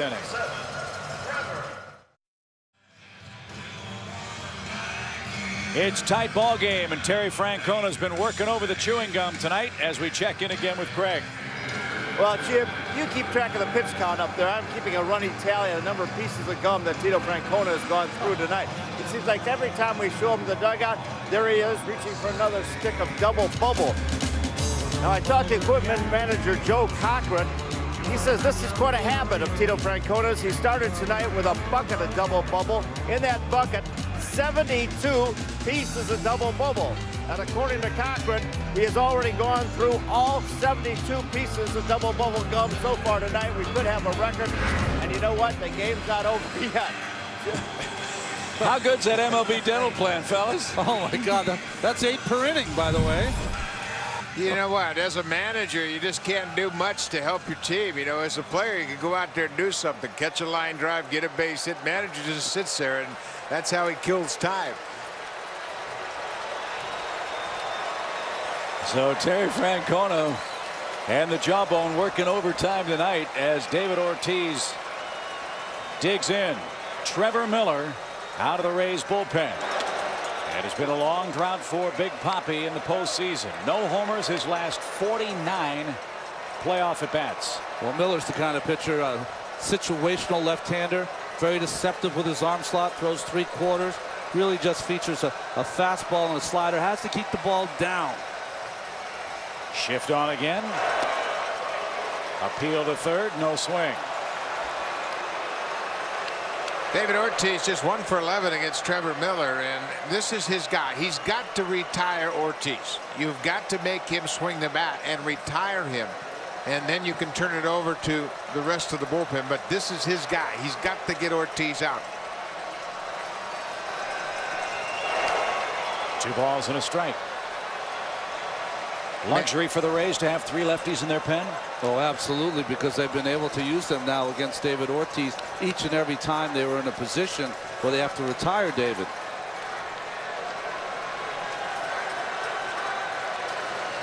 That's the one challenge for modern hitters is you might see 4 different pitchers in the course of a game because of the depth of the bullpen. 2 balls and a strike.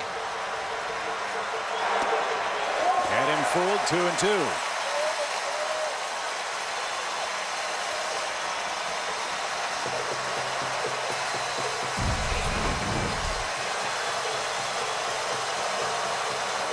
Trevor Miller for the Rays, only given up 1 home run to a left-handed hitter all season. That was Bobby Abreu of the Yankees.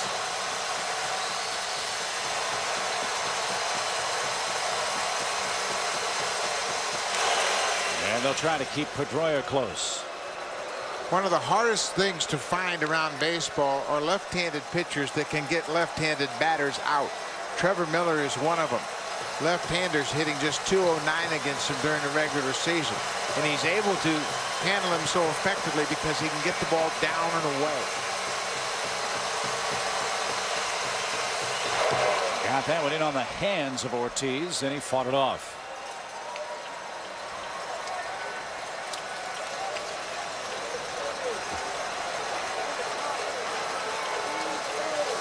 Miller first tasted big league action with the Tigers in 1996. He's played in the bigs with Houston, the Phillies, the Dodgers, Toronto, Tampa Bay, over to Houston, now back to Tampa Bay.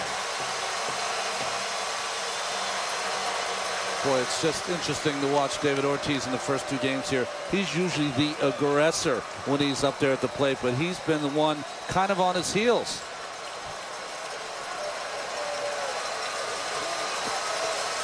But all it takes is 1 pitch for this talented lefty.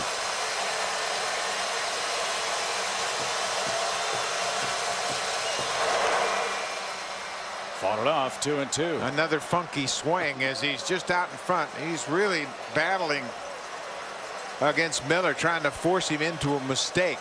A mistake would be a pitch on the inner half. Take a look how he reaches for it. Target right on the outside corner. He's out in front and just got a piece of it off the end of the bat. His balance is gone out in that front foot, and all he can do is wave weakly at that outside pitch. Now it's a full count. See more danger happen on these pitches, because what happens for a left-hander when it's 2-2, he knows he can throw that slider out of the strike zone. He wants to throw that nasty slider if he goes with a 3-2, but your last thought is always throw a strike, and a strike slider is in on the inner part or down the middle is not the pitch to throw to Ortiz right now, who's in pull mode.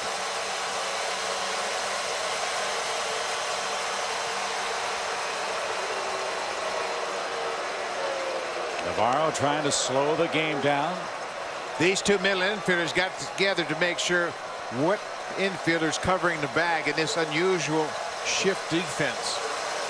Again, that's Bartlett playing on the right side, and it's a ball low. So Miller cannot get the man assigned him. That's David Ortiz, and there are 2 on with nobody out. And again, Joe Maddon has to go to his bullpen. Was it a strike? Pitch tracks is out of the strike zone, and Sam Holbrook all night has had a very, very strict strike zone for the pitchers.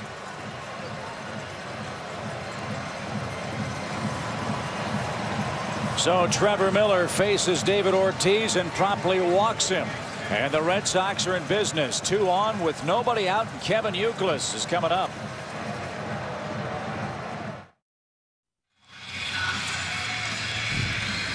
TBS presents a very funny festival with a very funny lineup. See Jerry Seinfeld, Dane Cook, Cheech and Chong, and many more live. The funniest names in comedy will be at the Comedy Festival, November 20th through the 22nd in Las Vegas. Buy your tickets now at thecomedyfestival.com. 5 men have come out of the Tampa Bay bullpen tonight trying to protect this 8-7 Rays lead in Game 2. And with 2 on and nobody out and Kevin Youkilis up, it's getting lonely down on that bullpen bench.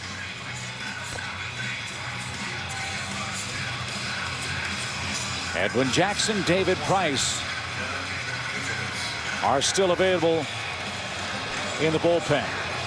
One a starter this season, Edwin Jackson with 14 wins. One an up-and-coming starter for this ball club as Dan Wheeler comes in from Warwick, Rhode Island. Grew up a Red Sox fan. This is his second tour of duty with Tampa Bay. Started his big league career here in 1999. Opponent's hitting just 183 against Dan Wheeler. Youkilis is 1 for 3, but that one hit is a home run. Wheeler's given up 10 home runs this season. And Youkilis hit one in the 5th. 1 of 3 the Red Sox parked tonight.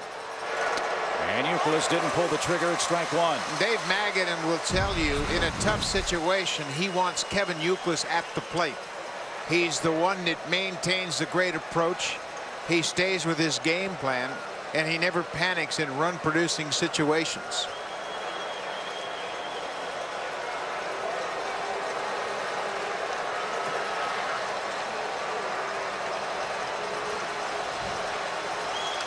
Double play ball.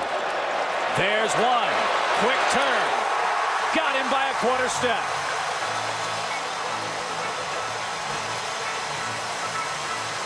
Well, Dan Wheeler gets the ground ball, but it's Bartlett and Iwamura that did the hard work. Jason Bartlett was brought here to tighten up the defense, and he gets the little ground ball to Hopper. Watch the turn by Iwamura, the second baseman. Quick with the bag as protection, and they get Youkilis by a half a step. Iwamura made the transition from third base to second base. Not an easy move, because as a third baseman, he's got everything in front of him. As a second baseman, you've got that base runner to your back. He's been great all year long. Jason Bay's been great all postseason long for the Red Sox. 4 more RBIs tonight. Tying run at third with 2 outs. And he has 8 2-out RBIs this postseason. Well, Bay has been 2 for 20 with only a .100 average, but those 2 hits were 2 home runs.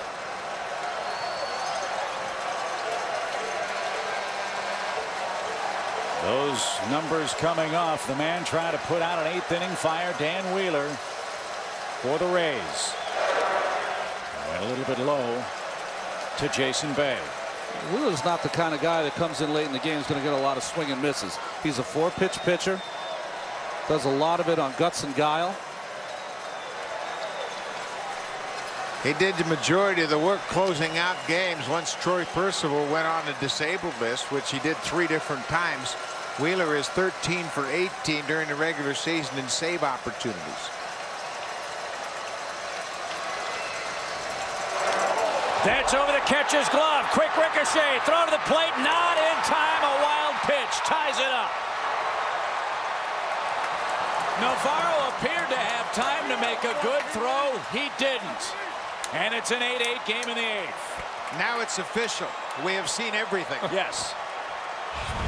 Navarro's an outstanding catcher. This ball sails out of the hand of Wheeler all the way to the backstop, but he's got a chance. But the underhand toss, he never had a grip on it. You can see how far off Wheeler is with his pitch. It bounces back toward the catcher, but he never got a good grip on the underhand toss and just kind of rolls it toward home. Really needed a Chad Bradford kind of submarine toss. So talk about improbable. That's what's happened. Tie game. And now the go-ahead run is on for the Red Sox as Bay walks.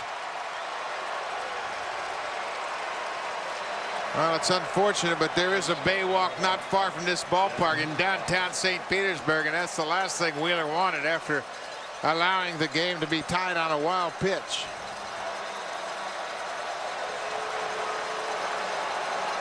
Late inning walks lead to long innings, long games, and long faces in big situations in the playoffs. And worth repeating, this Red Sox team is relentless. They have found a way to tie it. Now Lowry, the hitter, he's walked twice and has flied out twice.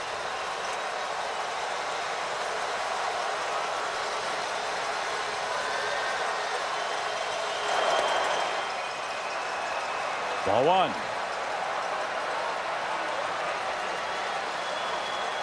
Lowry has showed a flair for the dramatic. Pedroia is just showing the flair of being an MVP type player.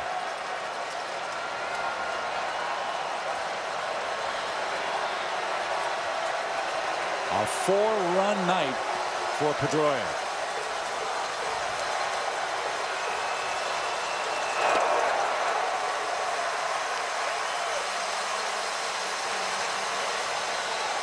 More bubble gum.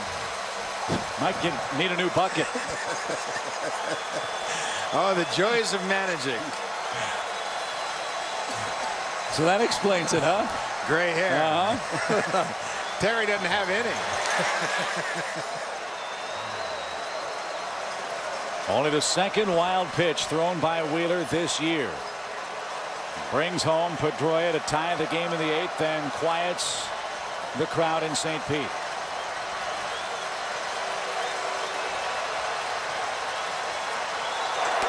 Low and in, ball 2. Saying that Lowry had a flair for the dramatics. Had that big hit, of course, in Game 4 against the Angels. Game-winning hit, walk-off hit off Scott Shields. Scored Jason Bay.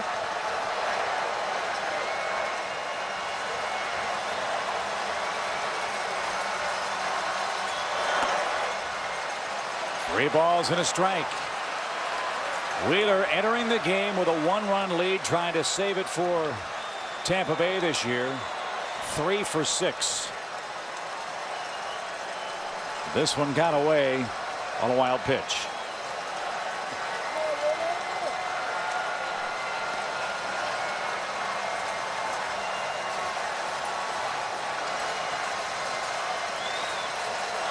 Swing and a drive right center. Up to no. Good jump. Inning over. Another run comes across in very improbable fashion. A wild pitch. Bad relay to the plate. Scores Pedroia, and it's 8-8, middle of the 8th.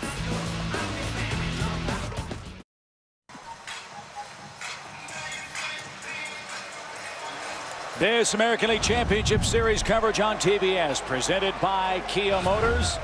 We enter the last of the 8th inning, tied at 8, and Hideki Okajima inside Tropicana Field fires a quick strike to Willie Ibar, who came on in the 5th inning in place of Cliff Floyd, who went 1 for 2 with a home run tonight.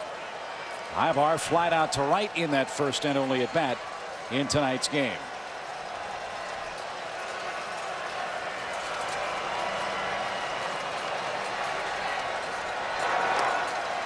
Talking about trends in this series head-to-head, the last 3 offensive innings have been a huge home field advantage for the Rays against the Red Sox. From the 7th inning on in this ballpark, the Rays have outscored the Red Sox 19-6 in the 7th, 8th, and 9th innings. Can they do it in Game 2 tonight? 1 ball, 2 strikes. We've reached midnight in the East. 8-8. With Ron Darling, Buck Martinez, Craig Sager, our great TBS crew. Another marathon ball game in the American League playoffs.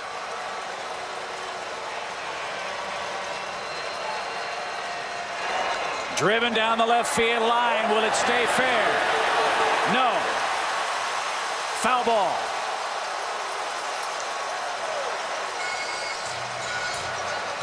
Dale Cousins, a veteran umpire down the left field line, had great position to make the call. Just turned, held his ground, and then watched this ball hook into foul territory. Boy, I tell you what, if there was chalk on that thing, it'd have kicked up. The lines on the artificial fields now are painted. That sure looked like it hit close. Look at Cousins. He's camped right on that foul line and calls it without hesitation. Uke was helping him out.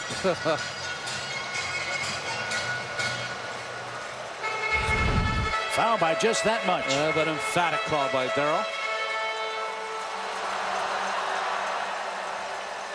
Okajima sent down the side in order in the 7th.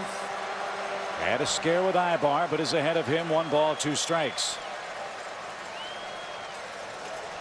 Ibar's got some pop. switch hitter, hit 10 home runs this year, 4 as a right-handed batter.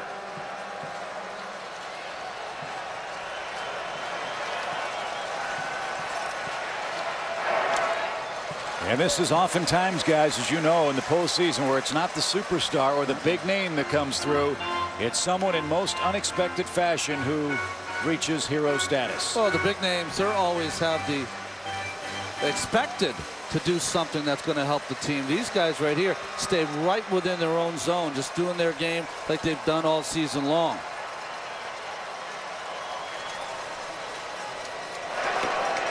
Good eye, fills up the count. He's chewed so much gum his neck's sore.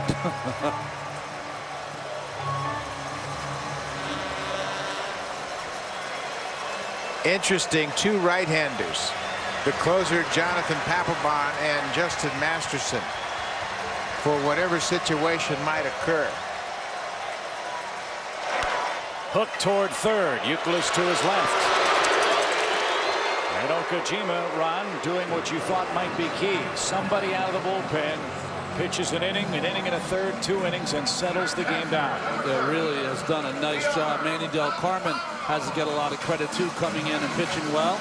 And Okajima, usually a situational lefty, called on to get so far his 5th out now, facing Navarro.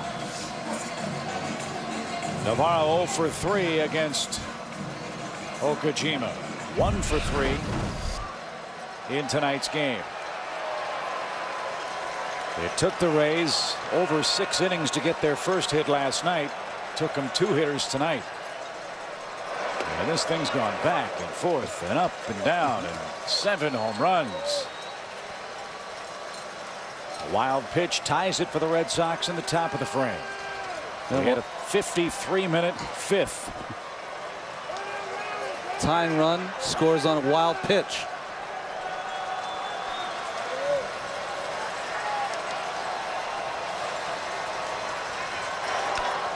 That's yanked foul at third and evens the count at 1.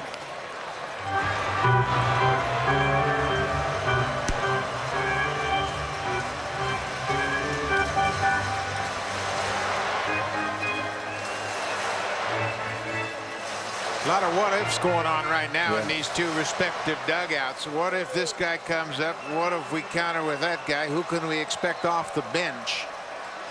So a lot of players for both managers on the bench to swing bats. And as we talked earlier, Buck, about even in times like this where there's not a lot of game action on the base paths, the game can at times move 1,000,000 miles an hour, even for the most seasoned of managers. Yeah, Terry Francona said the game really sped up for him last night in the 8th inning when he had 3 pitchers basically ready to come into the game. Okajima, Masterson, and Papelbon. Now he's checking with Farrell to make sure both those pitchers are ready. Terry was joking before the game tonight. I wish they had 3 mounds. That would make my decisions a whole lot easier. How to stagger his relief men to get them loosened up and ready for any of those options. And another bullet into the seats foul. I was catching in the bullpen in Kansas City in the mid-70s, and Whitey Herzog had Galen Sisco called down and said, get up Mingori, the left-hander, Bird, the right-hander, and Marty Patton just in case. That's confidence. Tell him to throw off the flat mound.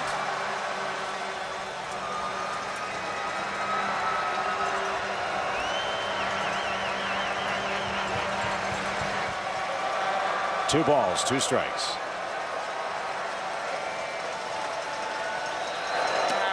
Didn't get the corner. Full count. Matchups. Who we got? Dave Martinez, the bench coach. Baldelli, Hernandez, Perez, a switch hitter. Zobrist, the switch hitter.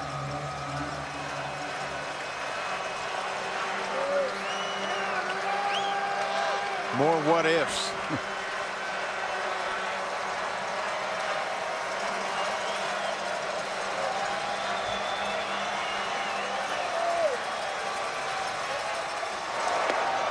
Off-speed pitch, and Navarro's down swinging. 5 up, 5 down for Okajima.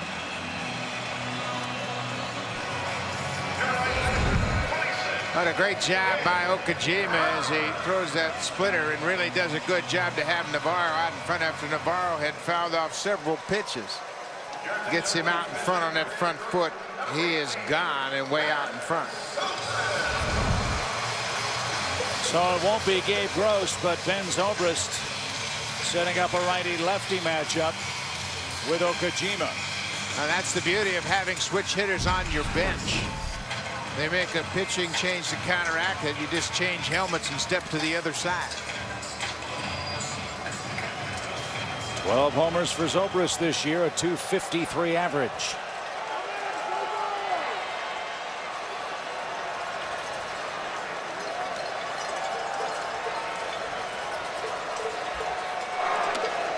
Zobrist came over from the Astros with Mitch Talbot for Aubrey Huff in July of 2006. They don't use this phrase anymore, but he was their super sub, as he was told to come to spring training, bringing many gloves.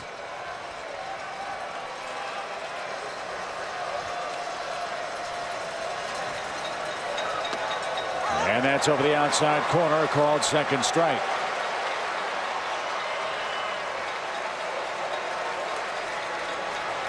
Zobrist, 6'3", 200 pounds, born in Eureka, Illinois, lives in Nashville, Tennessee. His first postseason at bat this year and his 10th pinch hit appearance. Hard hit ball, foul, over third.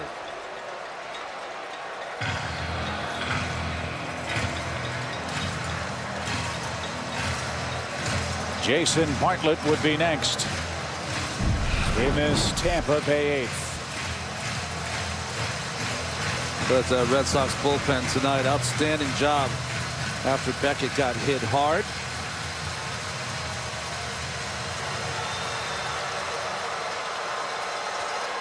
Just one Tampa Bay hit after the 5th inning against the Boston bullpen, and no runs.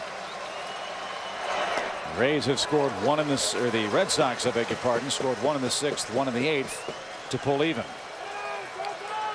See, both the manager and the bench coach studying the lineup cards, not only for their offense, but what they're dealing with in the top of the 9th inning as well. Lots of options, lots of matchups, lots of left-right percentages. Just a little reminder. They've poured over those numbers for hours, but during the heat of the battle, sometimes you forget. A high hopper hit toward Lowry at short. Zobrist down the line in a hurry, but not in time. Okajima 6 up and 6 down. We go to the 9th, tied at 8.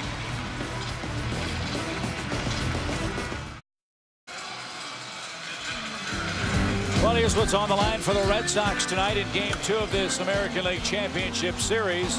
They have won 6 consecutive road playoff games. That is a team record. They've also won 11 of their last 12. And if they can win this one tonight, they will head back to Boston with a commanding 2-0 lead. And Fenway Park, where again for the Red Sox, that too has been a home field advantage in this head-to-head series. So J.D. Drew will pinch hit in the 9th inning for Jason Varitek. And let's go back to Game 2 in Anaheim and J.D. Drew's 9th inning heroics against K-Rod. A long home run in a game that the Red Sox won 7-5.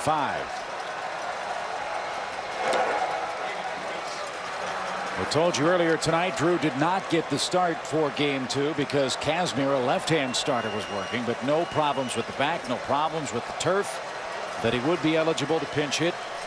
And here he is in the 9th. And no problems with that right shoulder where he was hit with a fastball in last night's game.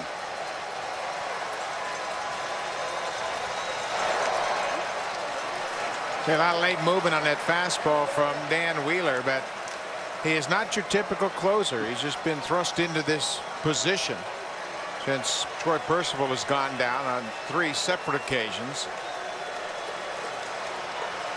Ben Zobrist stays in the game. He'll play right as Drew ahead in the count. and takes a called strike. JD just 1 for 11 against Wheeler.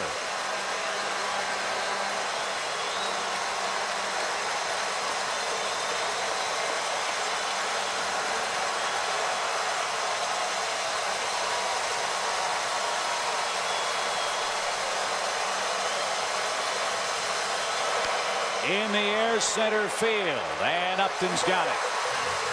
J.D. Drew flies out, 1 away, 9th inning.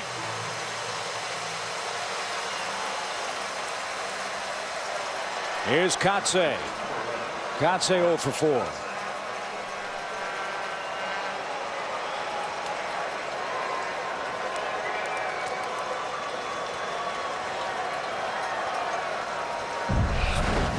(12:15) local time in St. Petersburg, and not many fans have left. An 8-8 9th inning game. Kotsay's hit the ball pretty hard tonight, though. His first time up, line drive to center field. Third time up, just missed the ball to right field. Hit it to the warning track.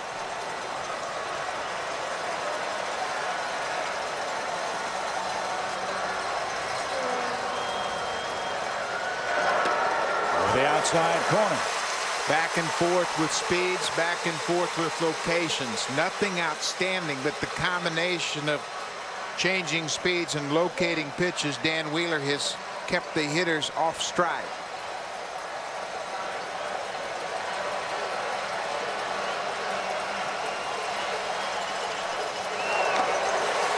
Goes up and gets strike 2. 87 miles an hour, but it looks like 97 after he's missing with the fastball down and away, changing speeds with the off-speed pitch.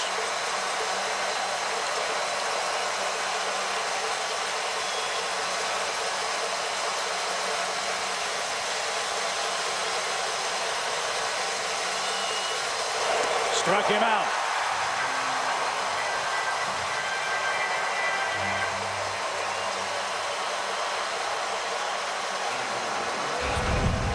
Well, good fastball here.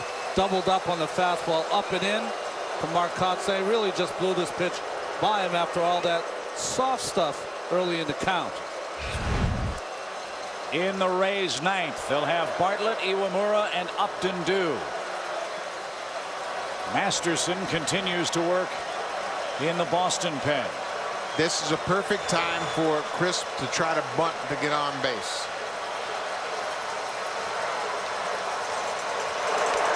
No sign of it. He wails away and is down a strike. Once you get into this situation now, you're going to create the infield with the mindset that you're not bunting. They'll back up a bit. Crisp 2 for 4 with a double to right center. That double came in his second at bat way back in the 4th inning. Pena a step off the line behind the first base bag, guarding against a double. Means if you wanted to bunt, you could pull that ball to the second baseman. Just get it right past the pitcher. Couldn't stop himself. That's a strike 2. And the second baseman, Iwamura, playing on the cut of the outfield turf. Well, he lost even the handle on the bat there. That's an obvious and easy call for the third base umpire.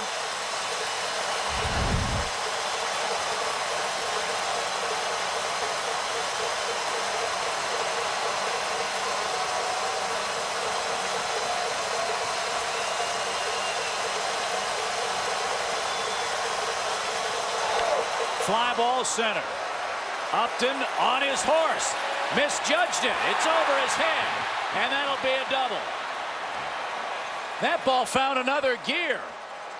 And Upton could not catch up to it. Straightaway center. Maybe he lost it. But it's a double for Crisp with 2 out. The reaction is curious, as if he has a bead on it and then is going to drift to it. But then the ball takes off. Now you can see the urgency in his stride. By the time he gets back to the warning track, it's too late. I don't know that he picked up the ball, but it certainly reacted like he expected to be a routine fly ball. That fly ball had another gear. Upton did not. He's played very shallow center field all year, all series. And 3 or 4 steps cost him any chance to get that crisp drive. And now Ellsbury up 0 for 5 in this game, but the Red Sox, with 2 outs and runners in scoring position, have been deadly all postseason. Ball 1.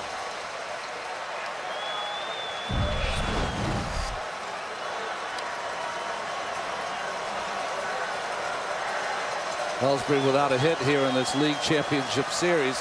What a time for his first one.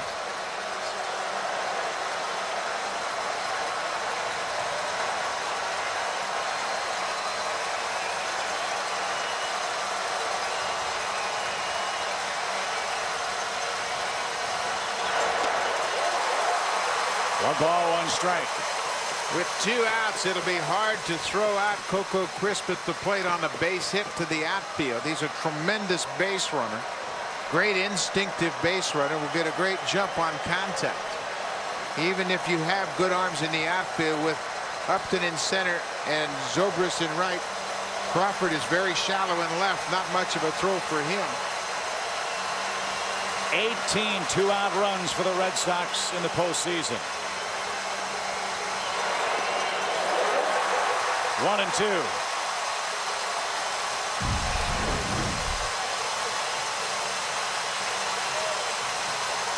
Well, Boston has the big edge and 2 strike hits in this championship series. They've had 9. Tampa Bay only 1. So the Red Sox have them right where they want them.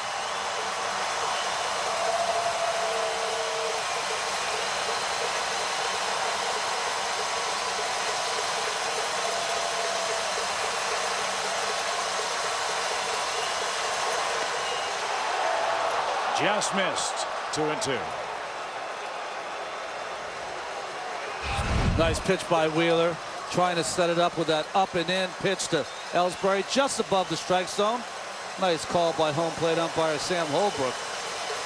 Tough pitch to take, though. Very tough pitch to take. You can see it so well. It looks so hittable, and it's tough to lay off of.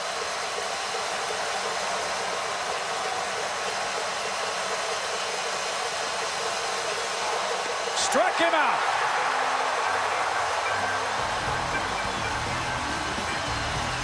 The 9, the 1, and the 2 hitters coming up in the bottom of the 9th.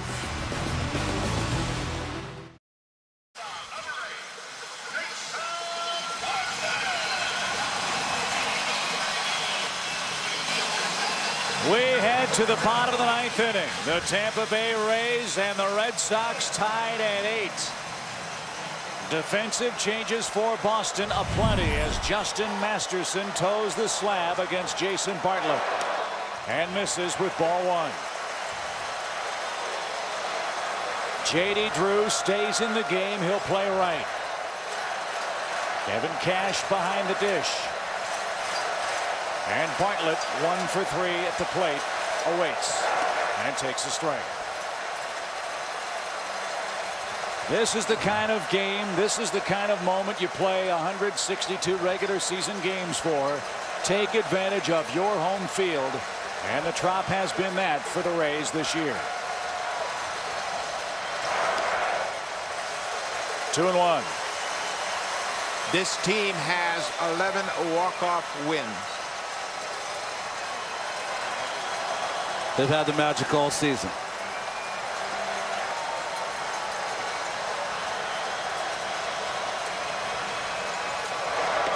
And the letter's a strike. And again, Justin Masterson, how many big moments can you put this young right-hander in? Last night, escapes getting the double play against Evan Longoria. And here, having the pitch to bottom of the 9th with this game tied against the Rays. Full count. Rays will take a walk if they can get it. Then it turns the lineup over the top portion. And Iwamura waits next. This is Masterson's 6th game in the postseason. Only has given up 1 earned run. And a shot pulled foul.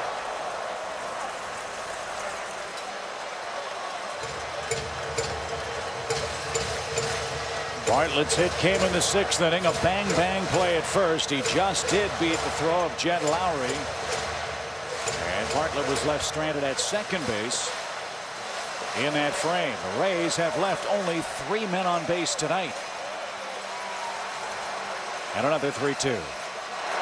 Fisted to the left side. Youkilis cuts it off. Gloves, grabs, guns, and got it. 1 out. The Rays at home in 2008. 57 wins during the regular season. So far in the postseason, 2 wins and a loss. When they have a big crowd, they have big results. As Buck mentioned, 11 walk-off wins. And they love nothing better than to walk off and head to Boston tied in this series. Iwamura 0 for 4. Backs away from a breaking ball and called a strike. He's had a hit in every playoff game so far for the Rays, but not tonight yet.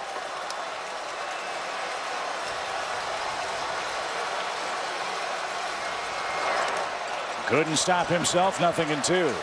He's cheating to the inside fastball right there. That's why he swung at that slider. He's thinking about making it 12 walk-off wins. Looking for something inner half that he can jerk. He also has power to the opposite field. They have 4 walk-off home runs this year. Longoria, Floyd, Gross, and Pena. Old foul past Kotsay. And Iwamura 1 for 3 against Masterson this year. That hit, you guessed it, a home run. And we've seen 7 of them tonight. How fitting would it be that this one be decided by a late homer? Well, in the division series, Iwamura hit a home run to left center field. So like you said, Buck, he does have power there, but being rushed inside by Masterson. Way high, 1 ball, 2 strikes. I'd like to see somebody hit one in the Ray tank.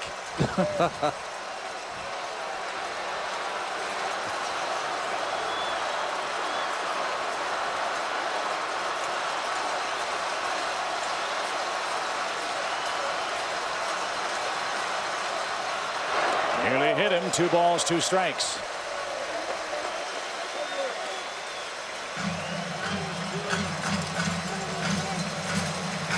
Yeah, Masterson got a big double play last night in the 8th inning with a couple of men on. He got Longoria to hit into a 6-4-3 double play to end that threat.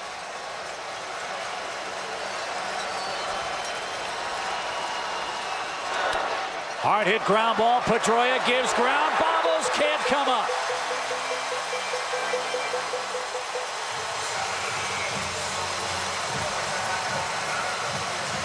So Iwamura's postseason hit streak is alive. That's an infield hit and the winning run aboard in the 9th inning.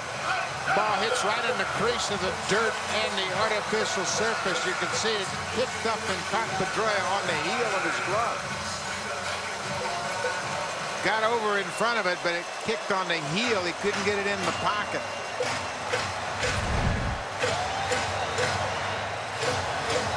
So here's Upton.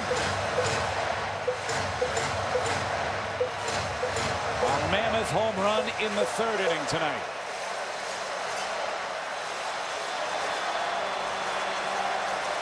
Outfield backs up very deep. And fouled away for a strike.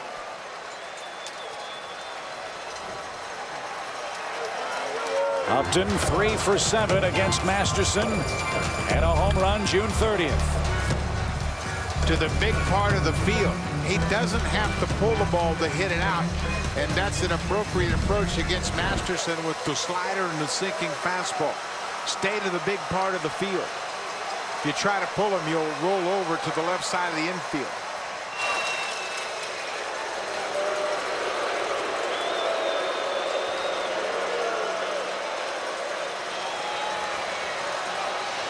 Bay 2 steps away from the warning track in left. Crisp about 10 yards from the front edge of the track in center. Same story, J.D. Drew in right. No doubles.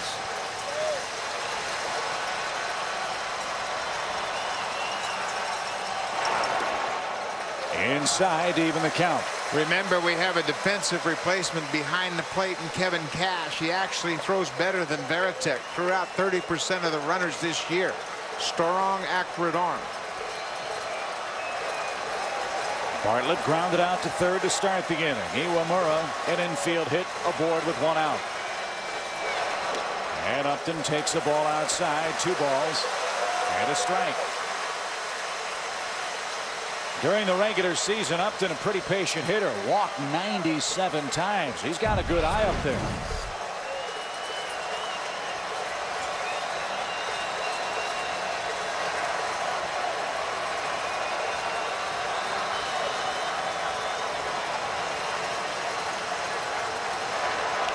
Fisted toward third. Foul ball. Foul ball.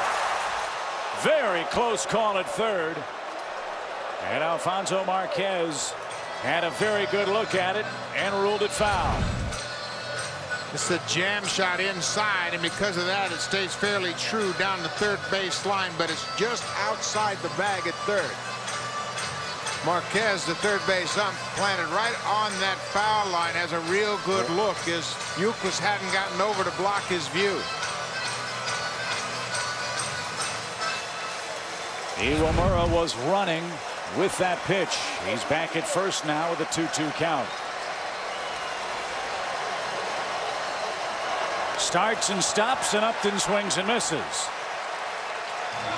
So Masterson strikes out his first man of the night, and Pena makes his way to the batter's box, and Terry Francona makes his way to the mound.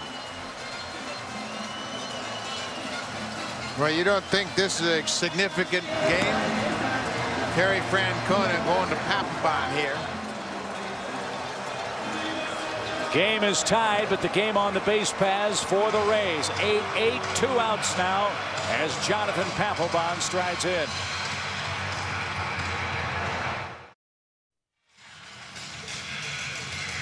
Eight, bottom 9, and a home run late in game 2 in St. Petersburg. Started in the first inning, Evan Longoria ties it up with a 2-run shot in the first. Pedroia, his ball on a fastball, then B.J. Upton with a long shot.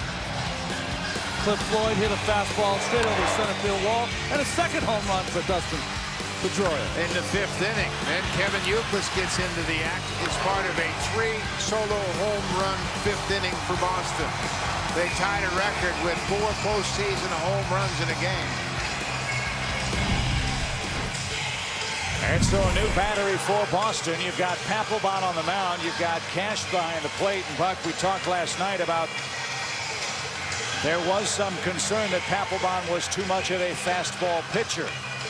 Does that change at all with Kevin Cash instead of Varitek behind the plate? Well, a little bit. Cash likes the split finger pitch. He thinks it's a devastating pitch. 90 miles an hour. It's hard. It's a breaking ball. But it's difficult. Varitek loves the fastball and loves Papelbon's ability to locate it in 4 different areas of the strike zone.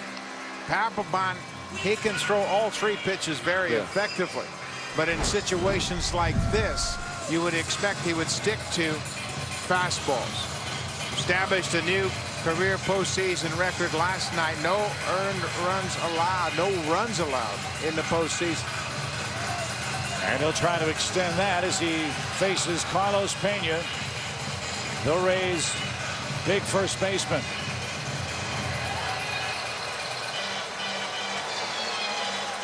If we see a 10th, Pedroia, Ortiz, Youkilis are due for the Red Sox. And this is one of those moves that you only see in the postseason. Bringing in your closer on the road in a tie game. Obviously designed to diffuse the momentum of Tampa Bay. If they win this game, it's a new series. If they don't, it's 0-2 heading back to Fenway and John Lester for game 3.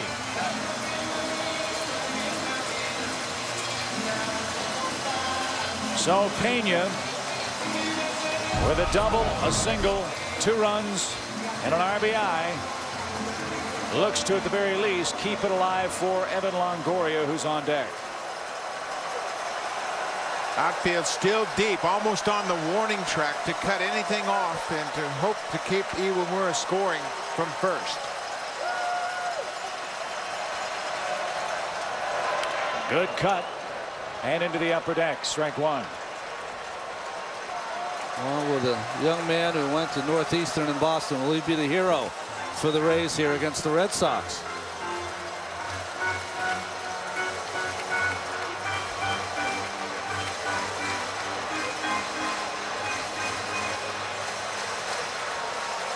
The beauty of baseball. Power against power. Game on the line.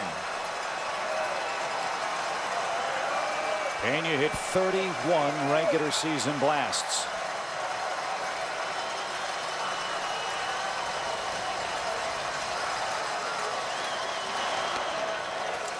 One ball, one strike.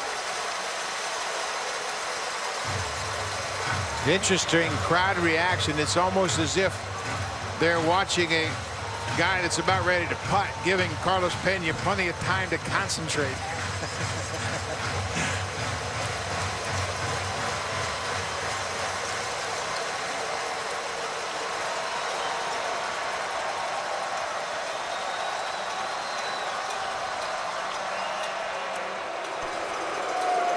Pena, as you'll recall, September 10th at Fenway Park was a hero in the 14th inning. A 3-run homer off Mike Timlin made it a 4-1 game. The Rays held on to win 4-2 in Boston.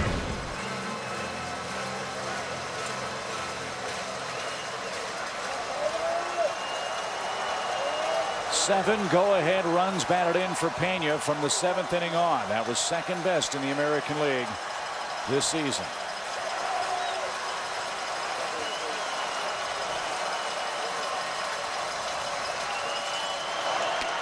Ball two. Interesting that Papelbon has decided to use that fastball away after jamming him on that first pitch. That pitch is a dangerous pitch against Pena because he does have the ability to hit you out to left field. We saw that off Timlin on that replay. And he can certainly reach the seats here to the opposite field. Very inviting.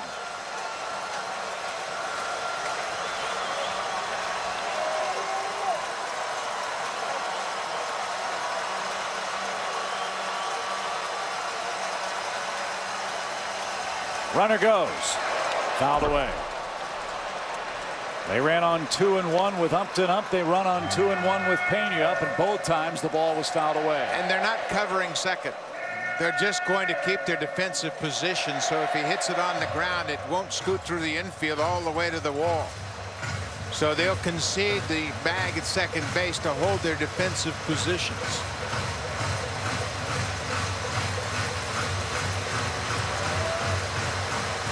Tampa Bay with two-strike hits in this series. Pena has one of them. And he's got a 2-strike count now in the 9th inning. Big gap left center. If Pena can fill it, we'll see if Iwamura runs again with 2 outs. Coming in with the fastball. In and up. And he got it there. Inning over. Papelbon comes in, does the job, and sends it to extra innings. 8-8 after 9.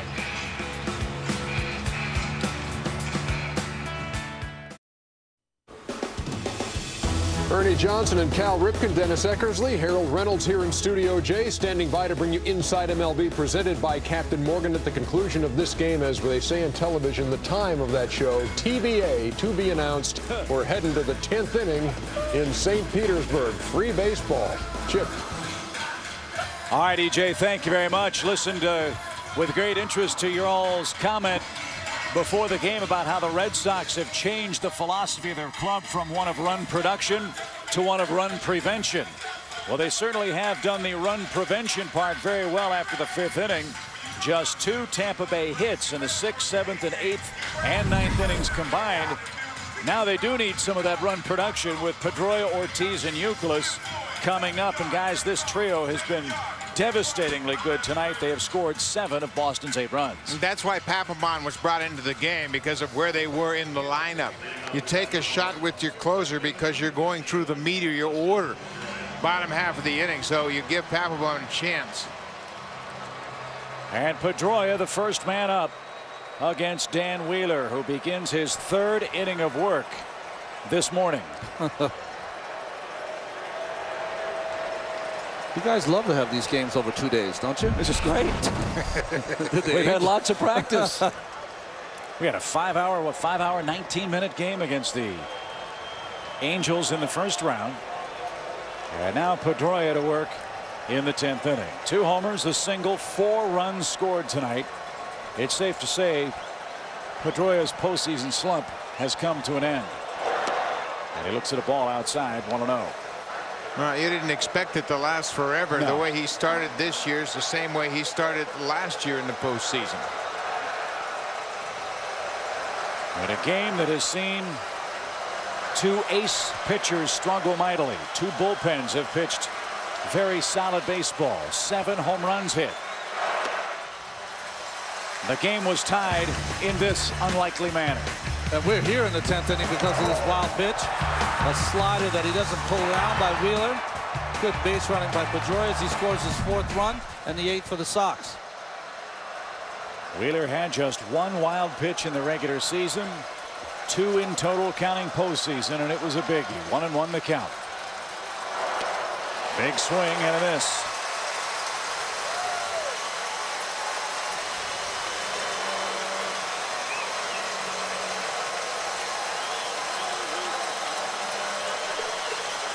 Some visualization there by Jonathan Papelbon.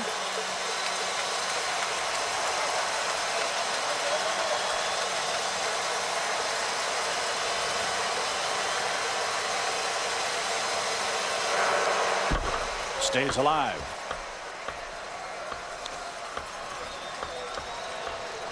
When we talked to Joe Maddon about what their organization is trying to accomplish with regards to its bullpen, they're trying to grow 4-out relief pitchers.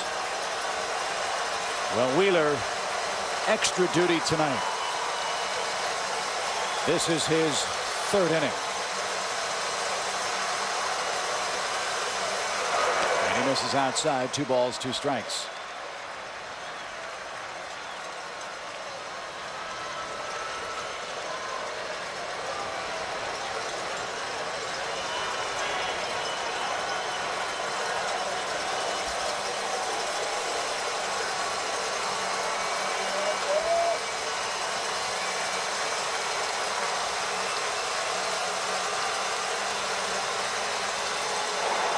And he just struck out Pedroia looking. It's the first time Wheeler has gone more than 2 innings since September 27th of 2006 when he pitched with the Astros. What a pitch to Pedroia as he paints the outside corner. Not much of a beef from Dustin. That's that fastball that runs back toward the outside corner. Starts well off the plate and just moves back towards the corner, and Pedroia didn't have much of a beef. So while the Red Sox nation happy that Pedroia's bat has gotten going, hasn't started yet in this series for David Ortiz. He's 4 for 22 in the playoffs. Tonight 0 for 2 with 3 walks, and he pops up the first pitch. Into shallow right center field. Upton calls everybody off. 2 out.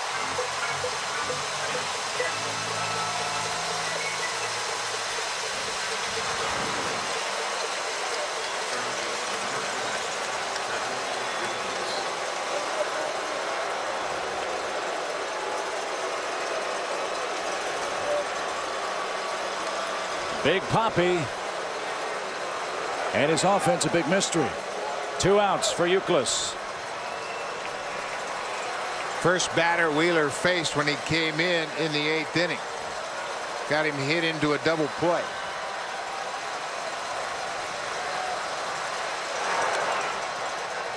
One ball, no strikes.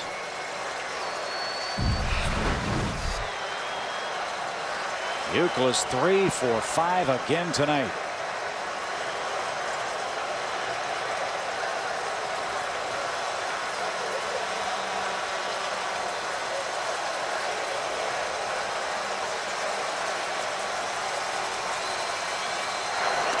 Right there to even the count. Boy, Wheeler's been doing a nice job against the right-handed hitters, just keeping that fastball away just enough. Really wants to get him out with that slider, but he's been doing a good job of spotting that fastball.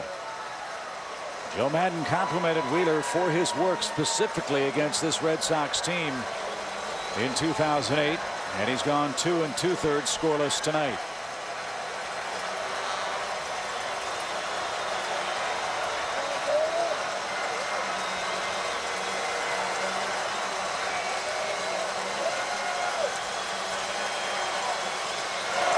In the air to center.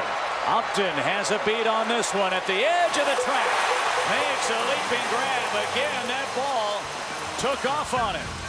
Wheeler, 3 scoreless. Bottom of the 10th inning for the Tampa Bay Rays.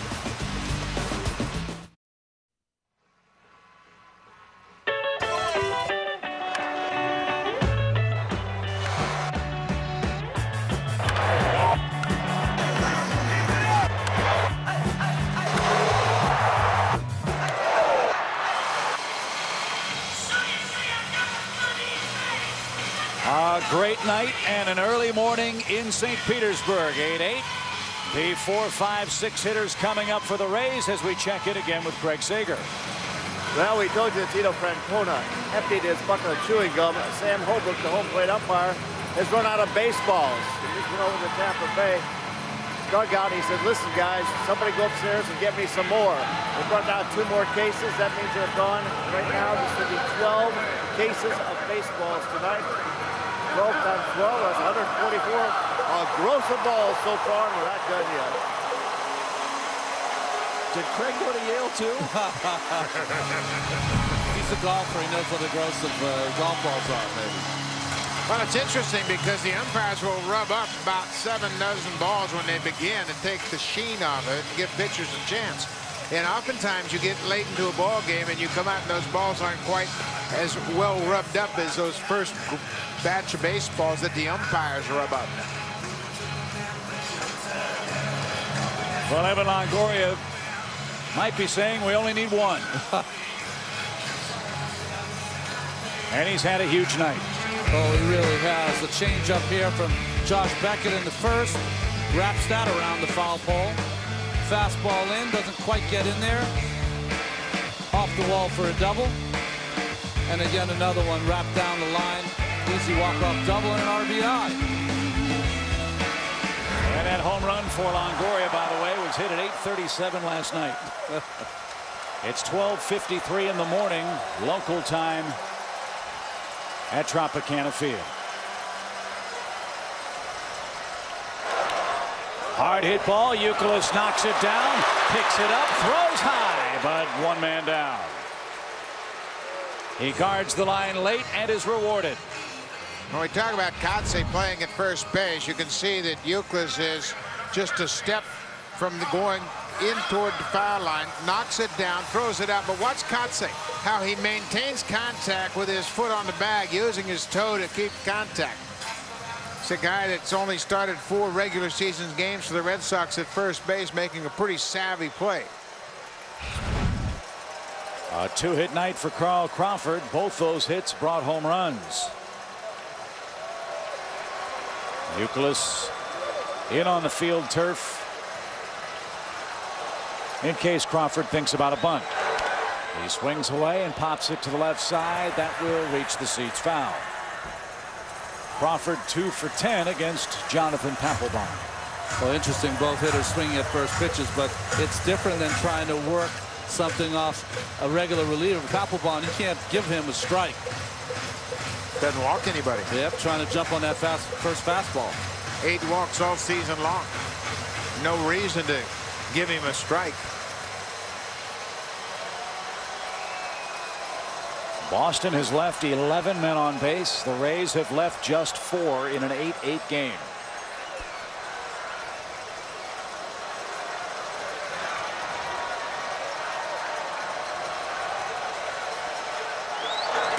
All 8 of the runs allowed by Boston tonight assigned to Josh Beckett, who started and gave up 9 hits in 4 1/3, including 3 homers.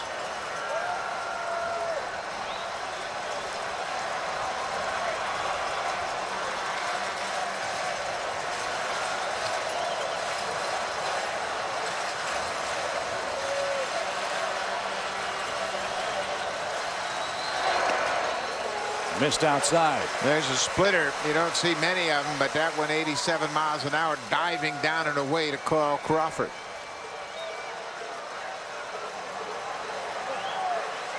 Fastball, slider, split. That's what Papelbon will feature. And he leans heavily on the fastball. And why not? It's a big fastball. For Papelbon, 2 balls and a strike.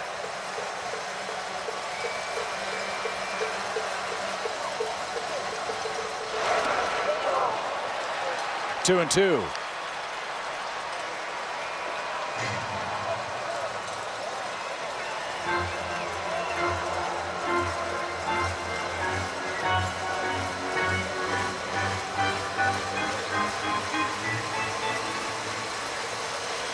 We have seen 380 pitches so far tonight.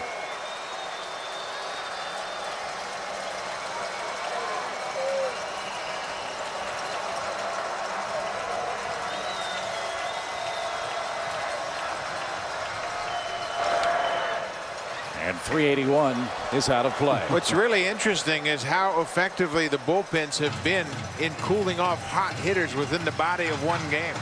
That's hard to do. Everybody is so confident with their at-bats early in the game, and to have the bullpen come in and really shut down both offenses is pretty remarkable.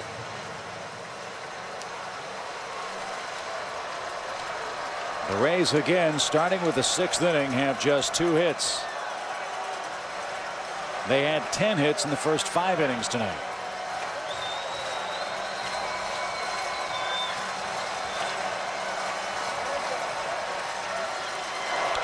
But tonight, trying to beat one of the game's elite closers in Jonathan Papelbon. Well, the great thing about Carl Crawford, he can turn a single into a double if it just gets on first. Such a threat to steal and get in scoring position. Well, and if he hits the ball on the ground through the infield, no telling where it'll end up. He's got so much speed, and he is explosive out of the box.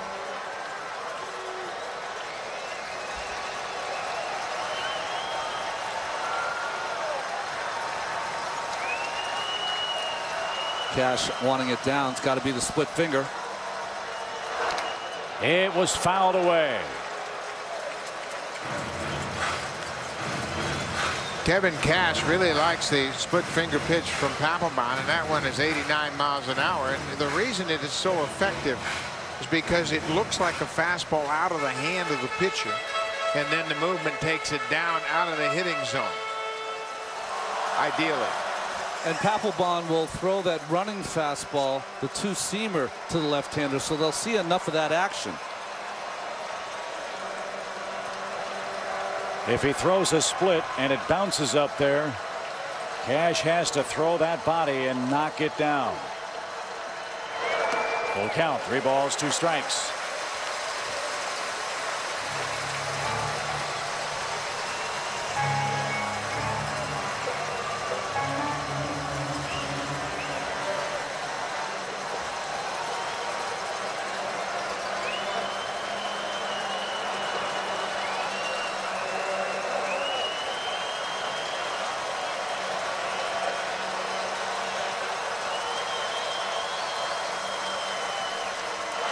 Line off Papelbon. That'll bounce to second and in time.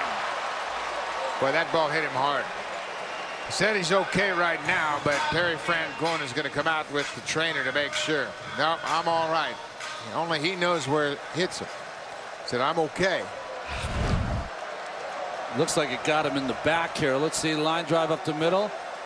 Just turns in that. Oh boy, it looks like it might have caught him on the right arm. Still stays in the ground ball, though.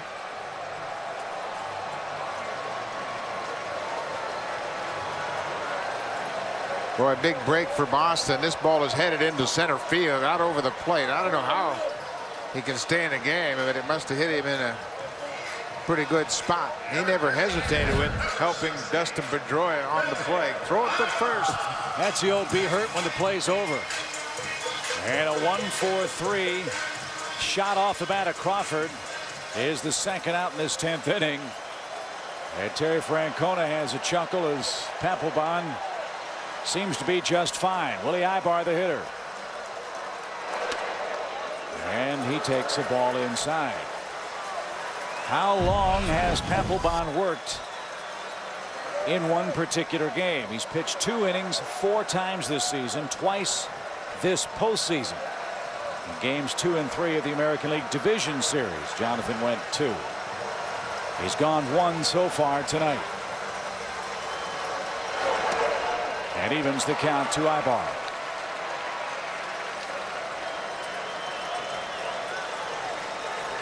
Well, it's real fortunate the Red Sox have a pitcher like Papelbon, right? A lot of times closers for most teams are inning at the most. He's got those 3 good pitches. He can go through a lineup, righties or lefties, for 2+ innings.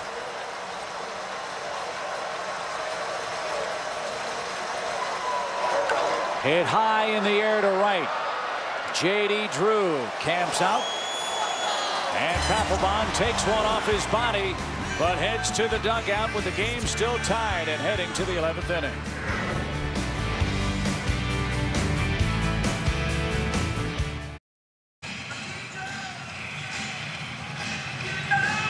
Well, Buck Martinez, you made the point earlier. How big is this game for both of these ball clubs tonight? 8-8. We head to the 11th inning. Buck Martinez, Ron Darling, Chip Caray, welcome to our TBS coverage of the American League Championship Series. Huge swing game. If the Rays win it, they head to Boston tied. If they lose it, Red Sox lead the series 2-0. Yeah, I think we can see the way the managers are playing it right now. Jonathan Papelbon coming in the situation. Terry Francona knows if he allows the Rays to get back in this game, win this game, certainly the momentum swings back into Tampa Bay's favor. Yeah, I believe so. And the job by Tampa Bay, Dan Wheeler going out for another inning. Everyone's taking it up a notch as far as their responsibilities for their team. Well, you got an off day tomorrow, and you got all winter to rest. That's it. And so Papelbon appears to be no worse for wear. And the Boston bullpen now is going to work as Bay, Lowry, and Drew do in the 11th inning against Dan Wheeler. What a remarkable job for Wheeler tonight. He has struck out 3. He has walked 1, and he's given up 1 hit. That was a 2-out double in the 9th inning.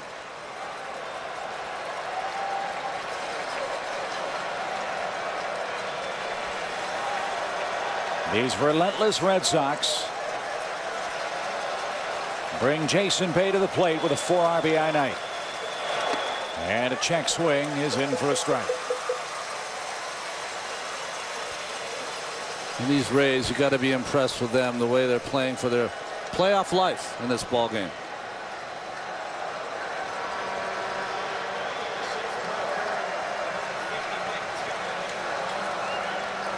Paul Byrd and Mike Timlin begin to loosen in the Boston bullpen. Activity as well in the Rays pen. David Price was up earlier tonight. Bird's on the left side of your screen. Byrd, of course, the starting pitcher, could give you some length if this becomes a longish game. Longest already by time. What do you mean if? It is, right? 1:05 in the morning in game 2. There's David Price. He too a starting pitcher by trade. Did not sign a professional contract until last August. And here he is warming up for a potential appearance in game 2 of the American League Championship Series. Wow. That's a strike at the belt. 2-2.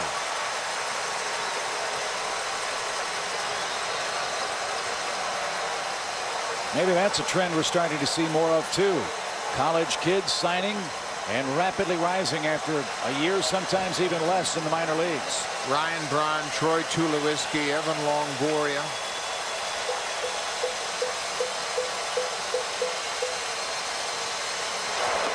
Check swing, strikeout. Humped up to 89 and got Jason Bay for out number 1. 4th strikeout, just enough deception, trying to go away. Ball rises and handcuffs Jason Bay. Couldn't check in time, and he commits on that high fastball.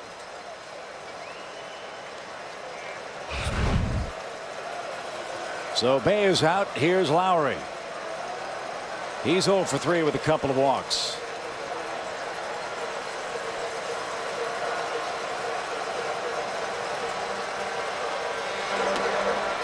We told you earlier the last time that Wheeler had gone 3 innings. That was September 27th of 2006 when he was with the Astros. And the last time he's gone more than 3 innings and a third, August 17th, 2004, when he pitched for the Mets. He went 4 1/3 that day. Or that night. 2 balls, no strikes.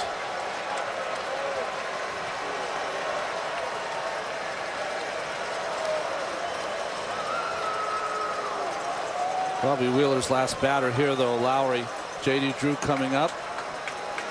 David Price warming up, the left-hander for the Rays.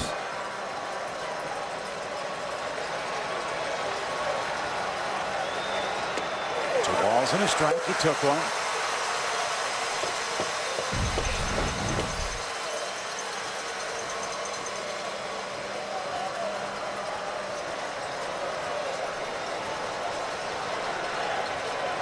Normal depth in the Rays outfield.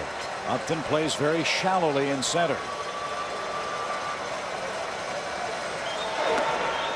And that's high. Ball 3. 3 balls and a strike. Great production by Lowry all season for the Red Sox. 260 at bats, 46 RBIs, 25 of those doubles.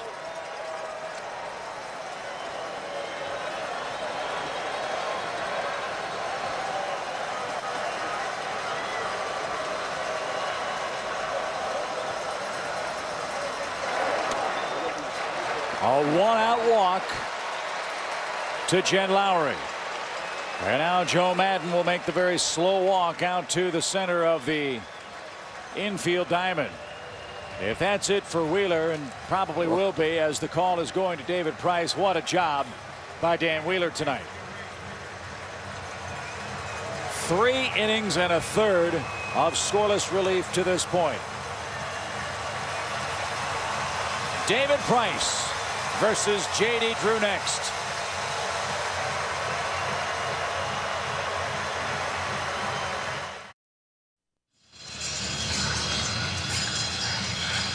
Runner aboard for the Red Sox in the 11th. David Price continues his warm-up tosses as J.D. Drew gets ready to hit at 1:10 local time.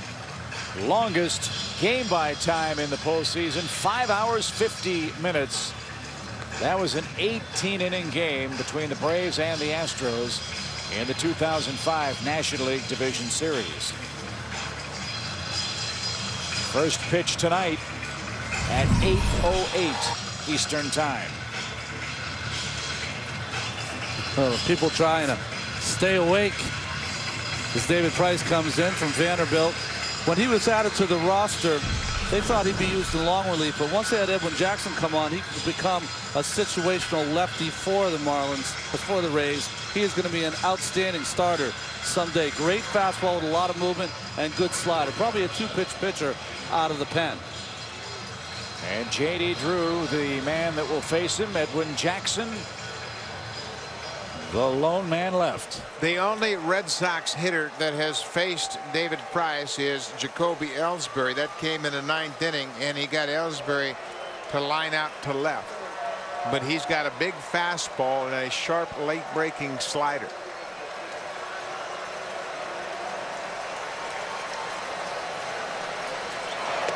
And he paints the outside corner at 94 miles an hour. That's a big difference between Price and Wheeler. About 10 miles an hour. 1-1.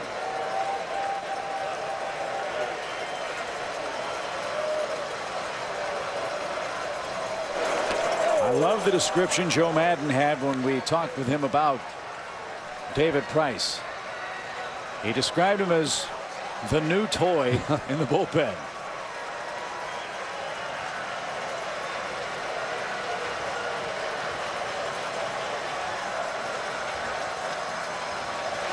The 401st pitch of the night is a ball.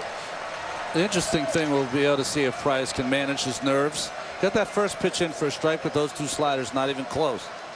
Well, Madden did a pretty good job of getting into that 2-0 game last night to get over the first game jitters, just in case a situation like this would crop up. J.D. Drew has enormous power. He's ahead in the count with Lowry at first. Short lead. And draws the throw. Those are the things you can see, that throw to first base. Price does not yet in his young career have a good move to first base.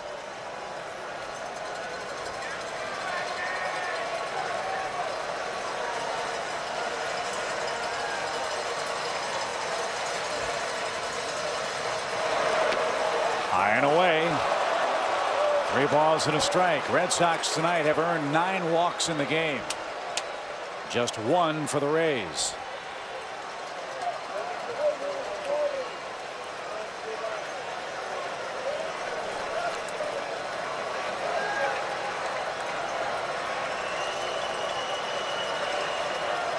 (3-1). 2 are on with 1 out. Price walks the first man he sees. Now Navarro out to calm him down. And Jim Hickey will come out and help out as well, just trying to get him to understand the situation. You don't have to be better than you've been all season long. He was great when he started his professional career. That did not begin until May 22nd for Vero Beach in the Florida State League, and he began his career with 20 consecutive scoreless innings pitched. He's 6'6", got a little bit of a funky delivery, can throw as high as 95, 96 miles an hour. Jim Hickey out there really just to get him to breathe.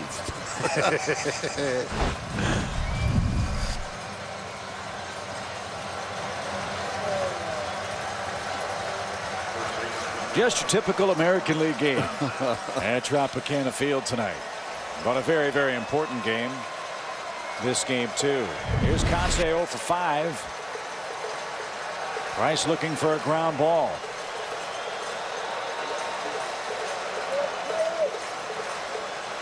I'd be very surprised to see Conce swing at this first pitch.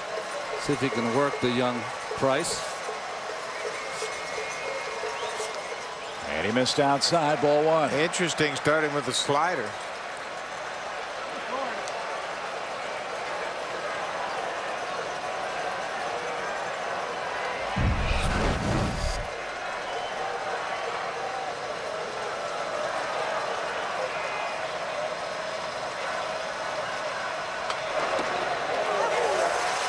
Even count. Well, Joe Madden wanted to see David Price. He didn't come up with the ball club until the 14th of September, made his debut at Yankee Stadium and pitched 5 1/3 just to see how he would handle everything. He'd worked his way right on through every level of the minor leagues this year.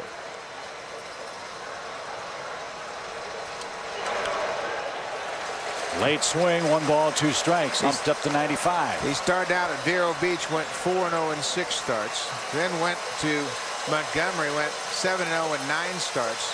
AAA Durham 1-1 in 4 starts, and then made 1 start against Baltimore the last week of the season.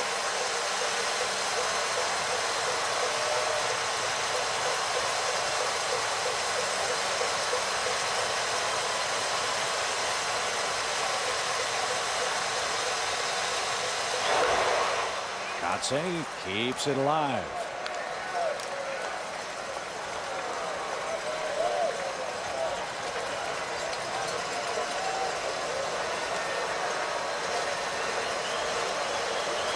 In his first major league start, he did not allow a hit until the 4th inning. Ramon Hernandez got a single off him. Pretty good start to your career.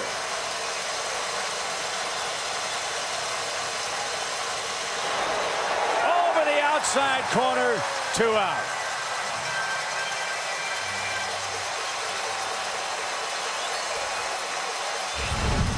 Well, I think this pitch is going to be outside. Let's see on pitch tracks. Yep. Has that little slinging action, though, from the side. That ball seems to cross that outside part as it works its way off the plate.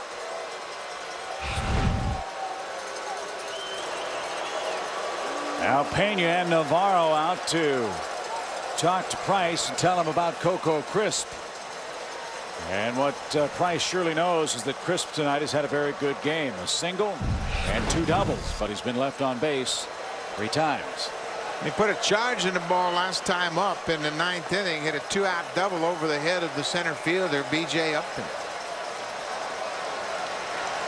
Lowry at second, J.D. Drew at first. Tie game at 8 in the 11th now.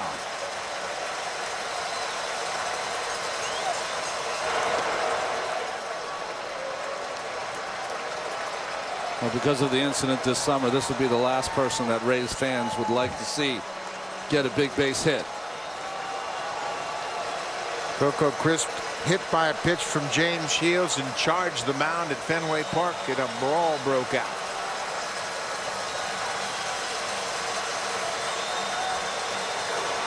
Ground ball third. Longoria to second. Price pitches out of it. The Red Sox leave 2 more. They've stranded 13 men in tonight's game. 7, 8, 9 coming up in the 11th.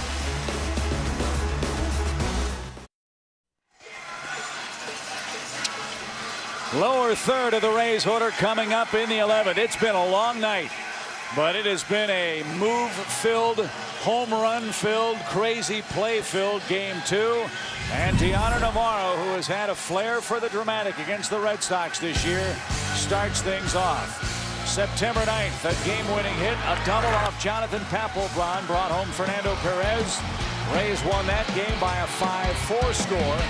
Then September 16th here, a single off Justin Masterson brought home Jason Bartlett, and the Rays won that game 2-1. You seeing a trend? 1-run, 2-run games have been the norm in Tampa Bay's victories over the Red Sox in 2008. They only need 1 to even this series at 1. During the regular season, they won 5 one-run games in this ballpark, and again, that would be all it needs right here. Mike Timlin comes on. Timlin was not active for the division series. His regular season numbers, 47 appearances, 4-4, ERA higher than you would like, and certainly a marvelous career for Mike Timlin, who is the proud owner of 4 World Series rings. Yes, and he was one of the mainstays for the many teams, Toronto and Boston. 45th postseason game for the veteran Mike Timlin.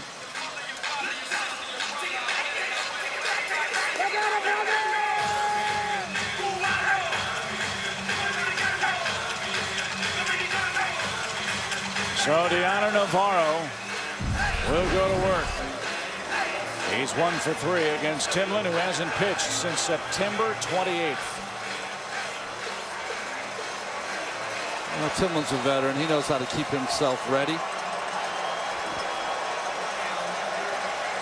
Jonathan Papelbon went an inning and a third, scoreless.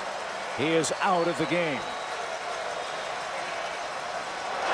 And the first from Timlin, a 91-mile-an-hour strike.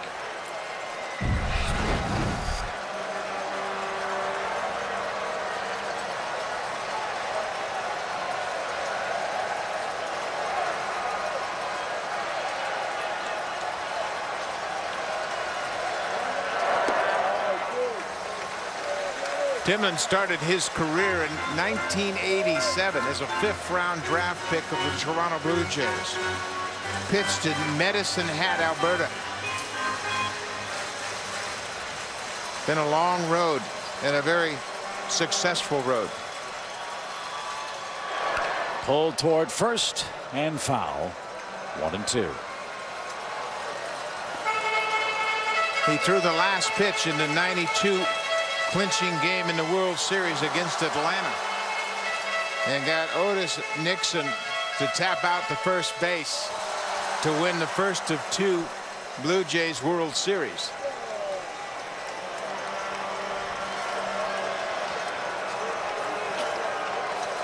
You had to bring that up, didn't you? Yeah.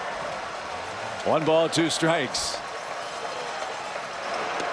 And it's 2-2.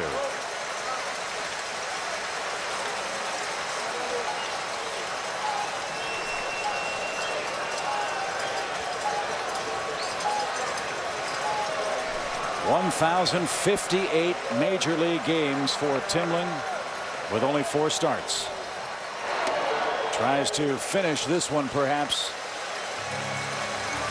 for the Red Sox. 3-2, nobody out, nobody on.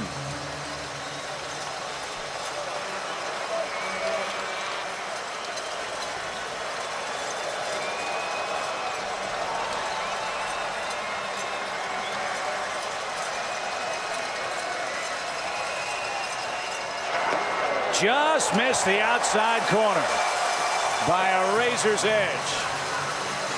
Leadoff walk.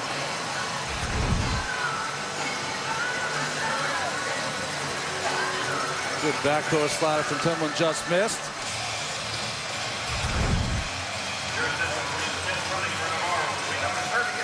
So Fernando Perez will come in and pinch run for Navarro. Pinch running specialist with 43 steals at AAA this year. They called him up just to provide some speed off the bench. He ended up hitting .250 with 3 home runs and drove in 8. A little more than they bargained for. Youkilis creeps in at third, looking for a Zobrist bunt.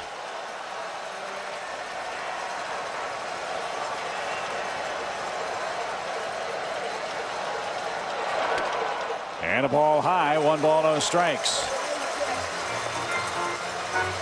Youkilis could almost shake hands with Zobrist when the ball gets to Kevin Cash, the catcher.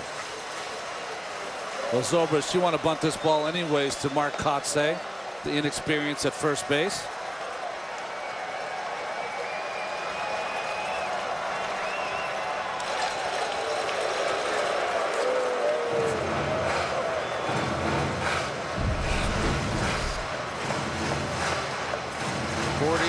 Of 55 for Perez in steals in AAA.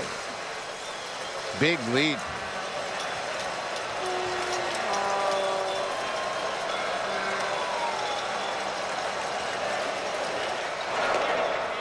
Little low, ball 2.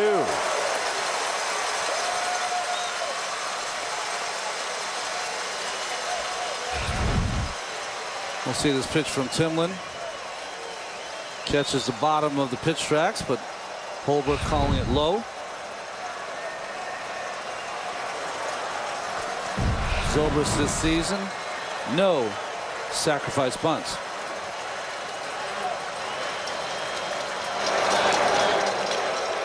Interesting with Youkilis playing so far in and moving in before Timlin unloads.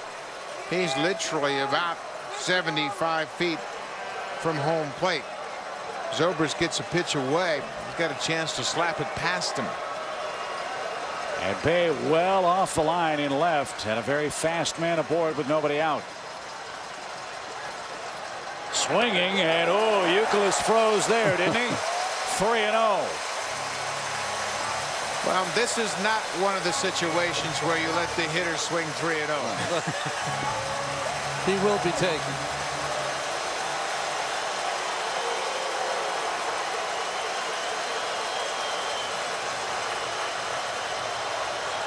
Well, this is an interesting discussion. I'm not sure what Farrell's upset about. It's got to be over the strike zone. And the second pitch obviously was the one of contention. Farrell coming out and say, you know what, we played our hearts out here.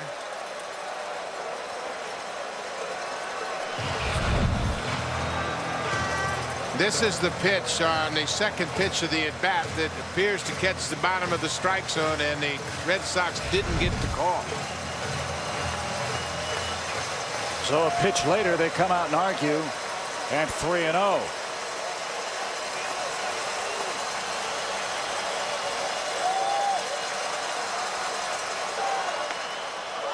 Balls and a strike, taking all the way. Well, usually what happens after that 2-0 pitch, the bench will start hooting at the umpire. He will tell them to be quiet, and that's when stuff will happen.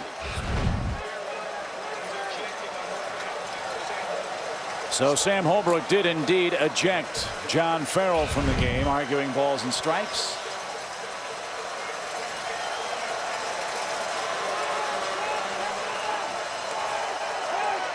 Ball 4, 2 on, nobody out.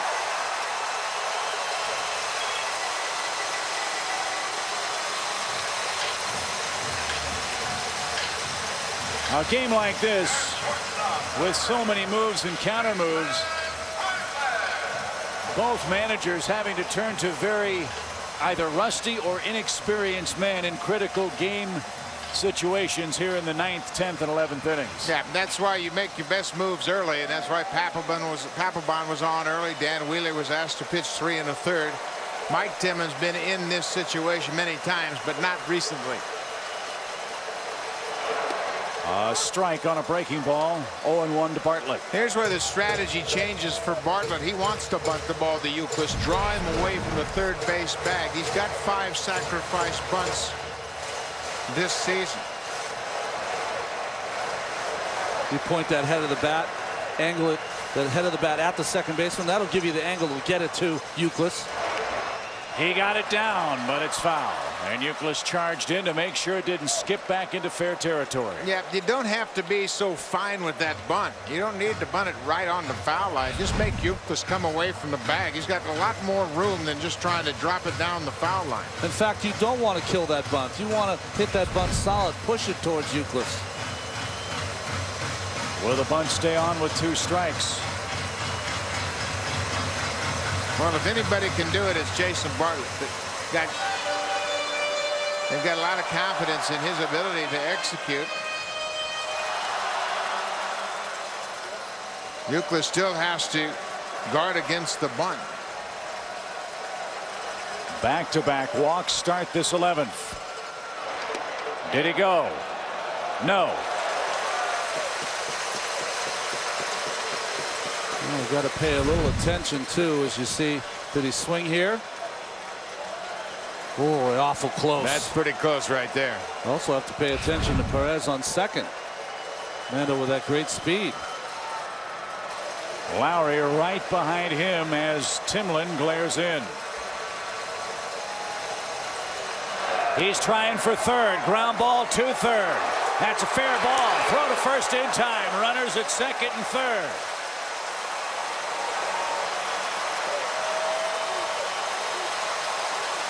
Winning run 90 feet away with 1 out. Boy, Buck, that might have been a double play if Perez doesn't run. Youkilis has to come in front of the bag. He's trying to hang back because of the steal. Ball's well within the foul line. He throws across the diamond to get Bartlett. Second and third. Now the wheels are spinning. You put Iwamura on base to set up the double play.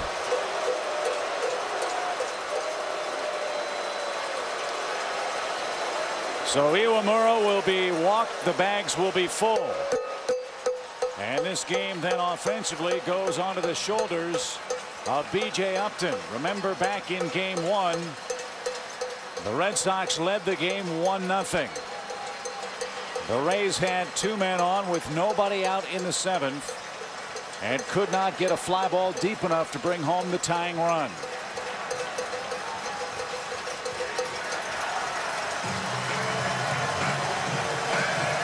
The Red Sox looking for a double play ball off the bat of Upton. He's wrapped into 13 of those this year. Well, with the ejection of John Farrell, Tito Francona has to go out there and talk about the situation with Mike Timlin and his crew. Well, you can see he was talking almost directly to Dustin Pedroia, suggesting that this ball probably going to be back toward right center, right field. Upton not trying to do anything dramatically. Infield in, outfield in. 11 walk-off wins in the regular season, most in the majors. The table is set for number 12. Couldn't have a better situation. You got one of your stars up, and you got great speed at third base. And remember, too, as we mentioned earlier, Upton with a good eye, 97 walks in the regular season. Nowhere for him to go.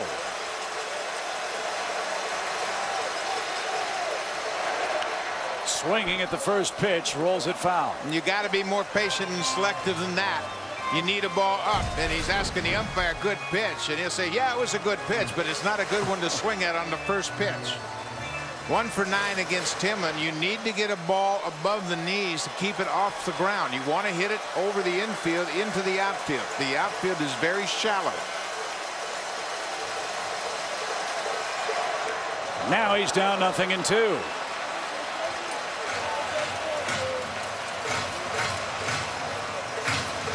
Well, you always talk about the pitcher is in dire straits when you have the bases loaded. But you know what happens for young players? They get impatient also at the plate as they want to be the hero right away. Experience versus exuberance. Fisted as he protects the plate. 0-2.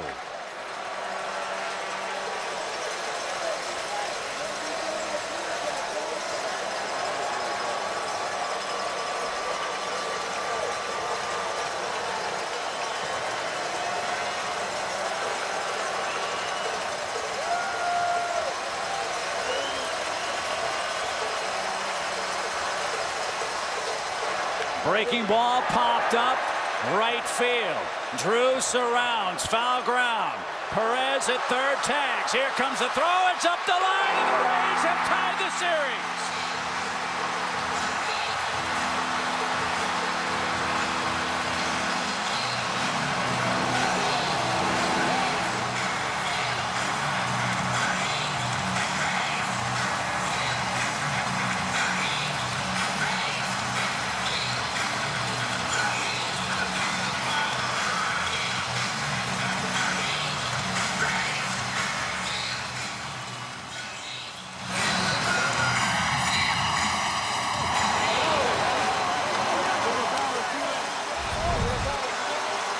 Shallow pop-up down the right field line. J.D. Drew's got a very accurate arm, very true, not that deep. Perez tags. He's got great speed. The throw is up the line.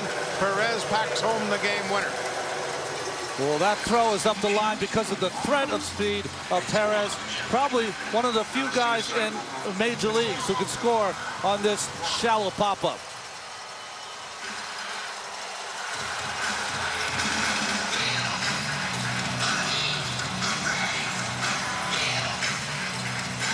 Upton hit it just deep enough to bring home Perez, and the Rays have a series with the Red Sox again. 1-1 as we get set to head back to Fenway Park in Boston as we send it down to Craig Sager here in St. Pete.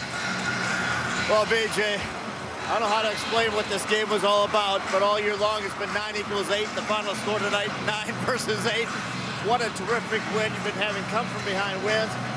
Walk us through that last at bat. What you were looking for, especially after you got the 2 strikes. You know, I was just looking for a good pitch to hit. I think the main thing there is not to strike out. I needed to put the ball in play somewhere and put a little bit of pressure on the defense. So my main thing in that AB was not to strike out.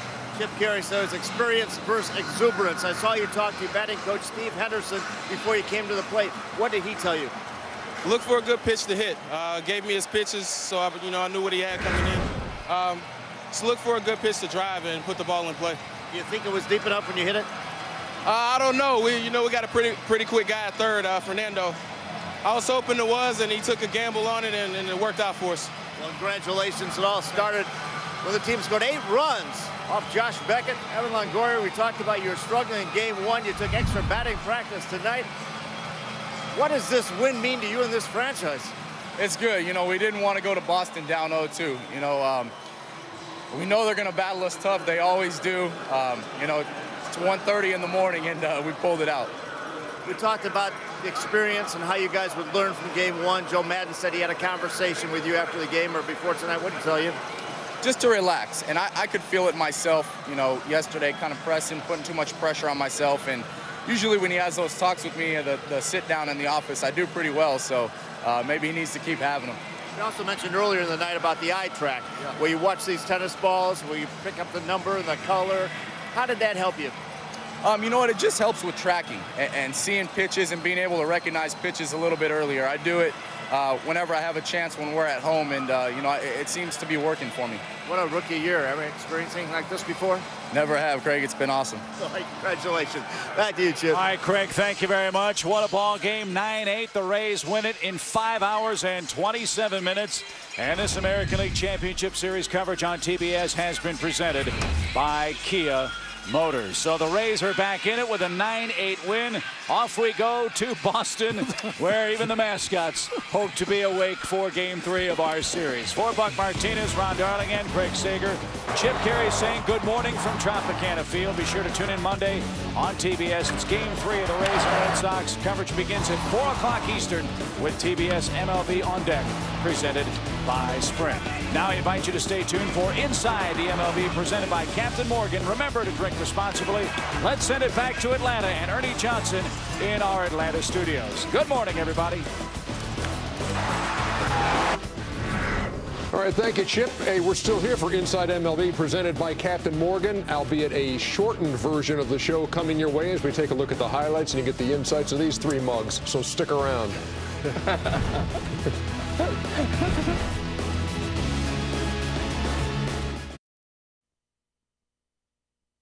The American League Championship Series on TBS is brought to you by the new 12.3 megapixel Nikon D90, the world's finest DSLR with HD movie mode.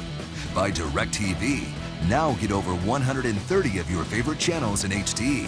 By G2, the new low-calorie hydrator from Gatorade. And by Applebee's, it's a whole new neighborhood. The ALCS is tied up at a game apiece. We welcome you to Inside MLB, presented by Captain Morgan, Ernie Johnson, Harold Reynolds, Cal Ripken, and Dennis Eckersley. The game started at 8:08 Eastern Time. Game 2 did. 5 hours and 27 minutes, 14 pitchers, 7 home runs, 19 strikeouts, and 13 walks later. The Tampa Bay Rays tie the series at a game apiece. And, you know, you look at that last inning, the bottom of the 11th, Cal, and here comes Joe Maddon's bunch forcing the issue to win this game. Well, I mean, it was a really exciting game to watch. We were on the edge of our seats the whole time. I thought it was going to be more like a 2-1 game, a 1-0 game, but very entertaining, and it was a must-win for Tampa, and they showed their resiliency. You see out there, the young kid ended up finishing it off. You know, David Price. Did he ever think he was going to be on a mound for the biggest game of Tampa Bay's career right there? And he got a call by the umpire. Could have went either way, punched out somebody. Then things that got out of that inning. And then the next inning for Timlin, you know, the strike zone was, if you after, you know, 450 pitches, and the guy's still not ringing anybody up. It was a small zone if you think about it. You know what's interesting? I look back at this. Josh Beckett started this game. This is a lot of runs for a Josh Beckett game. The second thing, though, is the Tampa farm system. David Price, Upton, Longoria, Perez scoring the final run. I mean, they're showing the depth of what they've been able to do in the draft, and that's what the draft is all about, to take the worst teams and help them get better. Rays 9, Red Sox 8. If you're just joining us, you've not caught this game. I don't want to know why, but here are the highlights. And you mentioned Josh Beckett did start this game a long time ago. So did Scott Kazmir. And he gets rocked by Jason Bay in the first. 2-0 Red Sox out of the gate quickly. He didn't seem to have it from the beginning. He's a slow starter getting into his groove, but he just didn't seem to have it tonight. Evan Longoria been struggling, 1 for his last 16. At the time, I'm thinking they answered. This is a huge hit. 3-1 changeup from Josh Beckett. And he ties the game up 2-2. You're thinking, all right, off of Beckett, this is a beautiful thing. You see him right here, 3-1, kind of an awkward swing, but flips this ball out. He wasn't very jumpy on that swing, was he? As we discussed in the pregame show. Now Dustin Pedroia, who was 2 for 21 in the postseason, goes deep, and it's a 3-2 Red Sox lead. What's the answer from the Tampa Bay Rays? Check this out from B.J. Upton. That's a bomb. Beckett tries to get a fastball in. That fastball is not in. That fastball is about 50 rows back in the left field seats. If you watch the last round, Upton was starting to swing the bat. Beckett didn't throw well. Kazmir didn't throw well. And Cliff Floyd said, I got to keep the ball in the center of the field, because he pulled a bunch of balls foul. Remember that last series? Yep. That one in the middle, didn't he? Giving one up there to Cliff Floyd. He'd given up 3 home runs in 9 postseason starts in 04 and 07, gives up 5 in 2 starts in this postseason. Here comes Pedroia again. Where's this one going? Uh-oh, he's hitting about 800 off of Kazmir. Can we finally say both these pitchers are not healthy? Why is Kazmir in that game giving up another bomb? And here's another bomb. My ball 4 goes out there and gives up another bomb. I mean, he didn't get in soon enough, but he gave it up. Yeah, Bay gives up a homer, Balfour gives up a homer and a couple of walks, and he's done. And now we go bottom 5, and Beckett's still in there. And here's Carlos Pena with a single, scoring Upton. Ties the game at 6. And you're wondering why Beckett is still in this game, and it ties it up at 6. I mean, the 2 starters stayed in too long. Next hitter? You think? You think? Yeah. I'm the only one that liked it. You got to grind your innings out. Game score indicated to go. I like both managers' decision leaving them in. I didn't. Longoria double scores Pena. Rays have the lead 7-6. 2 against 1. Get off me.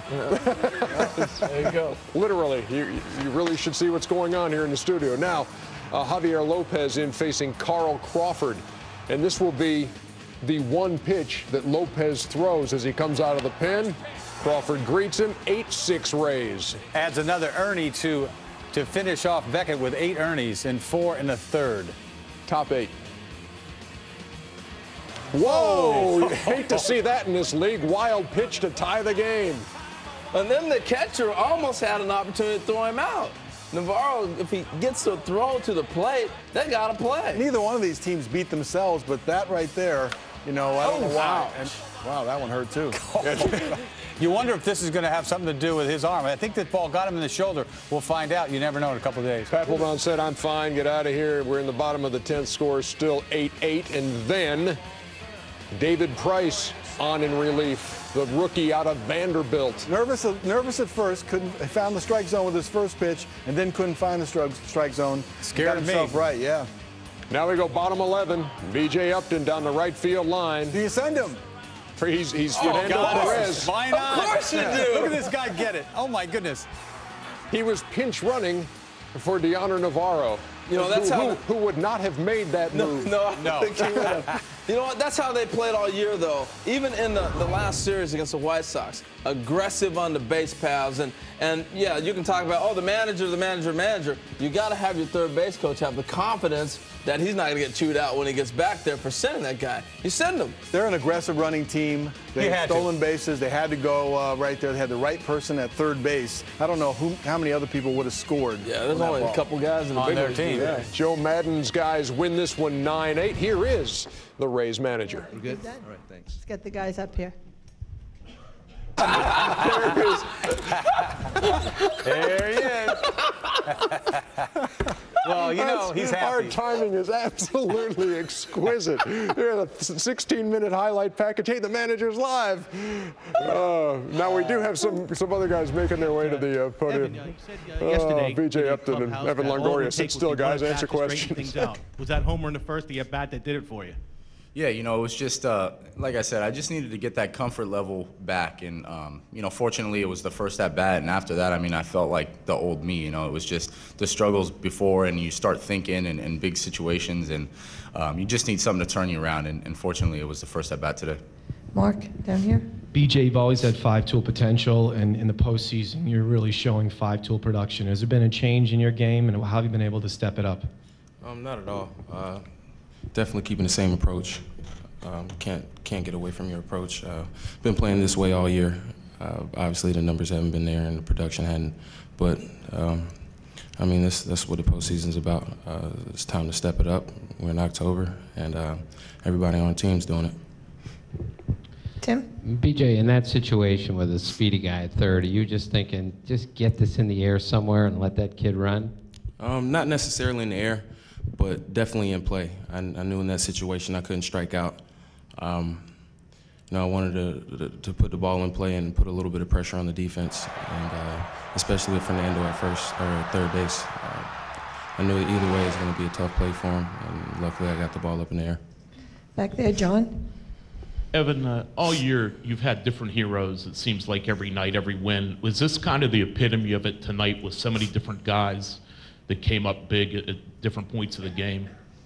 Yeah, I mean, like you said, it's been like that for us all year. You know, someone's stepping up, and it's no different in October. I mean, there's different heroes every day, and I think, you know, the biggest guy today was probably Price being able to come in, shut the door, and get that win for us. You know, he was huge, and Wheeler, you know, throwing 2+ innings for us, shutting the door. It was, you know, all around a team effort. 3 out of 5, 3 runs scored, 3 RBIs for Evan Longoria. So we did miss Joe Maddon, but earlier Terry Francona also addressed the media, and now this is on tape, so we know we'll hear something. And again, that's what I was kind of telling Tim. You know, they went about it a little different, went to their bullpen early, couldn't hold it. We tried to get to a certain point, gave up the runs then early, and then were able to put up 4 zeros. Wanted Beckett to get through that 5th and set up our bullpen, and it didn't work. Sean. Terry, you've said that Beckett's. Okay, most combined home runs in a game in the postseason, and we tie the record of this game tonight with the Red Sox and Rays going deep 7 times to tie the record.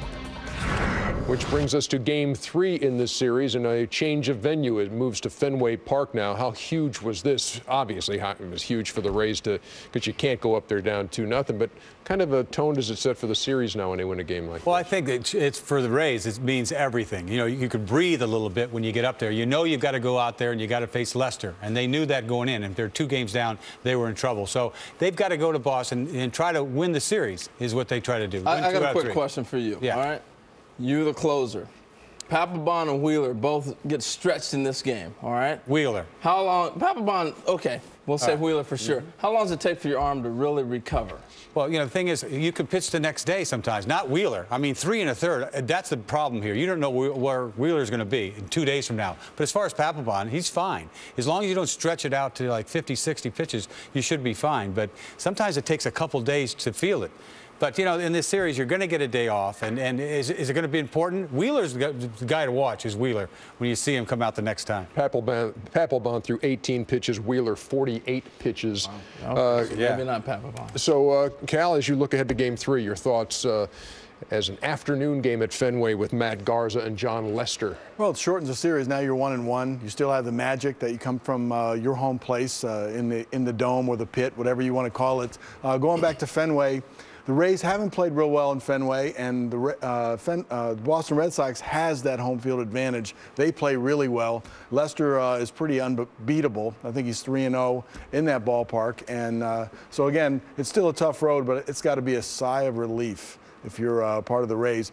You would have lost your hope losing twice at home and then going into Fenway. You got to win 1 game in Fenway to get back to Tampa, and that's not a bad thing. You don't have to even win the series to get home, and that's where their advantage is. The 4 o'clock start's going to be interesting, though, because it depends on if it's overcast or not. If it's not overcast, that can still have an effect. First 4 or 5 innings. I can't remember if it's shadows or not. It's been so long since I played in there, but I think it is shadows, and it's a tougher, it shortens the game, too. That first 5 innings is very pitching dominated. Red Sox were 7-2 at Fenway against the Rays as the series shifts to Boston for games 3, 4, and 5. As we head to break, here's how the winning run scored on B.J. Upton's sacrifice fly.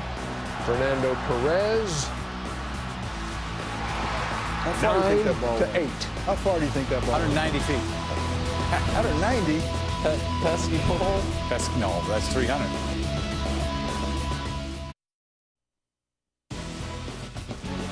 Inside MLB is brought to you by Captain Morgan Original Spiced Rum.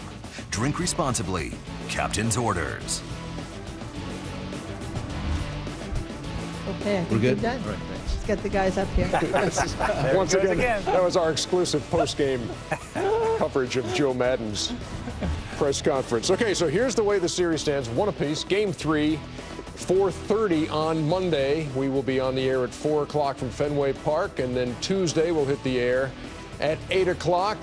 Wednesday's a day off. Game 5, we know there will be a Game 5. Rays and Red Sox at Fenway, and if they need it, they'll head back to Tropicana Field in St. Petersburg for Game 6 or 7 if they need them. The series is tied at a game apiece. That concludes our run here in Atlanta during the postseason. Now We all fly up north, and we will be at Fenway Park in Boston on Monday for Game 3. So for all of these guys, the Hall of Famers, well, you're going to see us again Monday in Herald Run. It's not like we're saying goodbye for the rest of the year. We're saying good night or good morning to you, and we'll see you Monday, Fenway Park in Boston.